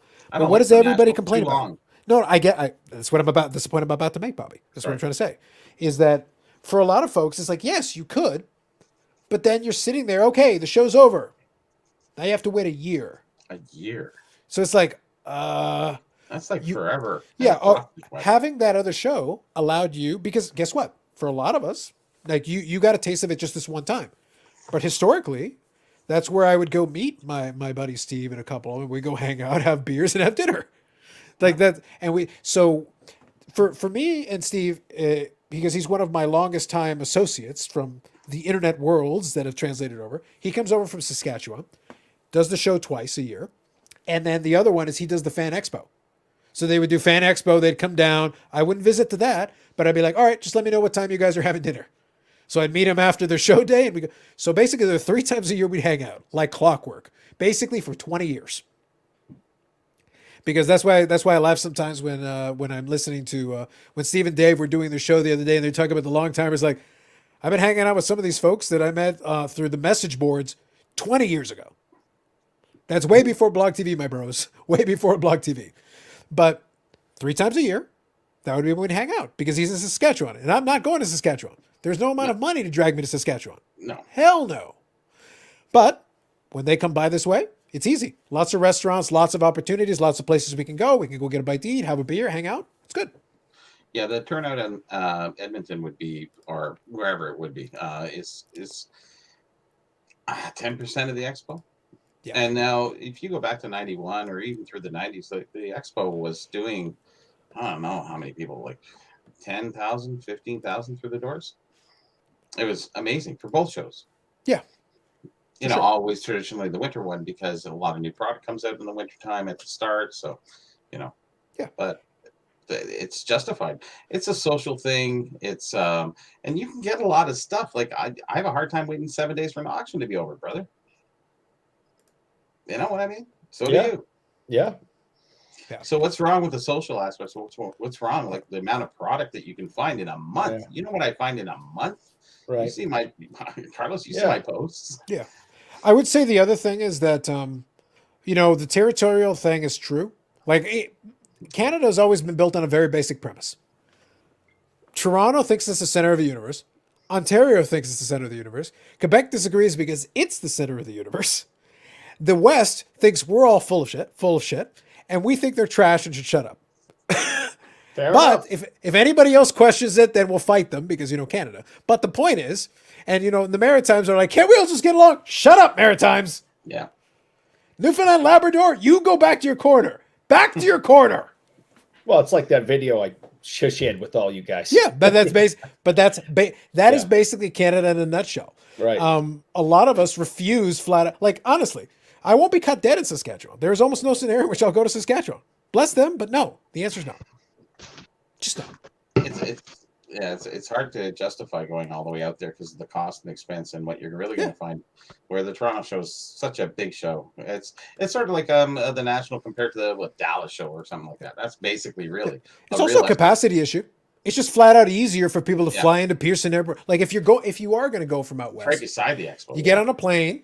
You fly into Pearson Airport. There's a bunch of hotels all there. You get on over and you do your business and you go get something to eat. It's not difficult. Now you go over there. Yes, you could set up a show in Edmonton, but it's like, okay, so where are we going? Which direction? How close is it to the mall? Because that's basically all you got over here. Edmonton's big. It's proportioned to the mall. Which section of the mall? East, west, north, or south? I think they actually had it one time in the mall because there was a hotel right with the mall. There's a hotel in the mall. Yeah. Yeah. So doing it right there, that's actually ideal. No, that would be much better. Look, if you do it in the fucking mall, go. Otherwise, like no sale. Well, they did that. They did that a few years back. I remember. Okay. But it was a far way to get to the mall from the airport. Yep. And nothing's cheap there, honestly. Like food is like, you got to go. You're going out to eat the basic dinner. It's gonna be $30 for your meal. Where here it's like 20, ish, 18, whatever. But there, $30. I remember we went out for Slovakia dinner. It was out there in Edmonton. It was just like, what? It's just like, you guys got to be kidding. How's it $38 for Slovakia? It's chicken on a stick. Well, there was a time period when they had the oil boom, when they were paying like $15, $20 an hour. This was 20 years ago. $20 an hour for they were paying $20 an hour for like McDonald's employees, and that's just because that's the only way you can convince them to actually show up to work. Because it's like $20, I can't even pay for my meals on that. When the oil is booming, it's actually a great marketplace out there. Guys spend an incredible amount of money on eBay because when they're making it heavy. Agreed. But when they're not, they're just like they're not. Yep. So there you go. You meet on one of his Broad Lexus farms? Alas, no. Ready to go to Yukon territory? I'll resist the urge. Alas, no. What about Yukon Eric? There's an old name. Sorry, guys. You won't know him. There you go. Wrestler. Yeah, in the East. Yeah, I don't think we're going to Nova Scotia either. Why? Oh my gosh! Yeah, we can go to the mall. So, yeah, we'll get the dad house, and I'll do Babies, and I think there's a few other things too. Yep, it's the east side of Edmonton, opposite of the west. Yeah, we can go to Brad's new store. Yeah, Canadien is in French. Yeah, Calgary versus Edmonton is for living there. Same territory. As far as living there, same. Calgary and Edmonton are in the same province. I'm not sure what your question is. Yeah, they're 2 hours away from each other. Yeah, they're in the same province, but that's about as far as that goes. But actually, there's a big difference between Calgary and Edmonton because you actually two teams, the bickering and it's bad. Oh yeah. So we've got our general bickering, but oh my God, Calgary and Edmonton, good lord. Calgary's kind of cool. Edmonton's okay too. But they always say the Calgary show was better than the Edmonton shows. I could probably believe that. Seems reasonable. I don't know. There was a question here that I want to get back to, and I'm just trying to find it. Just read that already. Oh, here we go. MySlab's interview with Dakota. I did enjoy it. So the MySlab CEO came on Dakota's channel. I think it was the CEO. And he hung on and just chatted for a while. I thought it was good. It was a good way to look. The easiest way to sell your platform is just come off like a person. Yeah. Yeah, because they sat there and chatted about collecting, chatted about different types of collecting. He's a big comic guy. He enjoys some of that stuff. And you could just ask questions about, hey, what do you think about this on your platform? What do you think about this on your platform? And it's like, hey, good ideas. Good ideas. I'll take them. We'll think about them. Right now, I think they're in a good spot. I think asking a reasonable price. Look, we need help in the marketplace. Bob mentioned earlier that you have to vet as a seller, which is good. That's a good thing. 1% and 1% seems reasonable to me. Yeah. Like for the service that's being offered, especially compared to your competitor. Like I said, eBay's making your life more difficult, and they're charging you 13, 15% for the privilege. And we got to pay PayPal, and we got to do this, and we got to do that. And you're forcing me to have to ship it to a third party who could lose it or screw things up or whatever. You sell even the high dollar stuff. Sorry if you weren't finished with it, but like, doesn't eBay, if it's a sale over a certain amount of thousand, like they're taking even a bigger chunk out? No, I don't. no At the bigger moment, chunk. it hasn't added a price No? yet. At the If moment, you it does have- not. If you have a big store, one of the higher tier stores, there's a maximum payout, what maximum fee that they'll charge you. I think it's $500 or whatever it is. So regardless of what you sell, it has in a single item. I mean, and that was a few years ago. So, you know, every 6 months you get a new eBay update, and you know, and I don't feel like reading like 40 pages. So just, yeah, whatever. Okay. Like, okay. But now we're at like 14, 15% now. It's just. Yeah.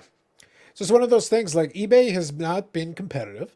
My Slabs has an opportunity to slowly collect some market share. By the way, I'm okay with these different companies having different slices of the pie. Golden can be the high end. PWCC can take a piece out of that. It can become the best tool for the job. PWCC should have been better with their fees. Agreed. Think. That would have been huge for them. There's no reason why they should have came up there. It's just like you're not at the same tier level. You know, make yourself a little more attractive, and you get business. You'll get more business. I agree 100%.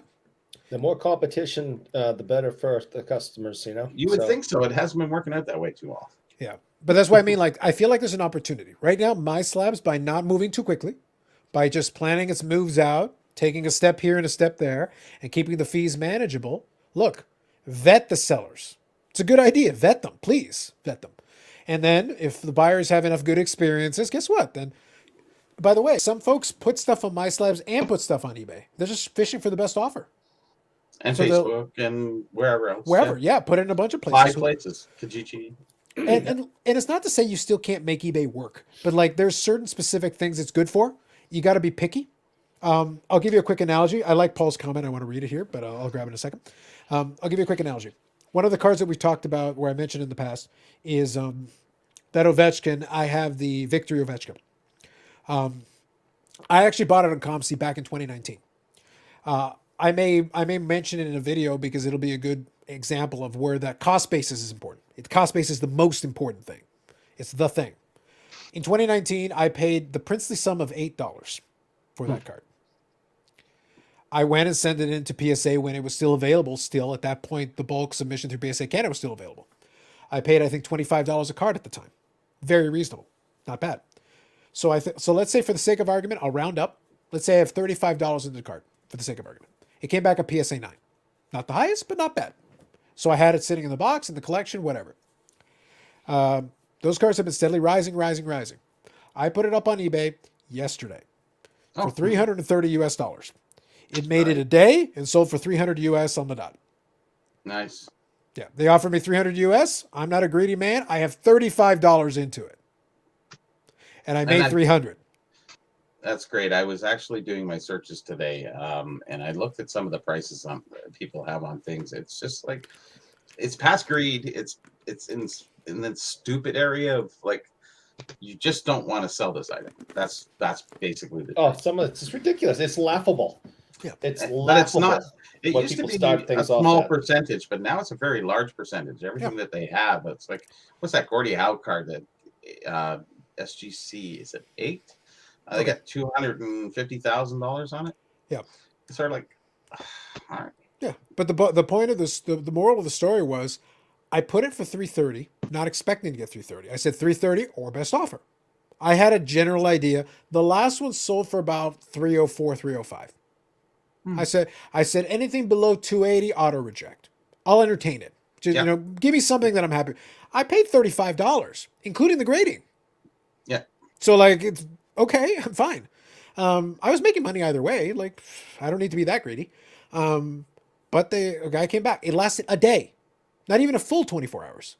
I had a $300 offer to BC from $330. That's actually a good strong offer. They went 10. They went. Would you take 300 flat? Yes, I would. Yes, I would. Free shipping? Thank you. Nope, $10 shipping. All right. So I charge. They're going to pay $310. I charge them for shipping. Yeah, Shipping it's 10. will It's cost 10 more It's than 10 that. US. 10 US shipping? Yeah, it's close. Yeah. I just put the. I basically when it's I when do it's registered. Registered's actually cheaper and it's fast. I can. I'll be honest with you. Like on a $300 card, I'll look at what the registered is for the tracking. I'll make sure I got the tracking on and we're good. And how much did eBay take from you? It's going to be at least 10, 15, it's going to be like 15%. We know that. Yeah. So I'll look at what the managed payment comes out to. Basically what I want to do is I'll net it all out just to show. But the idea is going to be this.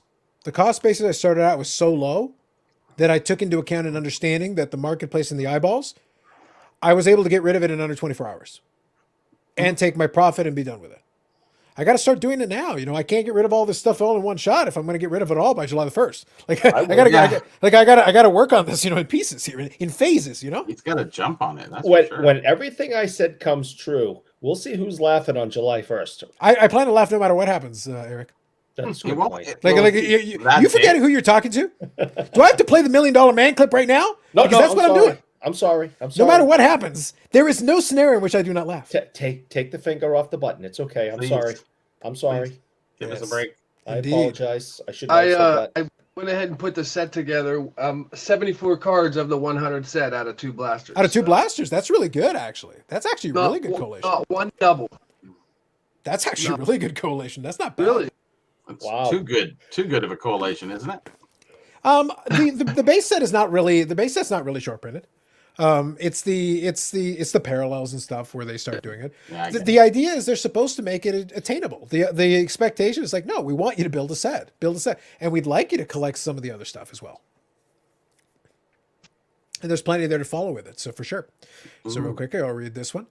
So here, Paul, because Paul's out in that area. Listen, the worst of the old booms: $20 an hour plus benefits to work McDonald's. Ask an employer to not show up stone drunk. They tell you to screw off, quit, and make $1 more an hour next door. That's That's another true. thing out there. Yeah. That is true. Yeah, when the old They boom do was like- crazy, it was thing. They like to drink. In Calgary, yep. Calgary, there's Drink. something in the water. Starts with the team and goes downhill from there. Yep. If you cast a shadow, you're employed. That's correct. Yep. Let's see here. No, I think Bob's going to leave the third one unmolested. I think you're. I leaving don't that know. I'm half tempted now that I know I'm that close. one. Bob, if you want to do it, you got to do it on the stream. If you're going to do it, you're already close. You're already this far in. I didn't want to turn this into like a me breaking video, but I mean, Bob, you know that we're going to show the cards and then we can talk around it. Plus, this gives me an excuse to explain Danhausen now that it's been asked for. And I still don't know what that is. I'll explain. Okay. Take it off the Brady. There you go. Take it off the Brady. Okay, so briefly, I will explain the Danhausen. So I here we don't go. know what this is. It is questionable professional wrestling for 100, Alex. Okay, so here's the deal. Danhausen is a guy who was a professional wrestler who was kind of middling in the independents. He was trying different stuff. It didn't really work for him. He was about to quit the business and decided he was going to try something else. He wanted to have a little fun with a gimmick. I'll show you a picture of Danhausen in a minute. Basically, the deal is he decided to come up with this gimmick that's basically like, are you familiar with like Nosferatu? Like that movie and like the character with the whole Yes, thing? I It's a am. little bit of that. It's kind of this Okay. weird shtick where either the guy is a demon or thinks he's a demon. It's like, it's up to your interpretation, how you want to decide what this character is. All right. But basically, he's like this evil guy who is exceedingly polite because he realized that it will be easier for him to trick people if he's exceedingly polite. So like his catchphrase, like very nice, very evil. So like he's plotting evil, but he's always exceedingly polite. But he has this weird way of talking that's very distinctive, and face paint and this whole thing. Jim Cornette, funny enough, actually likes Danhausen. And Jim Cornette's angry and hates everything. That's true. He's kind of like you. So in that way. But it turns out Fair he enough. likes Danhausen because he understands that Danhausen did one thing that Jim Cornette loved. He applied logic to his silly gimmick. The gimmick is silly, but he applied logic to it.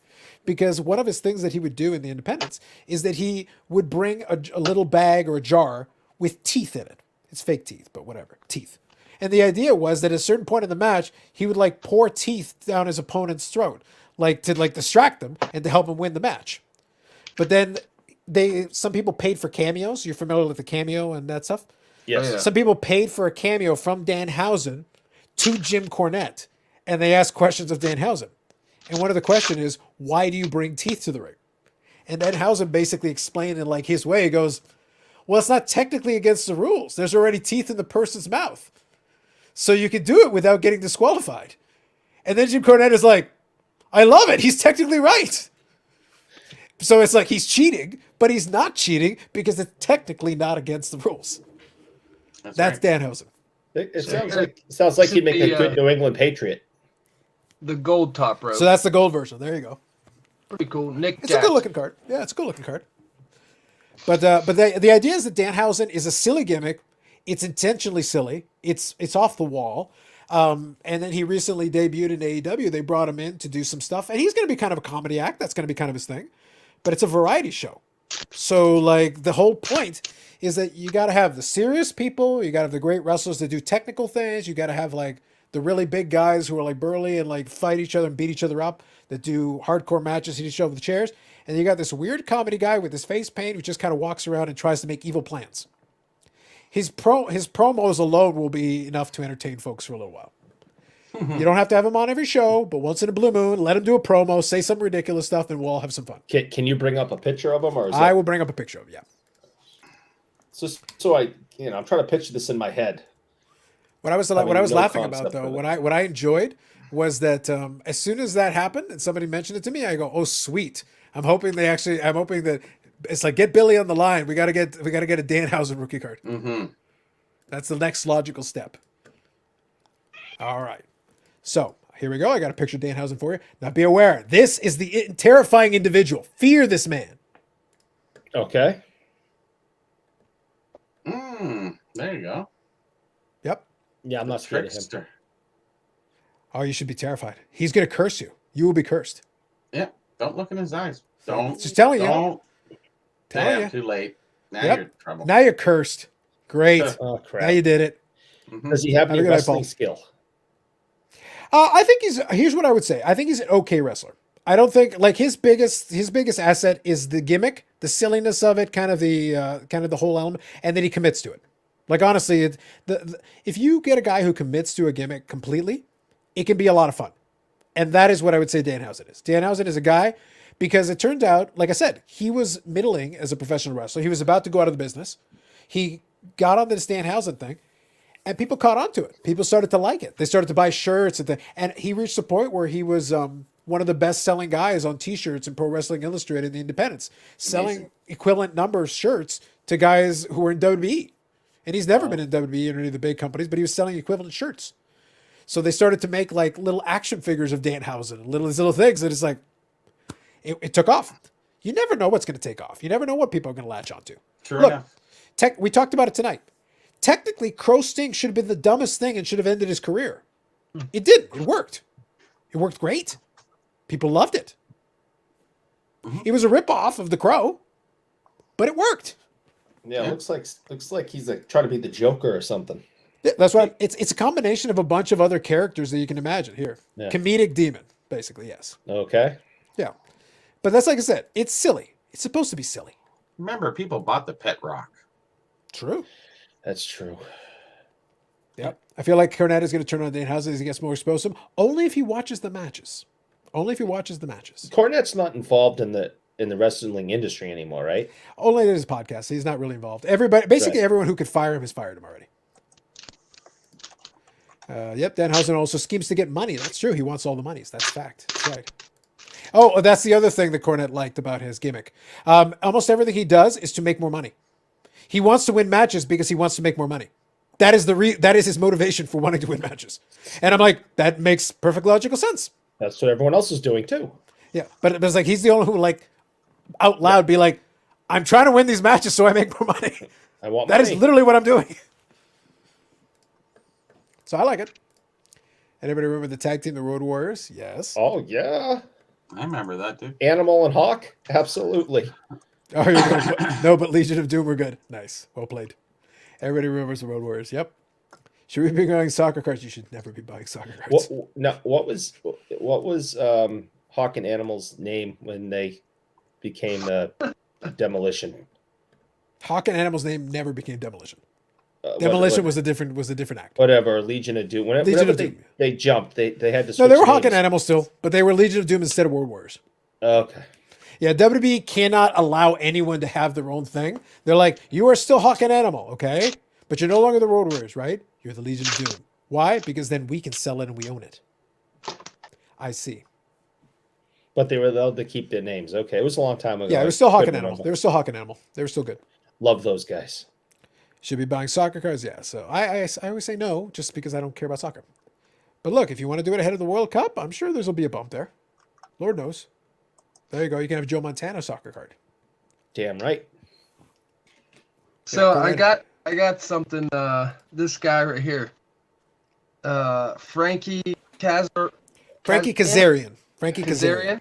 Yeah. His shirt says, "This is the worst town I've ever been in." Like. Yeah. Yeah. So that was their catchphrase thing. Here's the problem. When Billy talked about it, he talked about the lead time. They need to build a set like this. The problem is that gimmick was when he was tag teaming with Scorpio Sky. So one of the tag team cards is him and Scorpio Sky. And they're basically a tag team. Now, they've been split up for quite some time. But when they were doing it, part of their gimmick was they were bad guys. They would come out, and no matter where they were, this is the worst town we have ever been in. It doesn't matter what town it is. And that was on the shirt. So the problem is, like I said, that's a picture from maybe 2020, and just now we're getting it on the card. Matt Hardy canvas. Yep. And I got two both of the Matt Hardys I got were the Dynamite one. So I'm running the rainbow on him with the Dynamite. So. All right. He must be getting older now too, right?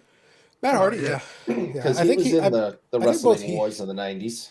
Both he and his brother, I think, are in their mid-40s. Let me see. Matt Hardy, 47. Yeah, he's 47. I think his brother is a little bit younger, but not that much.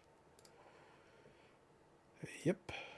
Powers of Pain. There you go. Max Moon. Look at you guys. I don't know. The Steiners. Well, Steiners I know. Warlord and Barbarian. Classic. Let's see. Why do 49ers San Francisco Giants fans fight the LA fans until someone's in a coma? Hatred. Because they can. Yeah, pretty much. Bastion Booger. That's a classic. Not a good classic, but a classic. Yep.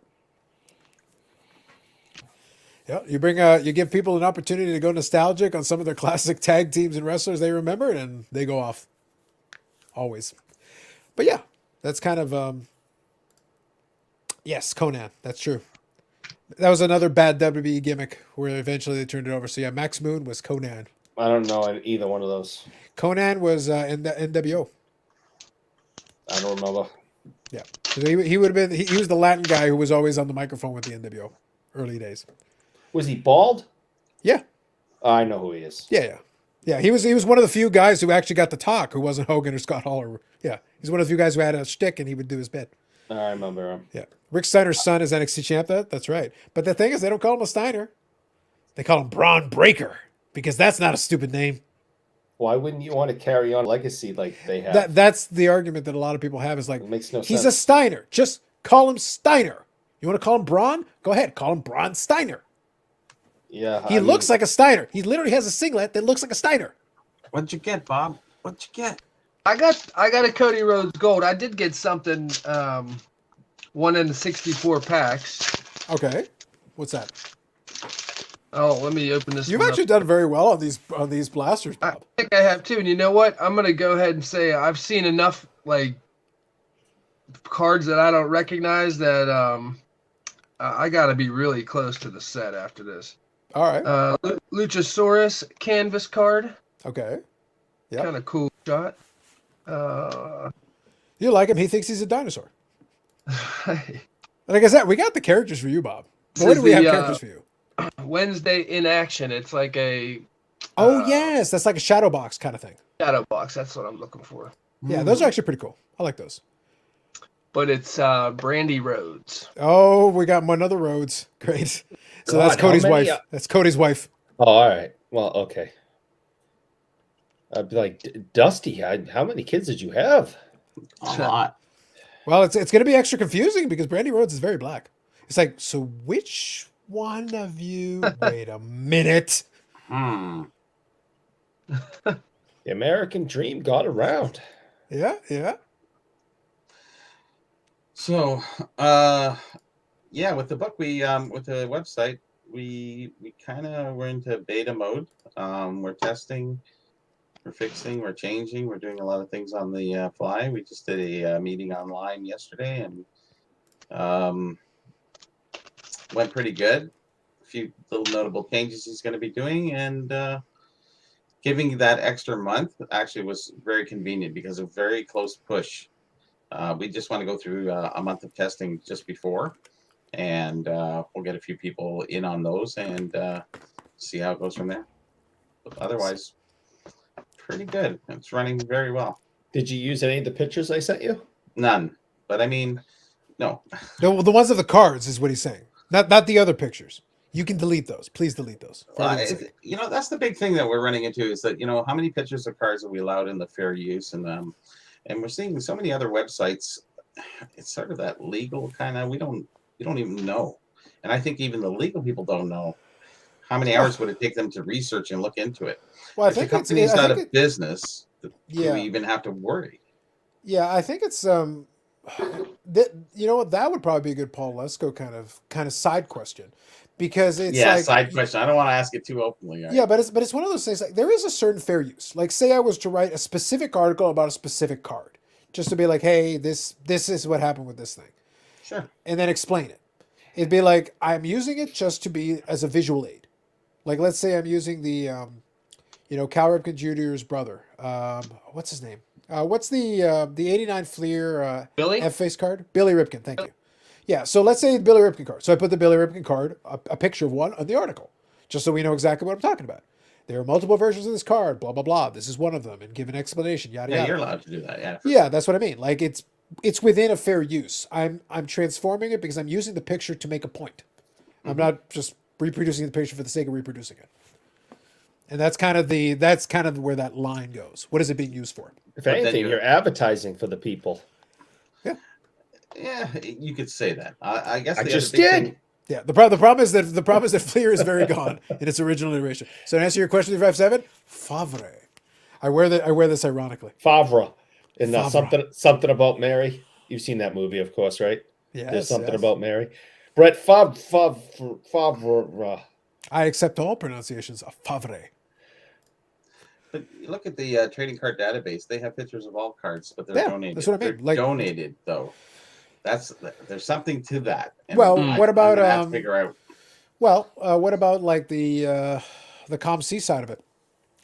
They've got a whole database, lots of cards, scanning multiple copies of the same card.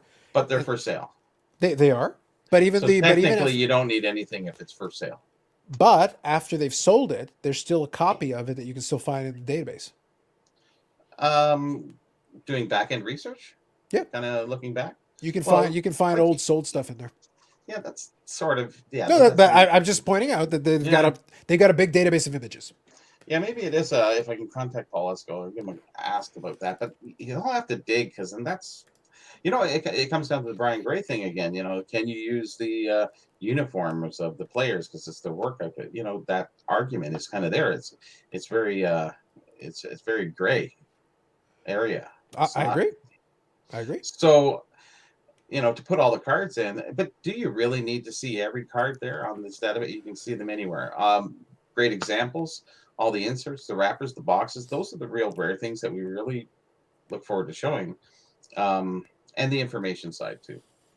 The details are well beyond the details I've ever written. So, right. I agree with you on this one, Bob. I would say Brandy Rhodes at this point. So just for context, Bob. So opposite. Brandy Rhodes would not be somebody I'd collect in the set. Brandy Rhodes has done almost everything in her power to be it's this weird thing where I'm not sure what they're trying to do with the character. Sometimes there are characters who people just don't like in general, to the point that it's like, I'm not paying to see you get beat up. I would pay for you to physically leave the building and not come back. I just don't want to see you in any capacity. Saying anything, doing anything. A bad guy or villain people want to go there to be like, hey, I want my favorite wrestler to beat them up. This one is like, could you just leave? You can walk out. I don't care. However you want to do it, just leave. Please go away. I don't know. Yeah, she's at this stage where it's like, please just stop. You're not contributing to this. She's not a fan favorite, huh? Even as a bad guy, you can make that work. She's not even a bad guy. It's like people just at this point don't like her. She can be portrayed in any way you want. People don't like her. So it's like, go away. Yeah. So let's see. So the project here is Bobby is going to have a digital version, a website that is going to contain a lot of the information that was contained inside of his previous books. So Bobby's written 3 books based on a lot of hockey memorabilia, predominantly vintage stuff. And there's going to be a website that's going to contain that information and more articles and other things. Yeah, the articles actually, there won't be so many articles because I had to update them so much. They become the write-ups. So most write-ups are almost an article. The separate information is separate. So if you're looking for the card size and genre, whatever, there's a separate section for that in the set when you go into it. So the one good thing Andy did, and I didn't know that, because he has all my 3 books. Anything that wasn't in there that's in the news site, you can search new, and it'll show you everything that's new that you so it's a tag out of the 3 books. It's got a tag. Yeah, and I went, wow. I said, holy shoot. So same thing with the CFL side for him. He did all that too. So it's like, man, the things he's done is just really amazing. Just straighten out a few other things, and we're really, really good. Yeah. Hey, Bobby, I have a question for you. So I picked this up. According to the trading card database, this is the last official, call it a card, I call it more like a product, of Jerry Cheevers during his playing days. Okay? And it is this. And it's made by Topps. Okay. While you're showing that, I'll be right back. 8081 Topps Thirst Break, called Sports Facts. Yeah. And what is this? I'll be right back. All right. I guess I stumped him, but I'm sure he just wants to get it right, I think. Yeah, I'm sure he has the information somewhere. Right. So, Jerry Cheevers is one of the people I collect. I have lots and lots of different pictures and autographs and cards and pucks and anything I get my hands on that isn't going to cost me thousands of dollars, And so I go through the trading card database and, I click off when I buy something, and I want to try to get every card that he has during his playing days. And I'm very close to that. And the very last one is this thing. Huh. And it's made by Topps. It came out 8081. His, cardboard? It almost looks like it's like a gum wrapper. Yeah, okay. Of some sort. Cool. And it just talks about how he had like a 30-game unbeaten streak, and that's his last official playing era product. So I picked it up. He was a 70s guy? Yeah, Jerry Cheevers. He was the goalie. He was the Hall of Fame goalie for the Boston Bruins, who won 2 Stanley Cups. Bobby's best known for having all those stitch marks on his mask. Right. Mask. Where he got hit, he put like stitches. Yep. Yeah. So it came in boxes like this. It's called Thirst Break. It was a gum box. So there's 5 pieces of gum per pack, and it was an orange flavored gum. And that's what they would come in. And they did, how many cards did they do? I think, I can't remember how many in total. It's like 60 or 70, but only 5 are hockey. So you have, and they're just the inner wrappers, really. So you had Dave Schultz. Okay. You'd have Cheevers. Yeah. Bobby Hull twice. Oh, okay. 2 different things. And then Bobby Orr. All right. So Schultz might have been playing in 80-81, and this is Cheevers' last playing day product. But Hull Hull was done, and Orr was definitely done. Oh, it's commemorative because there's Babe Yeah. Ruth in the set. There's Yeah. like I have a whole bunch of others. So it's great football and baseball and what have you. Is this going to be in your product book? It's in my other book, so yeah, it should be there. Okay. Yeah. Now, quick question. I know that it was answered by Bob. It's so not too tough because I got a lot of Cheevers. Yeah. There you go. I bought these like 15 years ago. There was 50 of each. It was just like amazing. The thing is they're very sensitive because the orange gum would bleach through.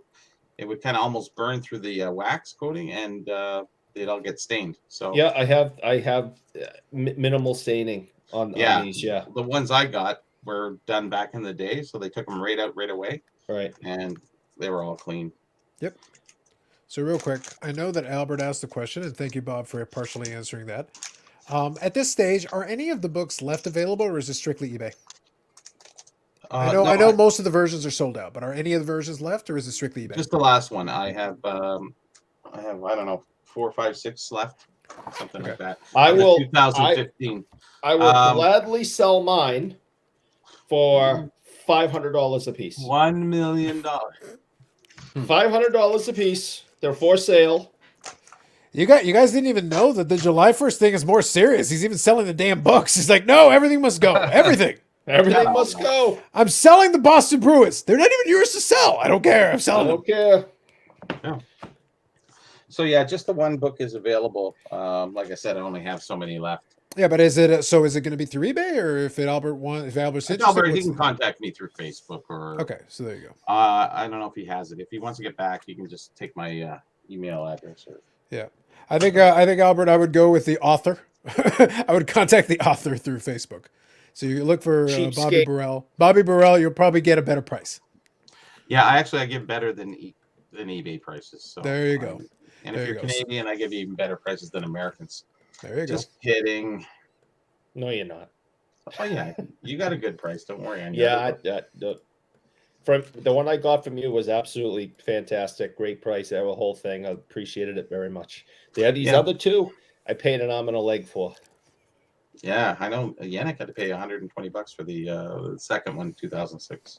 Yep, sounds good. So how you doing with that one, Bob? Did you make through most of the set, or how you doing? Yeah, it's. Where's the big hit? It's looking like it's going to line up that way. Yep. That'd be actually really good card. for three blasters finishing a base set. That's not bad. That's amazing. Yeah. And how much those sets go for? $60? What's that? How much those sets go for? Well, initially when they first came out, it was 100. Okay. Now so like initially, because you remember first out of the block, sure. I would think they'd probably still be like 50 plus because remember the hobby boxes were going for almost $200 and $300. So it's almost worth buying 3 boxes, opening it because you could get some good hits. Blasters, yes. Blasters, yes. The hobby was really expensive. Yeah, I know. The hobby's always yeah. But you get better stuff in the hobby, so. Bob, you better sell those by July 1st, buddy. There you go. You got that's going to be about $15. It comes full circle. I'm curious. Let me see if I can find. I know what they were selling for initially, but I'd be curious to see what they're doing nowadays. We've had a little time now. Let's see. One of these base sets, I think, except the best offer, $75 US. That's not bad. $79.99. So that was on February 4th. So that's not bad. 70. Yeah. So anything, I would say anything 60 plus is not terrible. So there we go. Cracked Cardco says around 70-ish. So that's not too bad. It's all right. Yeah. So that's decent. July 1st, honestly, for the base set alone, Bob gets his money back. Oh yeah. You did really good. Yeah, that's what I mean. Like, not bad at all. Open another box. There you go. So I would say if somebody was interested in it, honestly, the blasters are a better deal. Like if you're getting them at retail $19.99, that's solid. Yep. And Bob was able to basically finish the set with 3 blasters. That's good. The blasters are about double, I think, on eBay. 40, 45, yeah. 44.99. Yep. Yeah, not surprising. I know people try to beef that up, but it's like the funny thing is that initially there was some that went for 70, like right out of the gate. But yes, yeah, that comes down when Well, the thing is, Billy tried to tell everybody, like literally, he would tell us, like, we made enough, guys. We made enough. Like, it's okay. People were freaking out about that. It's like, come on, man. But anyway, I don't know. I don't know what to tell you. So here you go. It says sold 3 this week at that for 70-ish for the sets plus shipping. There you go. Strong arm. I don't think you have to strong arm Bob too much. You're showing him blasters that he's doing well, and he sees a complete set in the horizon. Like that's Look pretty at that tempting. smile. No, like, but here's the thing: if you have 3 blasters and you paid $20 a piece, and you get some cards, and then you're going to look through them, and you're actually most of the way through a complete set, it's not bad. Anything else is just bonus. The inserts and stuff is extra. It's all good. That's kind of the way I see it. I'll binder up the set and maybe sell off the Ruth. Yeah, they got a nice Ruth card. Nice. There's actually a blue variation that nobody knows about. But There you go. Nobody. Nobody. Will you autograph Albert's book if he orders through you? Pardon? Albert says, would you autograph his book? So basically, he reaches out and there you go. Yeah, but he won't put anything else in it, especially if you request something. Personalizing. Hey. Yeah, A love letter inside of the front inner page is a little awkward, Eric. I listen. I typed the whole thing out. It was about More awkward. It was about a paragraph long. Wasn't Not less too awkward. bad. Still awkward. And he wouldn't write it all in. Understandably so. Oh, he was being difficult. I don't care. Now, Bobby, do you have a rubber stamp? Do you auto pen? Do you sit down and sign? The auto pen's back there. The machine just keeps going. I hear if you auto pen it, HGA will authenticate that, and then I hear Baseball Card Exchange will wrap the book as originally factory sealed. Probably. Yeah. Nice. If you put a GI Joe card in there, it'll really sell it. Just saying. Yeah, I autograph the books sometimes. I ask people. Some people say no, they don't want it. That's fine. Yeah, But that's fair. 9 out of 10 people will always. And then other people want you to write things like, "To my very best friend in the whole wide world, thank you so much for everything. I couldn't have written this book without you. Sincerely, your very best friend, Bobby." That's me writing it. I couldn't read this book without you. It's like, that's right. am I writing for myself? He wouldn't write that, he wouldn't write that for me. He was being difficult. I see. Yeah, you could just ask for an autograph, Albert. It's fine.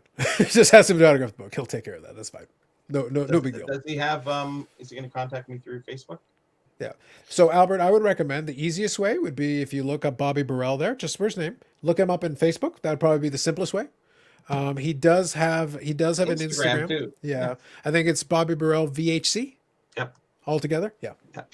So Facebook or Instagram, pick your preference, whatever your preferred method is. I had Twitter, but that's a pain in the ass. Fair.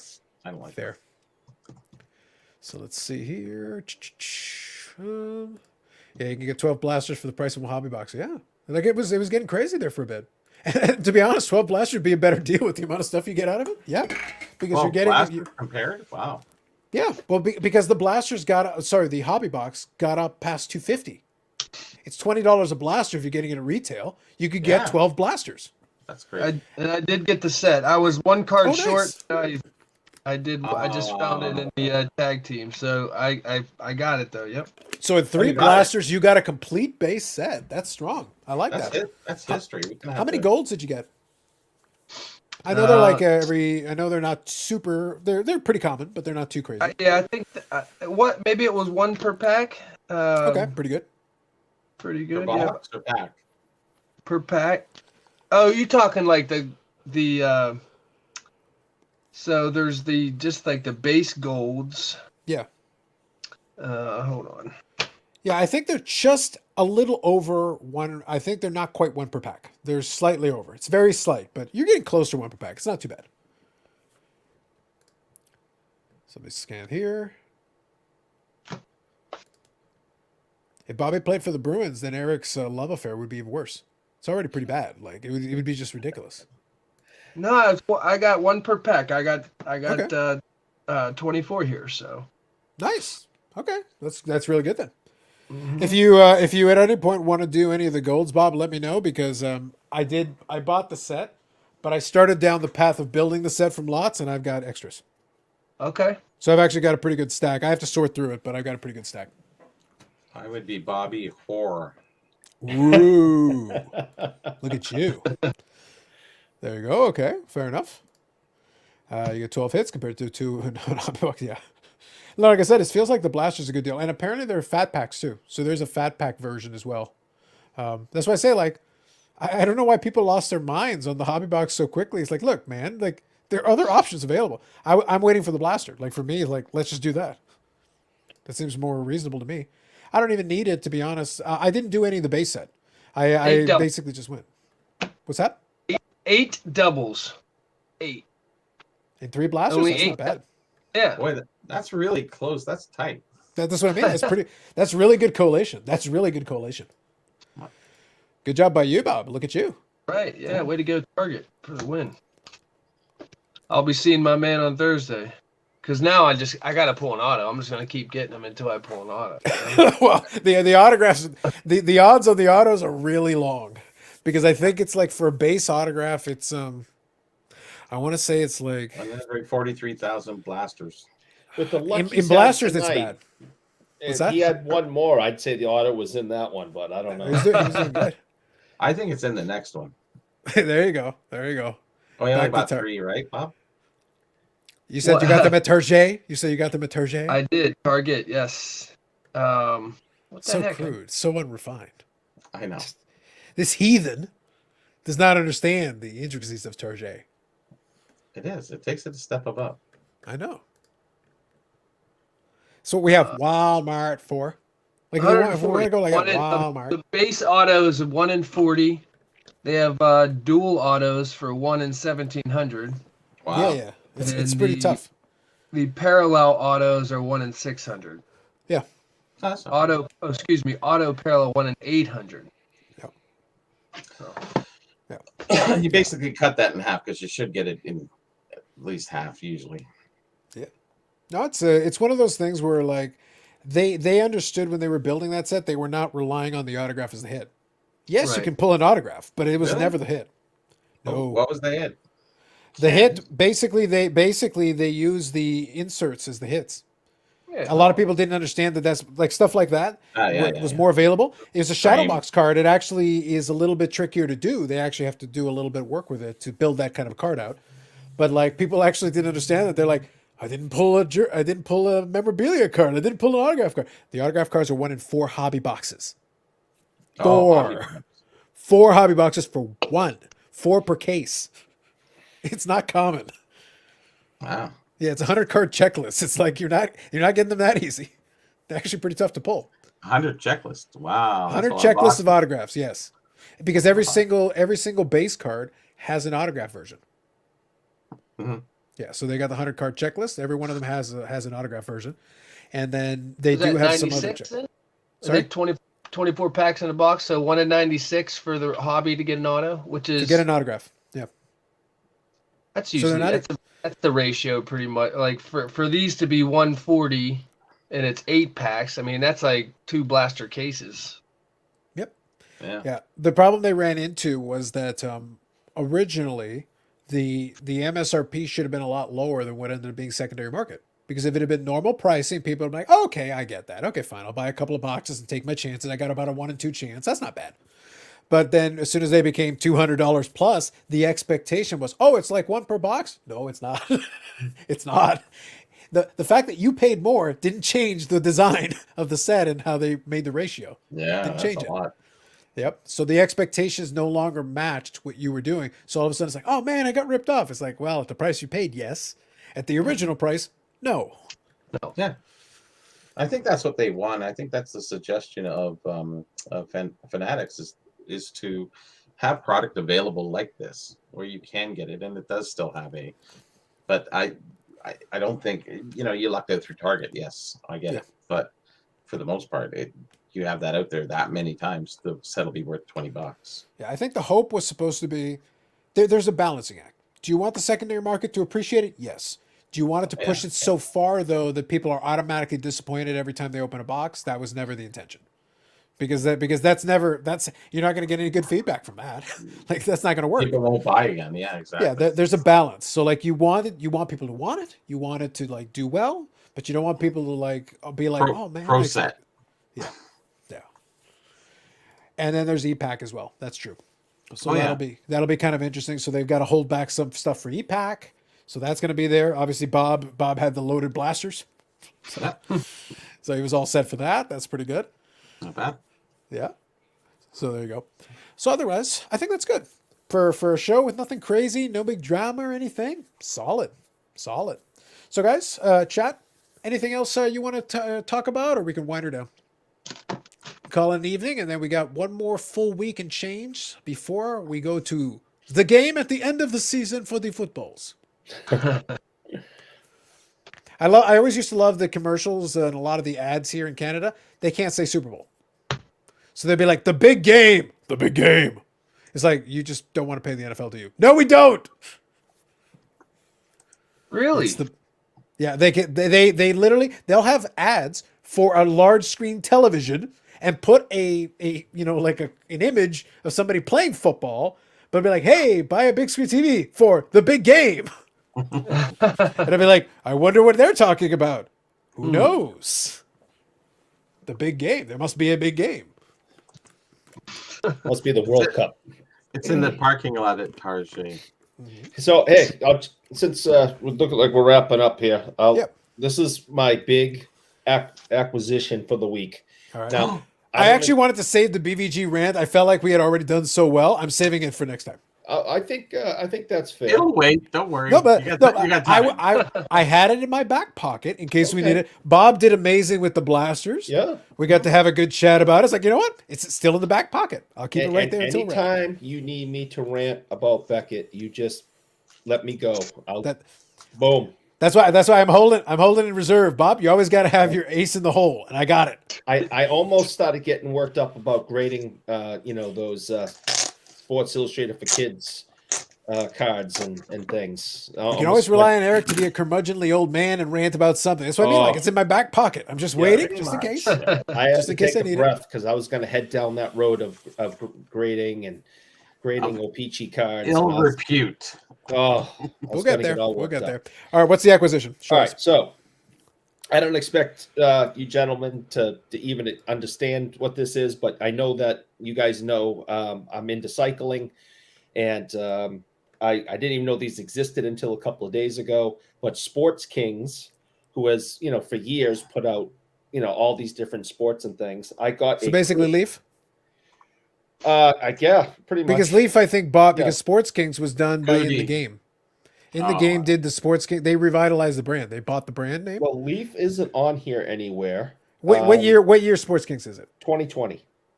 Okay, so then probably Leaf would have bought it because In the Game doesn't exist anymore, and I know that Brian Price bought the whole Sports King thing. So usually, unless maybe he kept it. Did he keep it? It would have been Is it President's Choice cards? Nope. No, it's got to be Leaf then. Brand name. So I'll read this to you. He might own the rights to it though. Still, all Sports Kings, all rights reserved. Sports Kings is the wholly owned trademark and/or service mark of Sports Entities Inc., made in the USA. I wonder if he sold it then. Sports Entity. Mind you, Brian Price is based in the US now. Like he himself is based in the U.S. So. Yeah. So unless he owns sports entities, I don't know. He's a good guy to listen to. He's got some great stories about the early 90s. I feel like I was thinking about maybe inviting him down one of these days for a little brief conversation. Yeah, we're good friends. Because he's got good stories, especially that. Brian Price all day.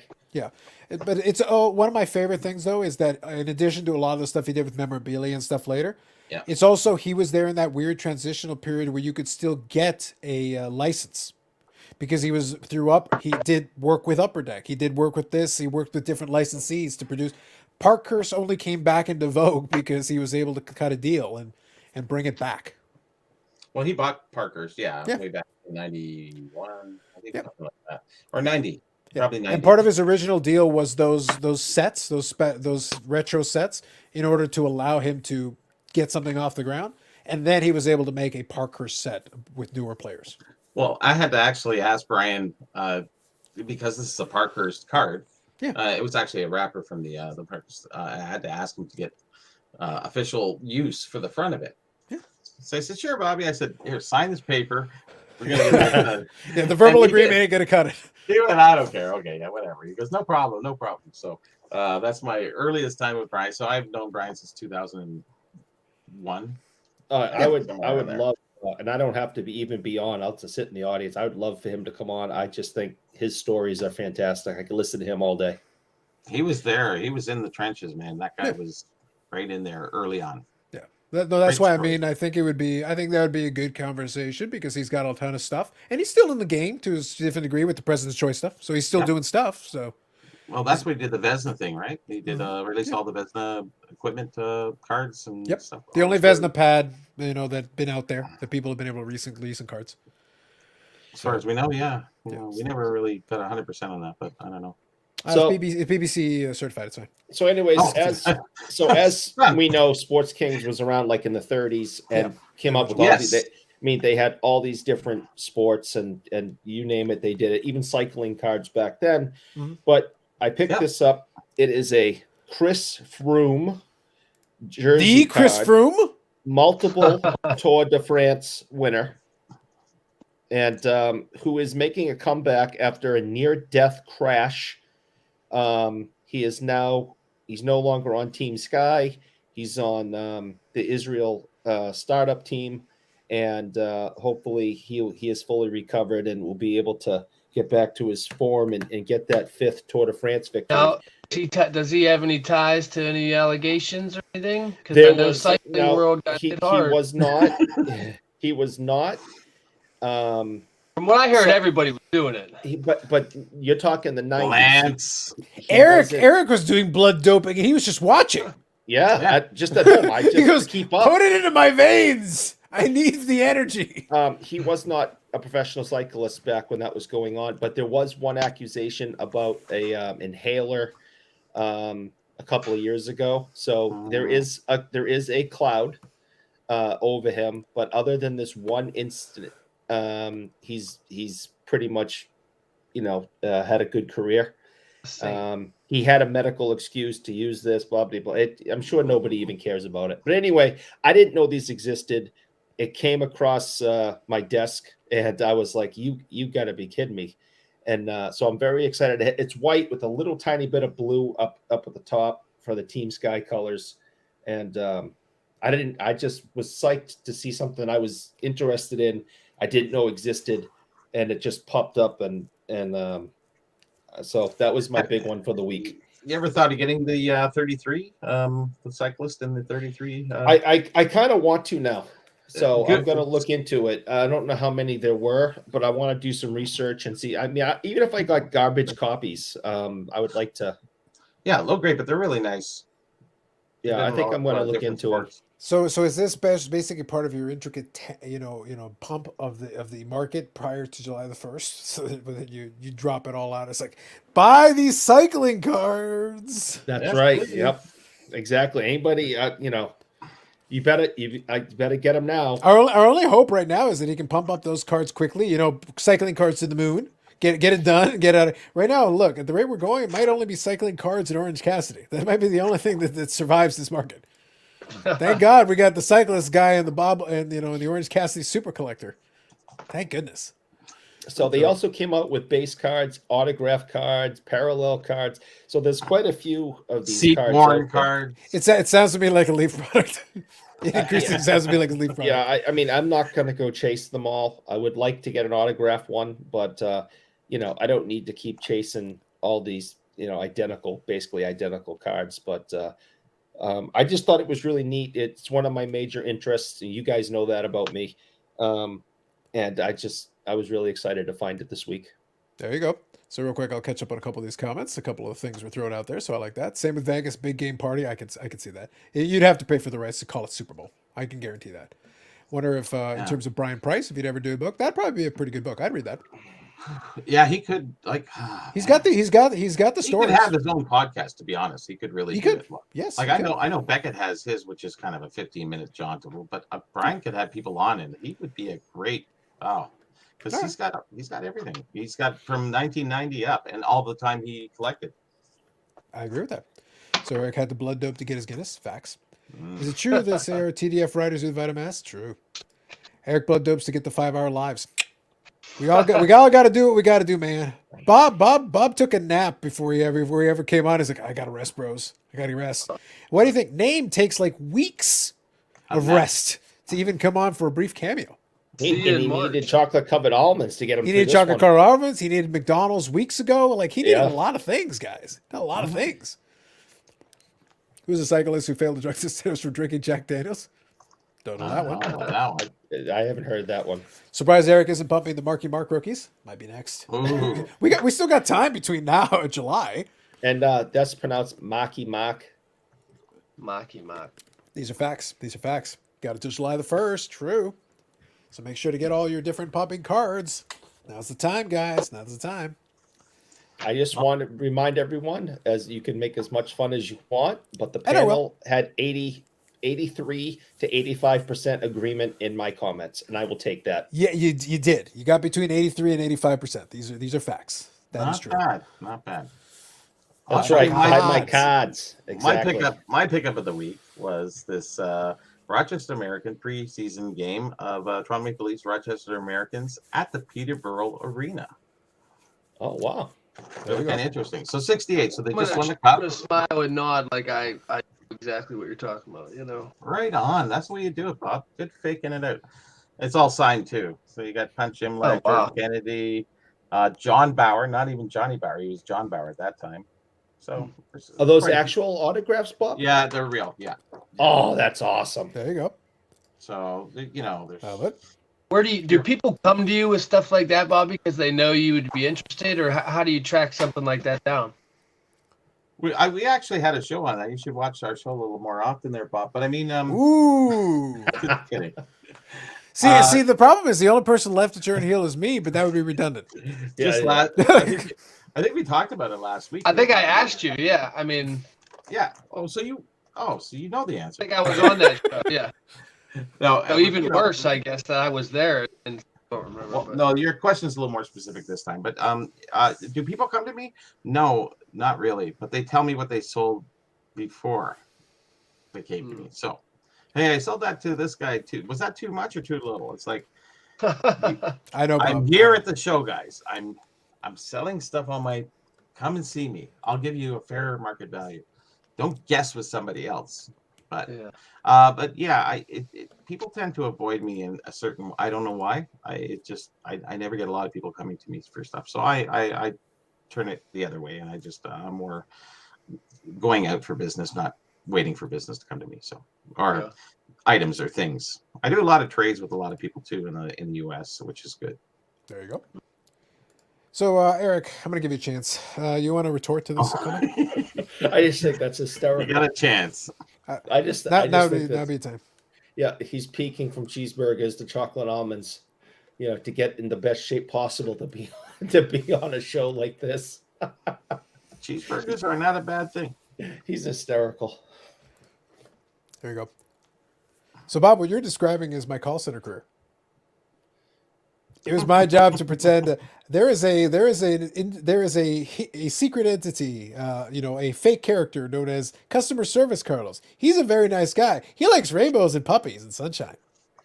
He has his own. He's a truly evil man. Yeah, you and that clown guy wrestle the face over there with the weird. Danhausen? Yeah, I don't know. I think Danhausen's far too evil. Danhausen is far too evil for Customer Service Carlos. Customer Service Carlos loves children and puppies and everything. Nice. Great guy. Carlos has no patience for children. I don't want to know that, Carlos. No, Carlos. But that's basically how you do the job. Now, unfortunately, Customer Service Carlos also has an evil dark side because regular Carlos is still there. So, as nice as I sound during this entire process, I am plotting your demise during this entire process and probably actively working towards it. Yeah, very evil and very evil. Correct. That was the best part, though. You have any idea how evil you can be sounding nice? It's way easier to be infinitely more evil. It's like, I feel like he's messing with me. It's like, no. That's always the in the movies. It's always the evil guy who's always so nice. Yes, we'll be friends. You can go after. We will let you go. Don't worry. It's like, absolutely, I'm helping you. It's like, Carlos, you were actively working against everything they asked for. You're literally pushing the button to screw them over right now.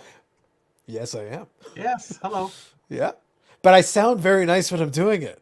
And now your TV doesn't work anymore, and now you'll have to call back and be 3 hours on call. You can wait for the holding model. It's like the music was terrible too. It was truly horrific. You must hold it out. Okay, guys, I'm going to my lunch. It was the best. It was truly the best. Sometimes my fun part is if I really wanted to mess with my supervisor though, is because you get counted for how much time you put people on hold. You don't get counted for how much time you put people on mute. Oh, you get counted for that? Yeah. Oh yeah, 100%. They kept all those stats. But the best part is that you could be like, all right, I'm going to put you on a silent hold. It's like, you mean mute? Silent hold it is. Go around, go grab a bite to eat, have a drink, come back. It's like, doesn't count towards the numbers. Just saying. Gotcha. Being nice when people are super mad just makes them more mad. It's wonderful. Exactly, Bob. Exactly. You get it. Just be patronizing. No, at that point, ignorance is bliss. It really is in this world today. Yeah. So yes, minus the hold. Again, they measured that. So you want mute, not hold. Mute. That's why I'm making a very important distinction. Hold, it gets held against you. Mute, they can't tell the difference. Carlos found a go-around. I found many go-arounds. I had a very successful 2.5-year career. Yeah, right. I had a very successful 2.5-year career. And I built a lot of overtime putting people on silent hold. It was wonderful. So it's like, I get to screw over the customer and the company. Score! It's a wonderful thing. Surprised you never left. I wouldn't have, except I knew that they were... I knew that what they were going to do is they decided to be even more on top of what you were doing. They refused to accept that part of the reason we could get away with a lot of this stuff is because their service was legitimately terrible. There should never have been hold times that existed. That should never have been a thing. If their stuff had worked properly and they had actually given us the tools to do our job properly, I should have been able to get all these people off the phone quickly. The hold should have been more than manageable. We should have been fine. 2.5 years, they needed overtime every single day for 2.5 years. And it never went away. 3-hour hold times for 2.5 years. I'm like, how is it even possible that you guys still have this company existing? But yet they did. And they still exist today. Oh, yes. Yep, muting instead of holding is a heel move for sure. Technical victory. Correct, Bob. All right, guys. So it's been a lot of fun. Chat's been great. Very active. Thank you. Thank you all. We had a lot of fun with the wrestling stuff. I always enjoy that. It's fun. Again, if you take it in the right spirit, it's good times. Congratulations to Bob Lewis on completing a set during this very broadcast. I don't know how that's even possible. That's very impressive. Backs and there's the 100 cards. I don't get it. Very impressive. Very impressive. It's a good selling point, I will say, for the blasters. To be honest, hobby lore now on this channel. What's funny though is that I was going to buy a couple blasters anyway. Hopefully, I'm waiting for Walmart to get their stuff. We don't have Target, so I got to wait for Walmart to get stuff. So Walmart does the same thing up here. Yeah, they've got the blasters. The line up and the people and No, it hasn't been that. To be honest, I've been able to just buy it online. The last while. You can yeah. If they get it, just go to Walmart.com. Ship it to me for free. Oh, could you try Target.com or no? Well, I'd have to ship it from the U.S., so it'd be a whole set of complications. Import duties, whatever. Yeah. It would be not worth it. Not worth it at all. Why you can get stuff at Target and Walmart now? Can't you guys get it online? Maybe because the market hit its peak and it's on its way down now, and by July 1st. By July 1st, Eric, on this side of the border, we had hockey cards. I could still get cards even during the height. Oh yeah, it wasn't a problem. It's just nobody wanted them. I told Bob. Bob said he saw some MVP hockey, and I was like, don't buy that shit. I could have gotten that shit during the apex of it. There's still plenty of MVP hockey guys. There's a reason for that. No one wants it. It's trash. Yeah, that's why you literally give them away with your donuts up there. Yeah, it's like, no, we're good, guys. You can keep those. It's fine. Don't worry about it. No, right now it's been okay. I know the last couple of things that have had some blasters on it. They had O-Pee-Chee Platinum. A couple of blasters that I did. I opened some stuff with that. To be honest, those are nice. They actually were pretty good. Like, as long as you can buy for retail. They were nice enough cards. I liked them for what they were. And they were even available. They had like a Black Friday sale. They actually had it for half price. So I think the blasters ended up costing me $16 each. So I was like, sure, $16? Yeah, I'll open some blaster for $16. Sure. I'm not losing anything. Yep, the certain board game named after that. Yep, there you go. You guys do the Team Canada Tims. I'm not a big proponent of those. I think though they're fun. I like when they even do the cards that you can buy anyway. Again, I still think, yeah, I agree with this. Look, McDonald's was when they were at their best. I love the McDonald's cards. You buy the fries, get the packs. Those are good.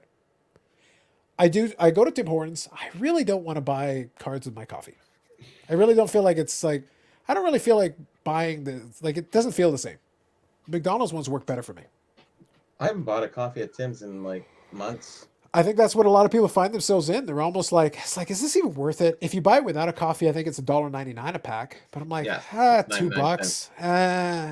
For 99 cents was the you'll be whole disappointed. selling point. I just bought this McDonald's card for those are like real $1. And I think it's pretty cool. It's got Bork holding the cup. Yeah. I love cards that have the Stanley Cup in it. I kind of grab them if they're super cheap, Yeah, those are from the Prism when Pacific was doing it. They actually did a really good job with those. Pacific did a good job. Oh, They did a good job. How far Actually, back they did a better job with Prism Gold, McDonald's. 2002. Yeah, 2002. Yeah, So- they were running the McDonald's. I feel like they were running well into. I want to say Tim Hortons took over in the 2010s. Somewhere around there. Yeah, I feel like that's right. Up Yeah, I until took then, it you were out still of getting the- the McDonald's. I took it out of the thing. So yeah. So did that come in a pack? Like at one pack of 3. So are those packs? I mean, does people still have sealed packs of that stuff? That's Probably. Cases of them, yeah, they're out there Not- because like I because said, what I think I paid $1 for this. Yeah. But They came in a case of 100. You could get 100 packs in a case. So back in those days, you didn't even have to backdoor it. You could literally just be 99% of the time, you'd walk in and go, "Hi, I want to buy the hockey cards. Do you want me to buy all these fries and then do the thing? Or how do you want to do this?" Sometimes the managers would be like, "Look, buy a full meal and I'll sell you the 100 packs if that's what you want." Sold. You could Yeah, just they talk to didn't care. them. You could just talk to them. Like, just ask. It was fine. Yeah. Yeah. Half the time they would accommodate you. Some people thought they were all being all sneaky like and doing like backdoor deals with the managers. Like, guys, you could literally just ask the guy. Half of them don't care. Well, that was going on with Tim Hortons, where they're getting the cards. The card sets were out, and then they go for a week, 2 weeks, and then it's like, we're just releasing them today. And Yeah, it's like, especially after a while, there was some value to it because even there was. at 99 cents a pack, they're cheap. You build a couple of master sets, you could sell those. People did well with those. But the real thing is also you could get redemptions for memorabilia. You could get redemptions for autographs and redemptions. Now they're redemptions, but you'd send them in and you get them back, and you could get autographs, you could get patches, you could get jerseys. Yeah, there were some good ones. Pretty good stuff. Yeah. Big one. So it's like, it was a good, to be honest, for that kind of a promotion, by the way, great for kids. Because they could still get the packs, 99 cents. And they had the e-pack thing too. So you They could did. go in and open your e-packs and trade your cards and then build your set, and then you would get into a contest. I actually did it 4 or 5 years ago. I just did it online, and you get it so many times, you get so many entries. So I could have won a trip to a hockey game, or a signed stick from Sidney Crosby. There was a lot of good things they had. So yeah, I will say one of the things that that like I said, what I think they did well is they understood they were printing lots of them. They really did. They printed tons of them. But that was the intention. The intention was to make them available. The point is so that, yeah, you can have your cases, try to pull your, try to game the system to get the jerseys and stuff. But guess what? The kids can still get their 99 cents packs anyway. So guess what? No one cared. But they You did go ahead and get your cases. The kids can still get their packs. Who's complaining? What's the problem? Yes. Yeah, exactly. But they did run out fast. They did. Like, you get those busy Tim Hortons, like Yes.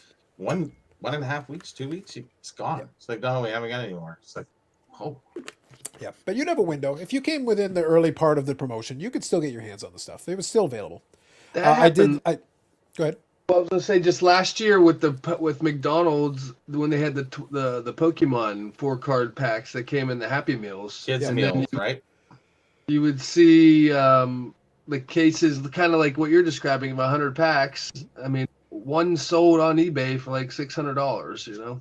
I believe it. And then, but there wasn't any for the kids, and people were angry. Like all those posts of like grown adults, like taking It's stuff out of my money. kids. Yeah, money. Yeah. You're right. No, I can totally understand that. But that's why I say, like, at the time that I'm describing, they understood what they were trying to do. The point was to promote. The point was to promote the product and get people to, and get people to open the packs. They wanted the kids to open some of the packs to try to build the sets and stuff. Like, they needed to make enough. I saw on eBay literally yesterday, and it made me laugh, but at the same time, I thought it was the dumbest thing I ever saw. I saw a 2005 McDonald's card of Medano. PSA graded, PSA 10. They said pop 2, and I go, dude, they made 1 million of those, a literal million. If I sent them all in, want to send them in. Yeah, like it's like there's a reason it's a pop 2 because it's like there's probably a couple 100,000 of them. If I sent them in, probably 80% would gem. Like, come on, be serious. The stock was actually decent on some of those, so it's like it's not. If you pulled it straight out of a pack, it's probably fine. But Carlos was right before. It's just Tim Hortons isn't really the ideal place for kids to go. So really, you're selling to people who are 20 to 30 to 40 in that range. So that's what really the cards are about. We're McDonald's kids and adults, both. Yeah. A lot. There were enough for all of us to have because when I was a kid, I was opening them up in the early mid 90s, no problem. And then later on, I could go in. The kids could still get their stuff. And I could grab some packs for myself. Why not? No harm in that. I would just like to say that I hate this show and everyone who watches it. Well, I'm back to my original idea here. Like, it's not us doing it. The people are asking valid questions. Like, you bring this on yourself. It's like he's asking, upside down top loaders. He's a little confused. No, I hate everybody. As you should. That's why he picked the July 1st thing. It's not because he actually thought it's like he's just rooting for it. It's like, I want all your shit to burn. Okay, then. So there's a lot of anger there. Have you considered counseling for that? Jeez. Okay, then. Calm down. You know that counselors don't go to counselors. You need a counselor. Nah. I know more than them. That's your problem. You don't, but you think you do, and that's the concerning. That's the whole problem with counselors. The problem is you went to IMT. The problem is he got his degree from IMT and he thought it was MIT. That's the first mistake. I'm dyslexic. It's a wonderful disease. Yes. Yep. Yeah, 2 people did great, Bob. That's pretty much that's the problem in a nutshell. It's not like, look, I'm glad. There you go. Try to save it now. It's like, there you go. Yeah, he'll buy that. Good call, Bob. Good job. Yeah. Good job. I'll take anything. I don't care. All right. Yeah. So we'll wind her down here. Mr. Lewis, thank you for popping in. Thank you for hanging out. Appreciate you. And definitely very impressive. Very impressive work with the Blasters. Thanks for the pack wilding. That was great. That's crazy work by you. Did you say Bobby Hobby Lore? I'll be honest. I would be shocked if somebody else did. I would like to see if somebody else did 3 Blasters, if they would actually be able to get the coalition that you got with that few duplicates. That's a lot. That's the lore in it, Bob. I was very impressed. Like, Not that you opened 3 boxes. Yeah, you nailed it. You nailed it almost to the card. You had almost nothing to spare. So it was like, and you beat the odds, I think, on some of those inserts. So I think you did really good on those as well. Yep. Good stuff. Yeah, you need to get to a convenience store and buy a lottery ticket tonight. At least a scratch off or something. Tonight? You mean tomorrow? Yeah. It is tomorrow. There you go. Again? One question for you, Bob. I know you did the Hall of Fame thing. You got any other videos planned in the near future or anything coming up? Or is it going to be as you go? I'm actually I've been mulling around the idea that you tossed to me, so I'll leave it at that. I have maybe some voiceover in it, All right. I like it. Sounds good. I'll grab the last couple of comments then and we'll shut her down. So very nice, very evil. Thank you, Bob. If you can find 3 Blasters, still try it. Give it a go. See how it goes. Hot hands, Bob. Look at you. Yeah. I think that might be a new nickname for you, Bob. That might be another one for you. You can fit it in between the three dots there. Right. You can stick it right in the middle. So yeah, it'll be. We'll see how things go going forward. I don't expect hobby drama every week. I really don't. So I'm okay with that because it gives us a chance to then talk about some random stuff, have some fun, and then talk about random hobby topics. I'll be glad to get to some regular hobby topic content anyway. We can do that. And I'll look into maybe the Brian Price thing and some other stuff. No commitments, but we'll see if we can do that. I wouldn't mind bringing some folks in to chat about different stuff. We can have some topics and themes. We can have some fun with that. And Carlos, not to extend too much, 'cause I know you want to end, but what you just, we're talking about, you don't see too much hobby drama coming. I see just the opposite. I see more of what we started this show talking about. I see more companies falling apart, prices dropping, people panicking. July 1st. That's what I think is coming between So now you're saying, and July so you're saying 1st. Danhausen was right. They're cursed. I think we're going to start seeing more and more situations like we did out in California with Mark's Cards, people trying to figure out, how they're going to deal with not having as much money coming in and all that drama, the companies firing people and trying to stay afloat because they're over, loaned. And I just think this is going to be the norm for the next couple of months. So mark my words, and you can either Eric, tell me on I July don't- 1st I'm an idiot, or oh It's- my God, No matter what happens, I'll tell you in July 1st you're an idiot. The It's point is content. that the point is that the content gods are good to us. I put it right there. # praise the content gods. Yeah. Eric, no matter what happens, it will work. Yeah. And if such things come to pass, there will be an impromptu live probably. Am I morally opposed to anything you just said, Eric? I'm not going to argue with. I'm going to call you an idiot because it's fun. But if it turns out you were correct, I accept your tribute, and I'll All call right. you an idiot. I can do Fair both. enough. I'll accept. There you go. So Name says another great show. Thank you, Name. Copsy is going to be in that other show. Fuck that other show. Another show. Thank you. Correct. # July 1st. Thank you, Crack. Much appreciated. Because Stone Cold said so. Perfect closing line. So thank you all for hanging out. Appreciate you. On your way out, if you could hit the like button, if you haven't already, always appreciate it. Always appreciate it. And it's free. Other than that, back on the regular live stream again next Friday. We'll do the Super Bowl props. I'll come prepared with some fun ones. See what I can wrangle out there. Excellent. That'll always be a little bit of fun. Again, fun stuff. We'll have some fun with that. So we'll do that, and then we'll see what comes up the next week. We'll see what it brings to us. Again, Ken Golden can still light himself on fire. There's always a chance. We're waiting. Shirts fireproof. I'm still willing to take a shot at it. If we're willing to give it a go, we can always try. The last question, Eric. Is Golden going to fall too? Too big to fail. Well, he's also technically not in charge of it anymore. Like he's there, but he's not really in charge of it. Look, maybe his Netflix show will bomb. Maybe that'll be the big thing. I think with all the hype dropping, I don't think that there's such a draw to him anymore as there once was. Well, to the buying, yes. It could be an interesting thing where maybe the idea was sound, but maybe they waited too long and now it's too late for him to come out with the exact show. Well, I think that's the problem. It was a hype, and then they wait through this little lull here. Now it's like, who?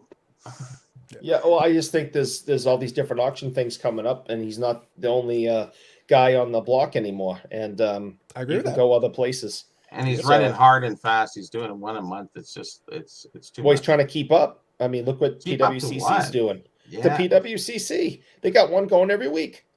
Yeah, but they're running an open auction kind of just and high and low. They're actually more top end, and he's got to keep up. It's just too many auctions, too many. So Bob, do you know why I am? You know why they compare me to MJF and why they say like I'm an uber heel just naturally in things that I do? Because I do stuff like this. Oh, Eric, do you want to retort to this? I saw. All right, have a good night, everybody. See you next week.